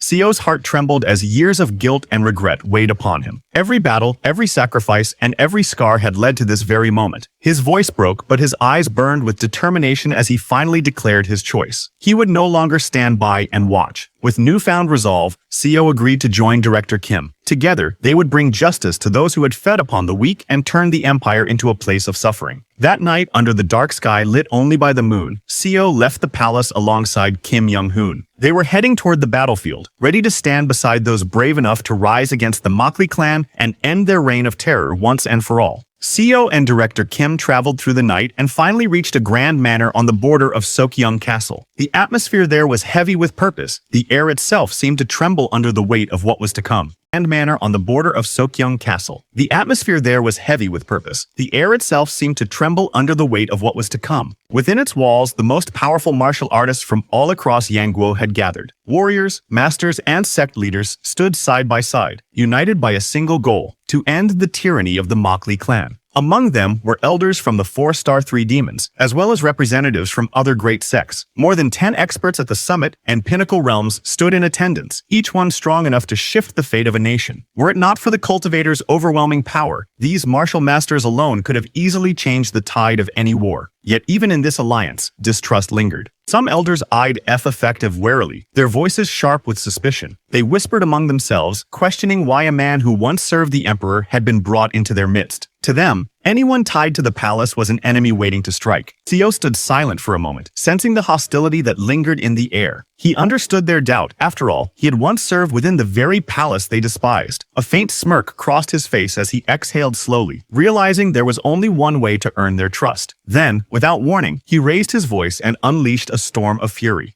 The courtyard trembled with Seo's furious voice as he hurled one curse after another toward the emperor. His anger echoed through the manor, shocking everyone present. The gathered martial artists exchanged uneasy glances. None had expected such raw hatred from a man once tied to the palace. Soon the elders could no longer bear the noise. Their ears rang from his relentless shouting, and even those who had doubted him now stepped back, waving their hands in surrender. They had seen enough. His rage was real. No spy would dare speak with such venom. Realizing he had proven his loyalty, the crowd finally began to calm. Yet Seo simply exhaled and wiped his mouth, a faint smile tugging at his lips. It almost seemed like a disappointment lingered in his tone as he murmured that he could have gone on much longer. After Seo's furious outburst, the tension within the group faded, and the warriors finally accepted him as one of their own. With their trust earned, they began their march toward the cultivators' hidden base, determined to bring it down. Under the bright sky, their journey led them deep into the misty mountains, where the enemy's stronghold was said to lie. The forest was silent, save for the steady footsteps of countless warriors moving as one. Among them stood Seo, his sharp gaze scanning the horizon, until his eyes caught sight of something familiar. A group of men in dark blue robes stood ahead, their presence commanding attention. The leader, a tall man with long crimson hair, looked over the gathering and smirked, saying that Seo might prove useful. Seo froze. His breath hitched as his eyes locked onto their uniforms. That design, he had seen it before. Memories surged back like a blade to the chest. It was the same attire worn by the assassin from before. A cold realization struck him. Those men, they were from the Jin clan. Then, Director Kim approached the Jin clan leader and told him that he had kept his promise. He arrived with several men who agreed with his cause and stood beside him. He declared that his men were ready to help destroy their enemies. The red-haired man agreed and told them to prepare for the battle ahead. Later, Director Kim walked down a quiet, grassy path, followed closely by Seo. Curious, Seo asked where Director Kim was heading. Without turning back, Kim replied that they had to stop somewhere and told Seo to follow him. As they continued walking, Seo asked again how far they were going, but Kim remained silent, his steps steady and determined. Eventually, they arrived at a solemn clearing filled with rows of small dirt mounds. Kim stopped and looked at the graves before them. In a calm voice, he explained that these were the remains of people killed by the Mokli clan cultivators. He had gathered their bodies and buried them here to give them a proper resting place. Seo stared at the countless graves in shock and asked if Kim had truly buried all these people by himself. Kim didn't answer. He simply pressed his hands together in silent prayer, paying respect to the fallen. Director Kim stood silently with his hands raised, a glowing blue-green light forming between them. His calm eyes reflected the gentle energy as he whispered the words, "Heavenly Tao spell." He explained that the people buried here had turned into vengeful spirits, their souls consumed by rage toward the Mokli clan. To help them find peace, he had gone to the Jin clan and learned the sacred Heavenly Tao spell, a technique meant to purify resentment and guide lost souls. As the spell shone brightly, the energy spread across the graves, releasing small, glowing lights that floated into the night sky. Director Kim's voice carried softly as he reminded Seo,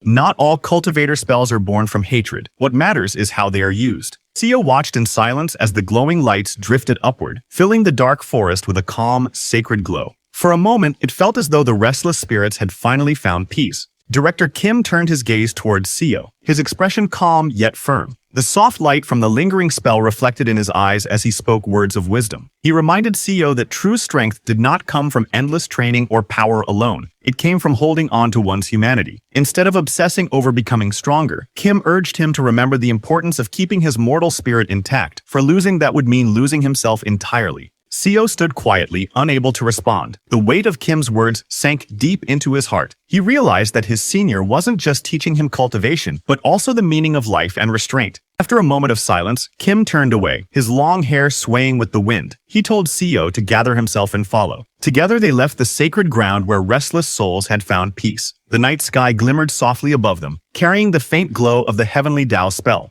Meanwhile, far across the valley, the red-haired man began to chant. Power surged through the air as he clasped his hands together, forming a spell that tore open the space before him. A bright portal appeared, swirling with energy, revealing the distant fortress of the Mokli clan.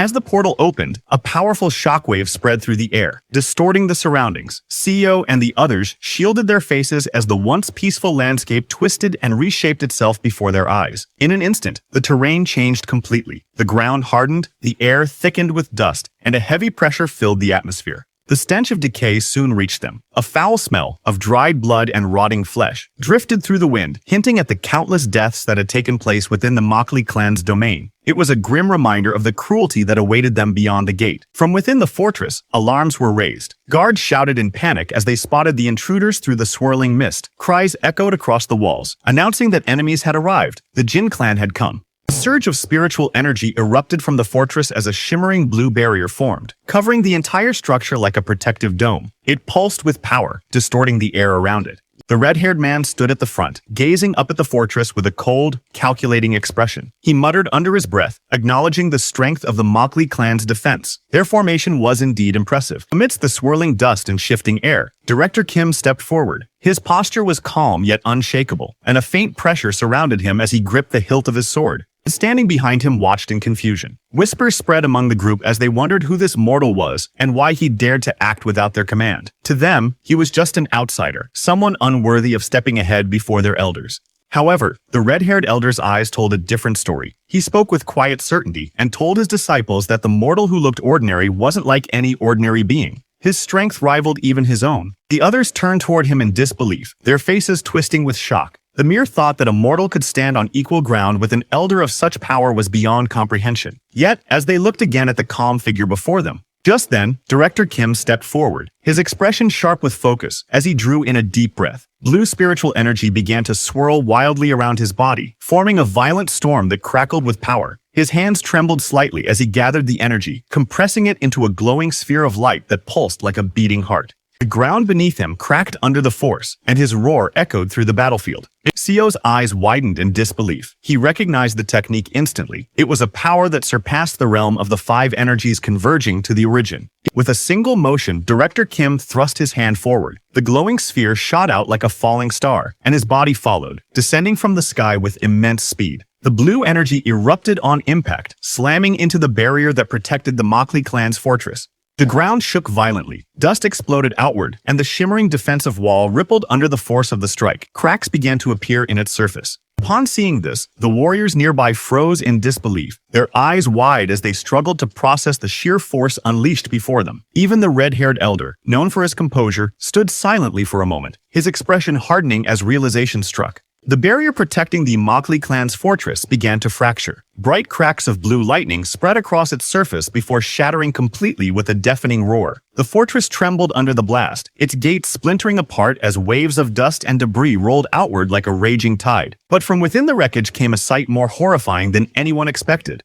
Out of the collapsing castle poured countless figures, pale, lifeless, and filled with unnatural rage. Their eyes glowed white, their mouths twisted in grotesque snarls as they let out blood-curdling screams. These were no ordinary soldiers. They were Jiangshi, corpse puppets bound by dark energy. Seeing the swarm rush forward, the red-haired elder's voice thundered across the battlefield. He commanded his warriors to cut through the undead and storm the fortress. With blades drawn and energy flaring, the army charged ahead, following his cry as the real battle for the Mokli clan's stronghold began. The ground split apart as the army surged forward. Blue lightning raged in the sky, tearing through the clouds as the fortress shook beneath the overwhelming clash of power. Waves of dust and energy rolled outward, and the battlefield descended into chaos. The Jin clan warriors charged into the storm, meeting the oncoming tide of Jiangshi head-on. The undead shrieked as they lunged forward, their bodies twisted by dark qi. But the cultivators did not falter. Their blades glimmered in the stormlight, cutting down the monsters one after another. Among them, Seo also revealed himself, a master of martial arts whose strikes carried lethal precision.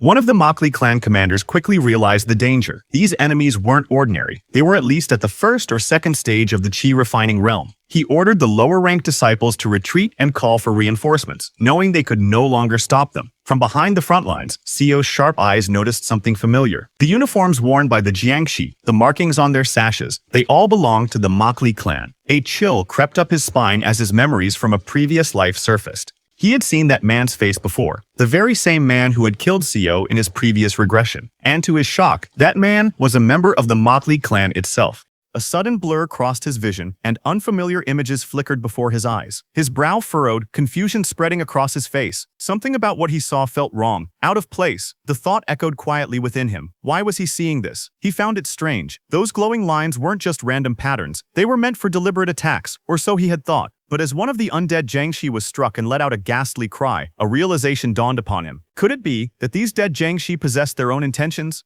He wondered if the strange movements of the Jiangshi came from the one controlling them. But almost immediately he dismissed the thought. That couldn't be the case. If they truly were being controlled, then these Jiangshi should also be capable of using Gangshi. And then, realization struck him. As the undead figures moved in unison, a faint red aura shimmered in the distance. Standing at its center was a man cloaked in calm yet sinister energy.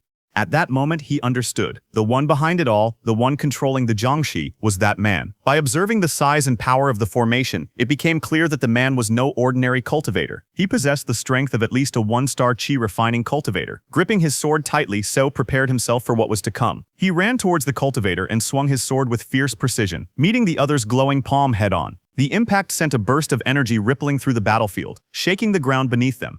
Sparks danced between their strikes. The cultivator's face twisted in terror as lightning flashed around him. His body trembled, and his voice broke into a desperate plea. Tears and sweat mixed on his face as he cried out, begging for mercy. Sio seized the trembling cultivator by the collar, lifting him off the ground with ease. His cold gaze pierced through the other's fear as he turned towards a vast courtyard that lay ahead, littered with countless lifeless bodies. He demanded the cultivator, "What is this?" The terrified cultivator struggled to speak, his body shaking uncontrollably. Tears streamed down his face as he struggled to speak, his voice trembling with fear. He shouted desperately, promising to reveal everything if only his life were spared. With panic in his eyes, he confessed that this is the first step for refining. His words hung heavy in the air, echoing amidst the flames and the scent of death. Sio's eyes glowed faintly, his voice low and filled with disbelief as he asked the cultivator what he meant. The first step? The frightened cultivator trembled before him, his words spilling out in fear. He confessed that the process began by extracting the veins and vital energies of mortals to create origin blood. The trembling cultivator continued to speak, his voice filled with dread. He explained that once the origin blood was gathered, it was handed over to the higher authorities. Those in power would then mix all the collected blood in a single place, beginning what they called the second refining. The process did not end with the second refining. It was repeated again and again for the third, fourth, and even fifth stages. Through each refinement, the mixture grew purer and more potent. From the combined essence of 1,000 mortal lives and their vital energies, a crimson pill was finally created. This pill, known as the Revival Pill, was reserved for the core formation elders, used to restore their strength and extend their lives, all at the cost of countless innocent souls. Desperation twisted across the frightened cultivator's face as he tried to bargain for his life. He stammered, promising to hand over the origin blood if it would spare him. He explained quickly that the origin blood held immense energy within it, enough to strengthen anyone who used it. His voice trembled as he spoke, trying to sound convincing, though the fear in his eyes betrayed his crumbling composure. Sio finally spoke, his voice calm yet heavy with finality. A faint, almost grateful smile crossed his face as he thanked the cultivator, saying that now he could kill them all without hesitation. The words sent a chill through the air. The terrified cultivator's face froze in disbelief, his breath catching as a single thought raced through his mind. This was the end. But just then, a spear launched toward Sio. However, Seo moved quickly and dodged the attack. As he turned back, he recognized the man who had just launched the attack toward him. It was the captain of the royal palace where he had once worked. But before he could say more, the older man before him snapped and told him to shut up. The captain's glare hardened as he pointed his spear forward at Seo and told him that he didn't know a man who would betray his own people. Just then, a massive explosion shook the area, sending debris and people flying through the air. The temple walls shattered under the impact, and a cloud of dust rose, covering everything in chaos. Amid the destruction, Seo and his old man stood facing each other. Seo looked at the old man calmly and asked if he was being called a traitor. Gripping his sword tightly, he demanded to know if the leader was aware of what the current imperial family was doing.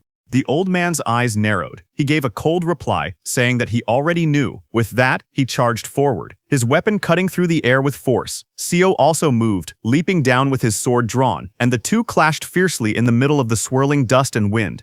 Seo's anger burst out as he charged forward, his sword glowing with bright blue light. His voice echoed through the battlefield as he shouted, demanding to know how the man could still serve the imperial family despite knowing the truth. His expression twisted with fury as he questioned the man's humanity, asking if such blind loyalty was truly what a human should have. The old man blocked Seo's strike with a calm but firm expression. As their weapons clashed, he spoke in a steady voice, saying that before they were human, they were the limbs of His Majesty the Emperor. He continued coldly, explaining that limbs do not think for themselves, they only move as commanded. His words echoed through the battlefield as sparks of energy flared between their blades. Seo gritted his teeth as their weapons clashed again, sparks flying from the force of their blows. His anger boiled over as he shouted that it was unbearable. In the eyes of the Emperor, mortals like them were treated as nothing more than livestock. The clash between them sent a shockwave across the battlefield. Seo was struck back, skidding across the ground as dust and wind swirled violently around them. Seo, with a calm gaze, acknowledged that the old man's skills had improved, realizing that he had reached the threshold of the stage known as Three Flowers Gather at the Summit. The old man looked at Seo with a cold, steady gaze. His voice carried through the settling dust as he questioned Seo's choices, mentioning the Jin clan remnants he was working with. He asked sharply if those former imperial traitors were any different from the ones Seo despised so much. The old man's tone turned sharp as he continued speaking. He said that compared to those demonic beings, the former royal Jin clan that Seo sided with was no different. They too were cultivators. He explained coldly that to people like them, ordinary mortals were nothing more than insects. The only difference between them lay in the extent of their arrogance and power. The old man raised his weapon high, his voice booming with conviction. He declared that in the end, those people Seo trusted would also crush and oppress the citizens of Yon Kingdom. With fierce determination in his eyes, he shouted that they might even turn out worse than the ones currently in power, his weapon glowing with deadly force as he prepared to strike. A violent storm of energy erupted, pulling everything toward its center. Seo struggled to resist, but the force was too strong. Gritting his teeth, he realized he was being dragged in and couldn't stop it. As he was pulled deeper into the swirling chaos, a strange glow appeared amid the storm. His eyes widened in confusion. That mysterious light had appeared again, the same one he had sensed earlier. Purple energy flickered in the distance, cutting through the storm like a living flame. Seo's mind raced as he tried to understand what it was, muttering to himself in shock, wondering what that light could be.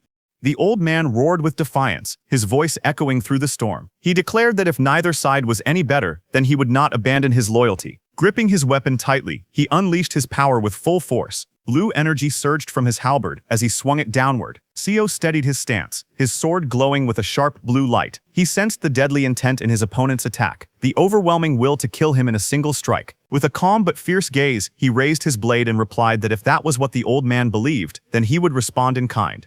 Channeling his energy, Seo unleashed his ultimate move, the Severing Mountain Sword Technique, Secluded Valley. A towering wave of blue sword energy erupted from his blade, splitting the air and shaking the ground with its immense power. A blinding flash of blue light swallowed the battlefield as Seo's attack tore through the air. The shockwave shattered the ground, sending debris flying in every direction. The old man turned sharply, his eyes widening in shock. For a moment he stood frozen, unable to comprehend the overwhelming power that had just been unleashed before him. Seo's figure stood shrouded in swirling dust and light, his sword glowing with immense energy. His voice was calm yet heavy as he said that he would respect his opponent's resolve as well. He tightened his grip on the blade, feeling the unstable power coursing through it. In his thoughts he admitted that this was the only form capable of blocking Gangqi, but its power was beyond his control.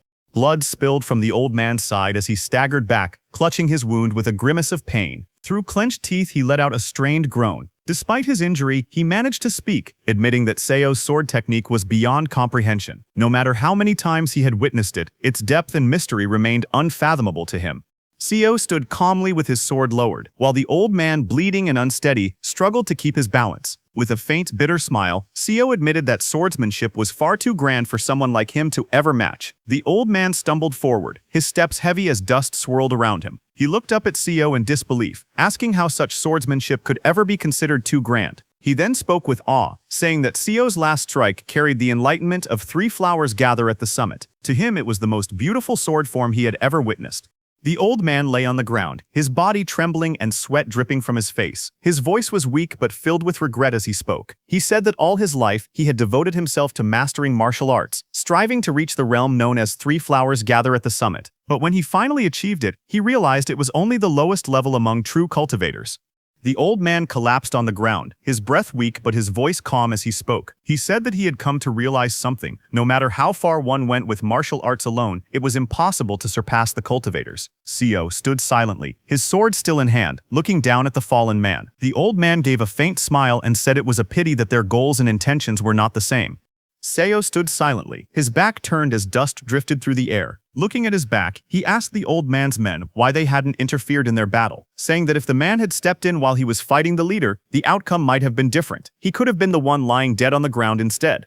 One of the guards standing nearby stepped forward and explained that it had been the leader's request. According to him, the leader believed that if anyone interfered, Seo would resort to using poisons and hidden weapons. So the leader insisted that their battle should be a fair test of pure martial skill alone. Seo looked at the group of armed men as one of them addressed him respectfully, still calling him Vice Lord. He seemed surprised by their words, but the men stood firm, their grips tightening on their weapons. They said that once someone was their superior, they would always remain so. Loyalty, once given, would never fade. They then raised their blades in unison, declaring that the emperor to whom they had once sworn allegiance would forever remain their eternal sovereign. Seo stood quietly, with his back turned, his cloak fluttering in the wind. After a brief silence, he spoke, acknowledging that they still held loyalty to the current imperial court. He then turned his head slightly, his eyes calm yet filled with sorrow. With a faint regretful smile, Seo said softly that he was sorry because he might have to kill them today.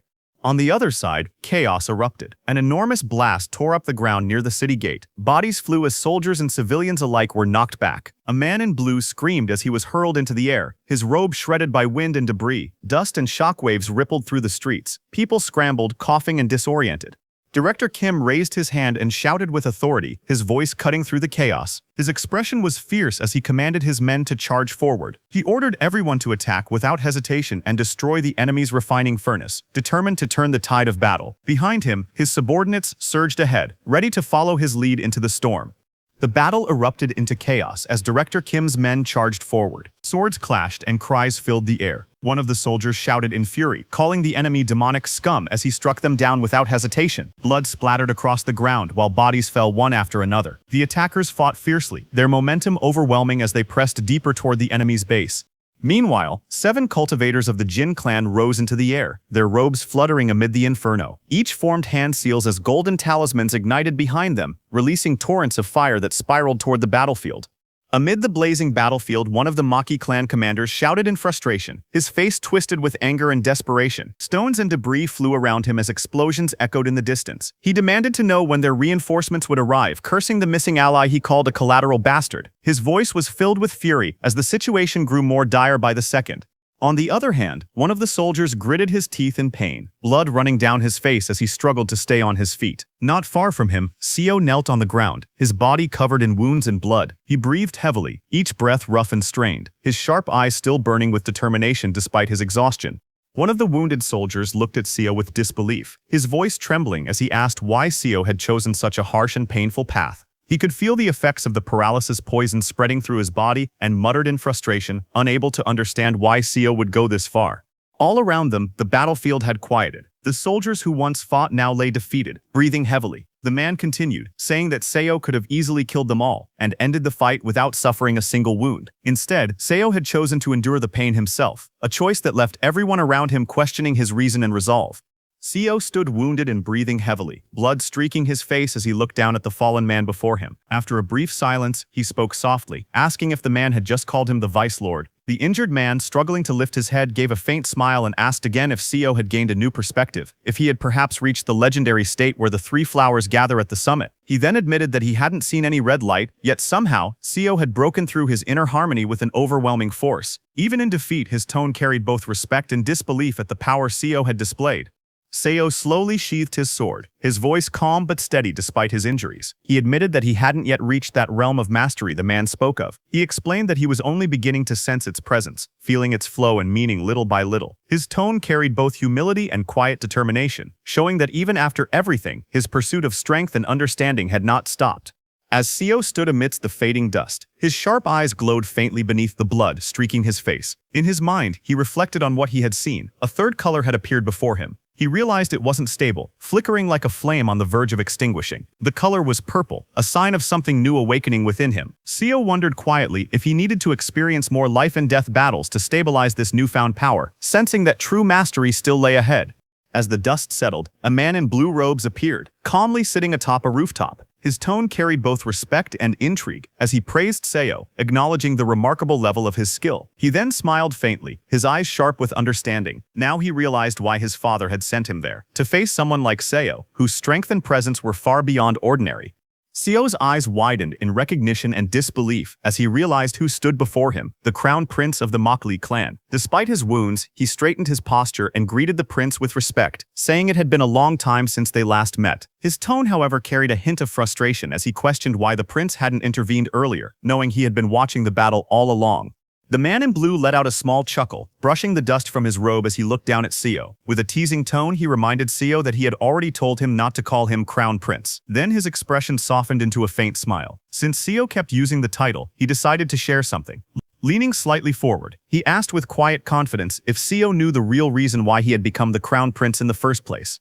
Seo's eyes widened in shock as the man's words echoed through the air. The Crown Prince revealed the truth with a confident grin. He had reached the Qi refining realm, 4 stars, at a young age the same level as his own father. As a crimson aura burst around him, the pressure in the air grew heavy and overwhelming. He explained that no matter how impressive Seo's 3 flowers gather at the summit might sound, it still only placed him at the level of Qi refining realm, 1 to 3 stars, a stage below his own.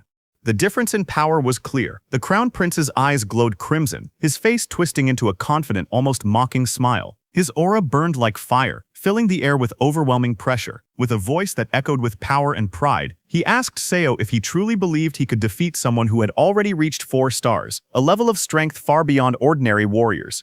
The Crown Prince laughed loudly, his voice echoing across the courtyard as he stood proudly atop the rooftop. With unshakable confidence, he mocked the idea of needing guards, declaring that someone of his level had no use for such protection. Seo looked up at him, feeling the immense pressure radiating from the prince's presence. His grip on his sword tightened as a single thought crossed his mind. The man before him was undeniably strong. Seo's eyes hardened as he assessed the overwhelming power before him. He knew that even experts who had fully mastered the 3 flowers gather at the summit would have to risk their lives to stand against the Crown Prince. He himself was only barely touching the edge of that realm, not yet truly within it. The truth was clear. If he fought, he would surely die.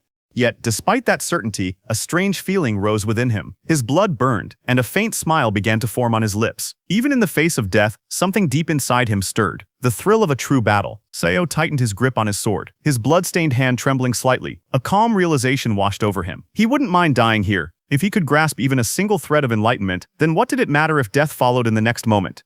The thought felt strangely freeing. He recalled an old teaching that echoed in his mind. If one hears the Tao in the morning, it's fine to die by evening. That was what Director Kim had once told him. The memory resurfaced vividly, the time he stood alone against 50 Qi building cultivators, surrounded yet unyielding. Back then too he had fought not to survive but to understand. Seo charged forward, his sword gleaming under the swirling dust. Memories of his past struggles flashed in his mind, the countless times he failed to grasp the essence of that martial art. Back then, no matter how hard he tried, the technique had remained out of reach, a mystery beyond his understanding. But now, as his heart burned with resolve and his body moved with perfect instinct, he finally understood. The Crown Prince looked down at Seo with a calm yet mocking smile. Seeing the wounded man rushing toward him without hesitation, he chuckled softly. He remarked that Seo was charging straight at him, not to win, but to die. With a faint laugh, the prince added that the Vice Lord was far more of a fool than he had imagined. Seo's foot slammed against the ground, the force shattering the earth beneath him as he surged forward. Energy rippled around his body like a storm breaking free. In that instant, he invoked one of his ultimate techniques, Record of Transcending Cultivation. His aura flared violently as his movements grew faster and sharper. The technique seamlessly merged into the next, exhausting martial arts, channeling every last drop of his strength into a single, unstoppable charge toward the enemy. Seo leapt high into the sky, his body cutting through the clouds like a streak of shadow. Dust and wind spiraled beneath him, as his blade gleamed against the dull gray sky. Dark energy surged from his body, wrapping around him like smoke. His aura twisted violently as he gathered all his strength into a single decisive strike, darkened as the black energy exploded outward, swallowing the clouds in a violent swirl. The prince's eyes widened in shock as the air trembled around him. He looked up, startled, unable to sense Salo's presence anymore. Panic flickered across his face as he shouted in disbelief, wondering where Salo had disappeared to. Seo's eyes lit up with sudden realization as his body surged forward once more. He finally understood it, the essence behind the technique that transcended normal cultivation. It was the record of martial arts, a scripture that spoke of surpassing limits through enlightenment and leaps of mastery. He recalled how he had memorized the sacred text countless times before but had never grasped its true meaning. Even though he possessed the divine art, it had always felt beyond his comprehension. But now, in the heat of battle, with death looming before him, Seo finally understood. As Seo looked up, his eyes locked onto the glowing purple energy swirling around his opponent. In that instant, something within him resonated. He realized that the moment he saw that purple path, a strange clarity filled his mind, as if he could finally comprehend the record of transcendent and ultimate martial arts. Fragments of the scripture he once memorized but never understood echoed in his thoughts. In a contest of martial arts, if the clash of hues is the technique, is it not possible to attack the hue itself? For the first time, the words made sense, and Seo's aura began to shift, rising toward enlightenment. Seo's eyes glowed with fierce clarity as understanding dawned upon him. Before entering the Three Blossoms Crown Peak, there had been a passage in the scripture that he could never comprehend. But now, everything became clear. He realized that a hue represented one's will, the manifestation of inner strength and conviction. To attack a hue meant to strike directly at that will itself. The clash between two martial artists was not merely an exchange of strength or energy, it was a battle of spirit, a collision of intent. So finally grasped the essence, to go beyond trading blows of will, and instead to sever the opponent's very perception, the extension of their will itself. The prince's eyes widened in confusion as the air around him twisted violently. The dark smoke cleared, but Seo had completely vanished from sight. Startled, the prince stepped back and looked around, his voice trembling as he shouted, unable to sense Seo's presence anywhere. Meanwhile, Seo recalled the divine technique once used by Kim Young-hoon, a skill so profound it allowed one to vanish like a phantom. It was a secret art that severed perception itself, cutting the opponent's awareness and making it impossible for them to even recognize the user's existence. Seo appeared high above, his body glowing with fierce determination as he raised his sword. His aura surged, defying the laws of nature itself. The prince looked up in disbelief, sensing the overwhelming force descending upon him. This technique was unlike anything he had ever seen, a martial art so profound that it allowed a mortal martial artist to stand equal to a cultivator, even if only for a fleeting moment. The prince's eyes widened, lightning flashing across his face as he clenched his jaw in anger. Sparks of blue energy crackled along his sword as he glared at Seo. Furious, he shouted through gritted teeth, demanding to know what kind of trick Seo had just used. His pride burned, unable to accept that the man before him had forced him into confusion so easily. Seo's body glowed faintly as he descended, his sword clashing against the prince's with a sharp, echoing strike. Sparks of blue light scattered around them, filling the air with tension. Seo's eyes narrowed in confusion as he watched, unable to understand why his attack didn't work, until he realized the prince was wrapping himself in some kind of defensive spell. But before he could react, Seo was sent flying through the air, crashing violently into the ground below. The impact shook the entire courtyard, creating a massive shockwave that shattered tiles and filled the air with dust and debris. The prince extended his hand, eyes cold and voice filled with disdain. He admitted that Seo's earlier trick had been amusing, but nothing more. As he gathered his energy, a powerful storm of spiritual force erupted around him, twisting the air into violent spirals. With confidence in his voice, he declared that such tricks would never work against a true cultivator. Seo looked up as the violent storm of energy twisted toward him like a raging tornado. The ground trembled beneath his feet and debris flew in every direction. Realizing the sheer power behind the attack, he quickly rolled to the side, gripping his sword tightly. The next instant, the force exploded where he had stood, sending shockwaves across the courtyard as dust and rubble filled the air. Seo gritted his teeth, blood running down the side of his face as he steadied his breathing. He considered charging in again using the record of transcendent and ultimate martial arts, but quickly dismissed the thought. His sharp eyes focused on the raging storm ahead. Every gust of wind swirling around the cultivator wasn't just air, it was a deadly blade waiting to tear him apart. Seo narrowed his eyes at the raging storm before him. The violent wind currents were filled with countless invisible blades, each one sharp enough to slice through flesh and bone. He clenched his sword, realizing that if he moved any closer, he'd be torn apart instantly. Even if he somehow managed to break through the storm, he would still have to face the powerful defensive spell the Crown Prince had cast around himself. Explosions tore through the ground as Seo leapt backward, narrowly avoiding the raging blasts. The entire courtyard trembled under the cultivator's power. He analyzed the situation quickly. As long as he stayed outside the cultivator's conscious domain and paid close attention to his movements, dodging was still possible. But even then, one wrong step could mean instant death. Seo tightened his grip on his sword, feeling the strain in his body growing heavier with each breath. He knew the harsh truth. A martial artist's internal energy was far less refined than a cultivator's spiritual power. No matter how much strength he gathered, his energy would always burn out faster. Against someone like the Crown Prince, who drew power from pure spiritual essence, Seo's stamina was already being pushed to its limit. He knew he couldn't let the fight drag on any longer. His strength would give out before the cultivators. To win, he had to end it quickly. His eyes burned with determination as he gathered his remaining energy. The only way to stand a chance now was to ascend, to break his limits and reach the Three Blossoms crown peak.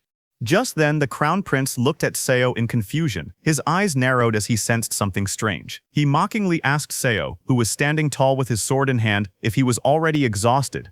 The air roared as a massive vortex formed before Se, its violent force pulling at everything around it. Dust and debris spiraled into the sky as the storm of energy grew stronger. Se's eyes burned with resolve. He tightened his grip on his sword, blood dripping from his knuckles. Channeling every ounce of power he had left, he raised his blade and shouted, severing mountain sword technique, sealing the ridge. Seo leapt high into the air, his sword glowing with blinding force as he swung down with all his might. The blade unleashed a massive wave of energy that tore through the raging storm, splitting the violent winds apart. The Crown Prince's eyes widened in shock as the destructive power rushed toward him. Seo gritted his teeth as pain shot through his arm. Blood ran down his wrist, and his fingers trembled while gripping the sword. The pressure from the enemy's attack was immense, and his hand felt as if it would tear apart at any moment. But despite the agony, he refused to step back. Gathering his strength, he raised his blade once more.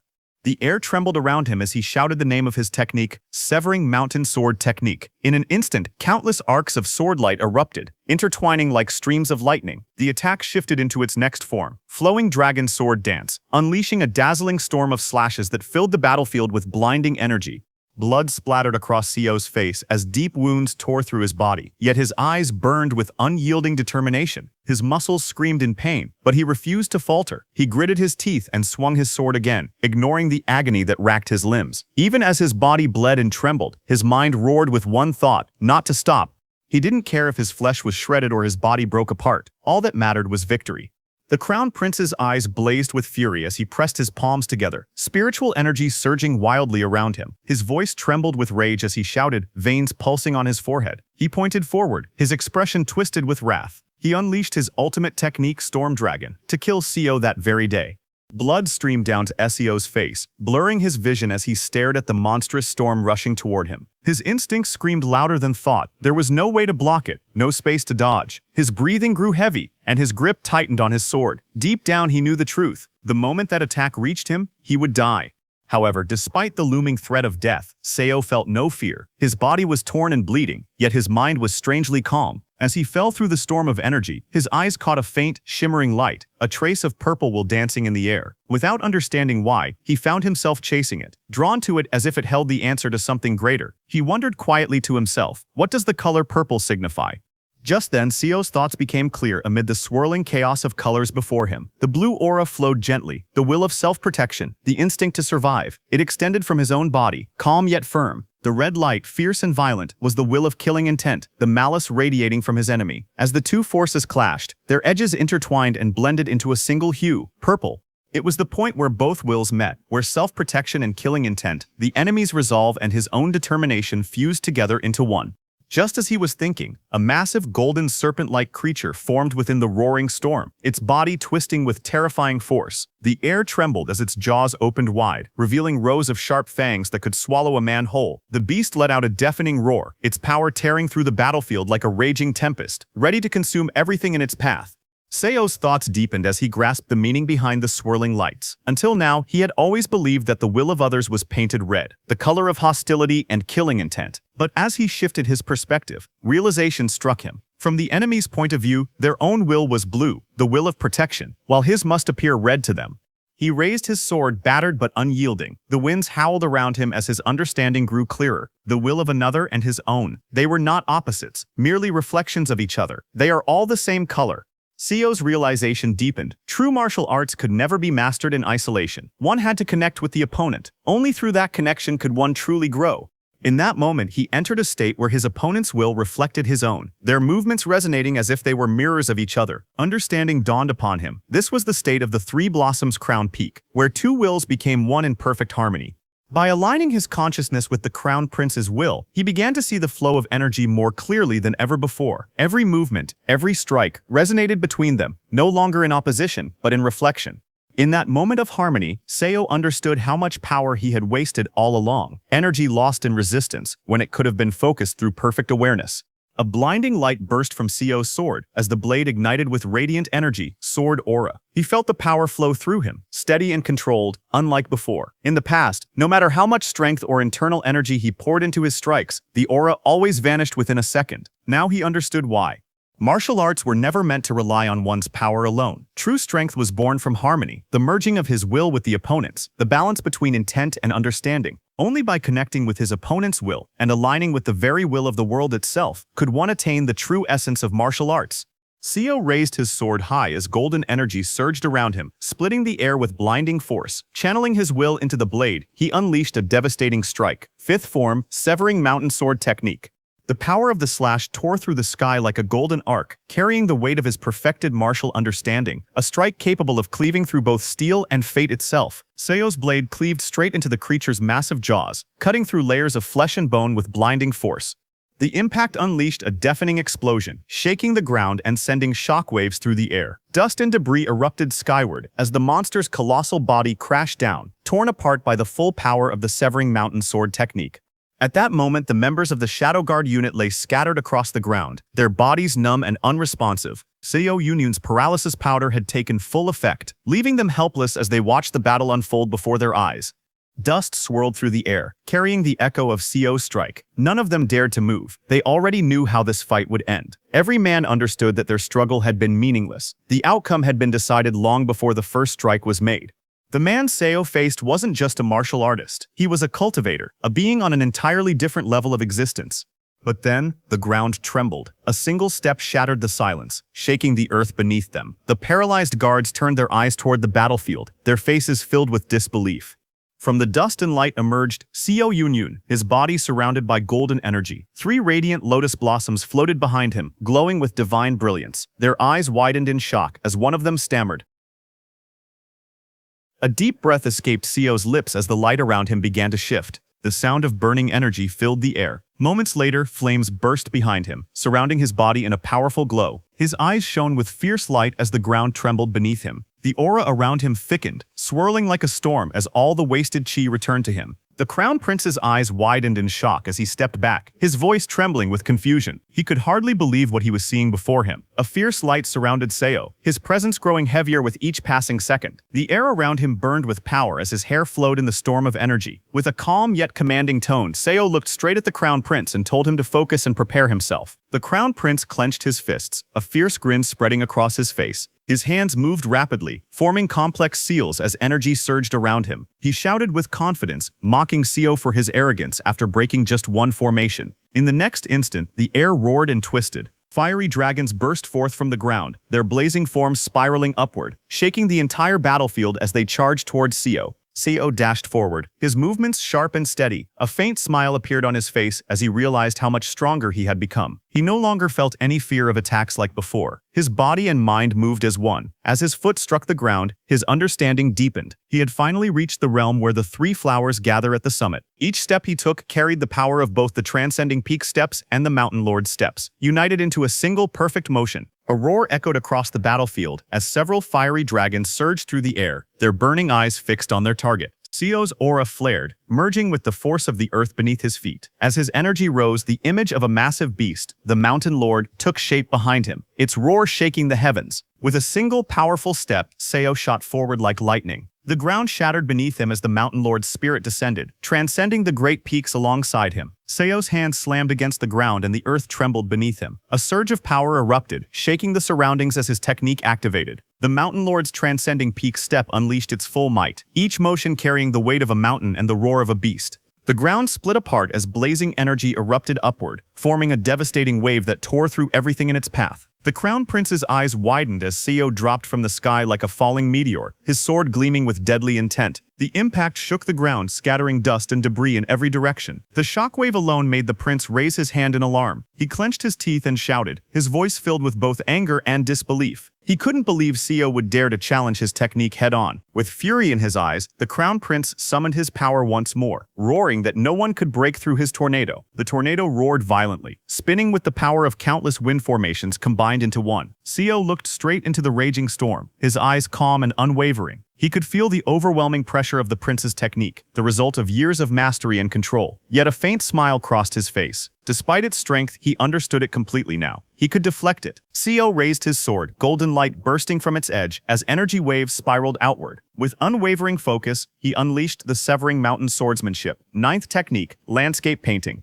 Blinding arcs of sword energy tore through the raging tornado, slicing apart the swirling winds like brushstrokes across a canvas. The crown prince's eyes widened in disbelief as the violent storm began to break apart around him, the power of his formation crumbling under Seo's overwhelming strike. Seo's sword gleamed with blinding light as he swung it downward, cutting through the air with unstoppable force. He remembered how he had once failed to break this powerful defensive formation before, but now his sword carried something far greater, the essence of Sword Gang. With a fierce strike, his blade tore through the prince's barrier and armor alike, slicing straight through the swirling energy. Blood splattered as the formation shattered completely, the clash echoing across the battlefield like thunder. Blood sprayed into the air as the crown prince clutched his neck, his eyes wide with shock and agony. Simjo's strike had pierced straight through his defense, leaving him gasping as crimson spilled from his wound. Staggering back, the prince screamed in rage and desperation, gathering what little strength he had left. With a furious roar, he unleashed one final attack, shouting for Seo to die as the ground erupted in a violent explosion of energy. Smoke filled the air as the ground settled from the blast. Through the thick haze, Seo emerged slowly, his figure calm and steady. His blade glowed faintly, reflecting the cold light of the battlefield. Across from him, the crown prince trembled, clutching his bleeding neck, his eyes wide with terror. He stumbled backward, voice shaking as he tried to speak. Fear overwhelmed him as he raised his trembling hand and begged Seo not to come any closer.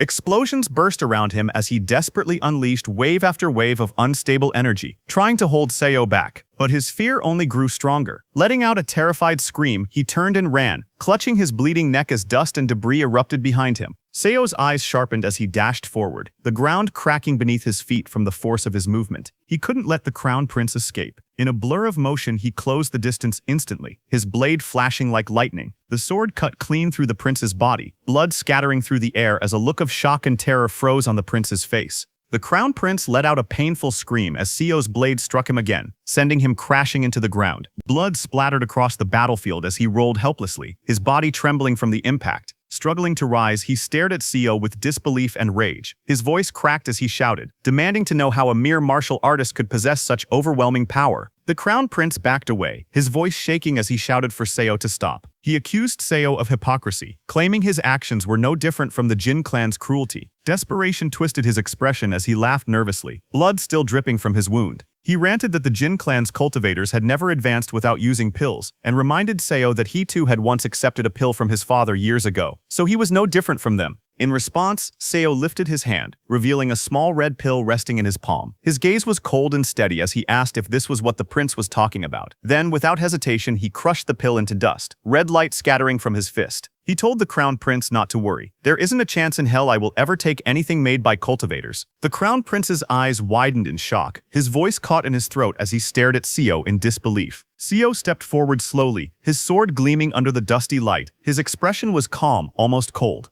He raised his blade and spoke a single word, farewell. The crown prince's face twisted in fear as he reached out desperately, trying to stop him. Seo raised his blade to cut the crown prince's head, but before he could, a blinding streak of red light arced across the battlefield. Seo's body froze mid-motion, eyes wide in confusion. He looked at the crown prince in disbelief, then slowly realized something was wrong. As his vision shifted, he saw the ground above him and his own body falling apart. His final thought echoed weakly, wondering why his body was upside down. But he quickly realized, almost calmly, that his body was no longer attached to his head. A faint thought crossed his fading consciousness: he had been beheaded. Even in his final moment, disbelief filled his mind. He thought it was impossible. A chi-refining cultivator shouldn't have been capable of an attack like that. He realized the power that struck him came from a realm far beyond chi refining, something only a foundation-building cultivator, or someone like Director Kim, who had mastered the 5 energies converging to the origin, could perform. Memories began to flash before his eyes, faces, places, and countless moments from all his past lives. He saw himself in his first regression and then the next. Amid the blur of memories, a scene stood out, a burning battlefield under the rain, where he had once fought fiercely alongside Director Kim during his second regression. He stood with his sword raised high, his body trembling not from pain but from triumph. For the first time he had slain a foundation-building cultivator.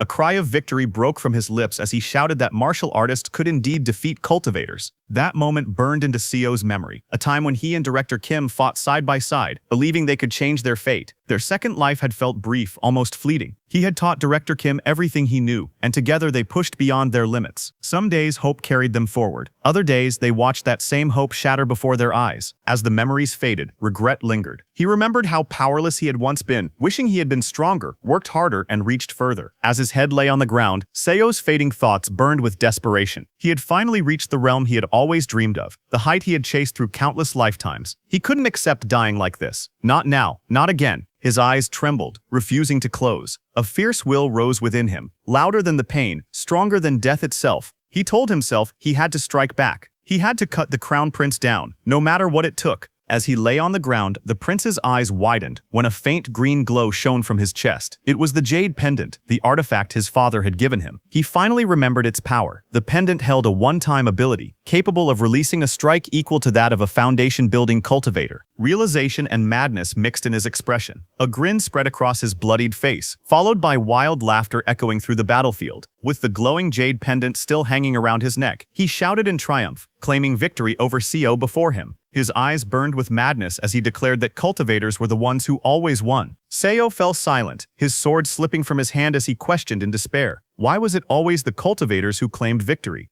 He remembered when Director Kim for the first time killed a cultivator. He had said that even foundation-building cultivators would one day die, that martial artists had grown strong enough to resist them. But when Seo lifted his head, his eyes widened in disbelief. There weren't just a few, there were 50 of them, all at the foundation-building realm. The truth struck him hard. Even if the strongest martial artist in history could defeat one cultivator, there were still countless others more than stars in the night sky. To Seo, the gap between cultivators and martial artists felt like an unbreakable wall, something far beyond his reach. He was moments away from giving up, the crushing weight of defeat almost forcing him to abandon martial arts entirely and return to a quiet life as a simple soap salesman. But then, he looked up. Because the man standing before him, the one who refused to kneel even when outmatched, was different. In that hard time, he stood tall before them, his voice steady as he told Seo to run, that he would hold them off alone. However, Seo refused to leave, calling his name, but Director Kim did not turn back. Now this was his time not to give up, even though his head was separated from his body. Gripping his sword with trembling hands, his body shook from exhaustion, yet his eyes burned with determination. Meanwhile, the crown prince before him stared in disbelief, his voice breaking with panic. He screamed, demanding to know how a mere mortal could still stand, how someone without spiritual power could possess such unshakable will. Seo's memory flashed again before his eyes. He remembered begging Director Kim not to throw his life away. His voice was filled with desperation, echoing through the storm as he shouted for him not to go. But Director Kim, standing ahead, did not turn back. With a calm smile under the rain, he spoke softly, telling Seo that he had always done his best. He told him that he had been watching him all this time, and that one day he would be able to see the sun rise on better days. With those teachings, Seo's body moved and swung his sword down with all his strength, blood splattering across the battlefield as the crown prince screamed in fury, demanding to know why his opponent still refused to surrender. Seo had dedicated his entire life to martial arts. His body had endured years of pain and hardship in pursuit of mastery. Even in his final moments, his hand gripped the sword tightly, refusing to let go until the blade itself shattered. The skills he had refined through a lifetime of discipline moved his body one last time, even after death, to complete his mission. Meanwhile, Prince Mokli Hyun's final moments were filled with terror. As he lay on the ground, his eyes wide and trembling, he couldn't believe what he was seeing. The fear that consumed him did not fade. It stayed with him until the very end. When Seo's head fell to the ground, the battle had finally ended. Even in death, his face showed no fear or regret, only a calm, gentle smile. He had spent his entire life refining his body and spirit through martial arts, and now his long journey had come to an end. In the final moment, a gentle voice echoed in Seo's memory, reminding him to never stop moving forward. That effort would never betray him. He was told to live with a clear heart. If enlightenment could be reached in the morning, then dying peacefully by evening would be enough. Those words stayed with him, a promise that one day his hard work would bring a morning worthy of all his sweat and pain. And as his spirit faded into the light, the image of a glowing deer appeared, marking the end of Seo Yoon-hyun's fifth regression. And with this, Season 1 has come to an end. The story of a regressor's tale of cultivation will now take a short break as the creators reorganize and prepare for the next season.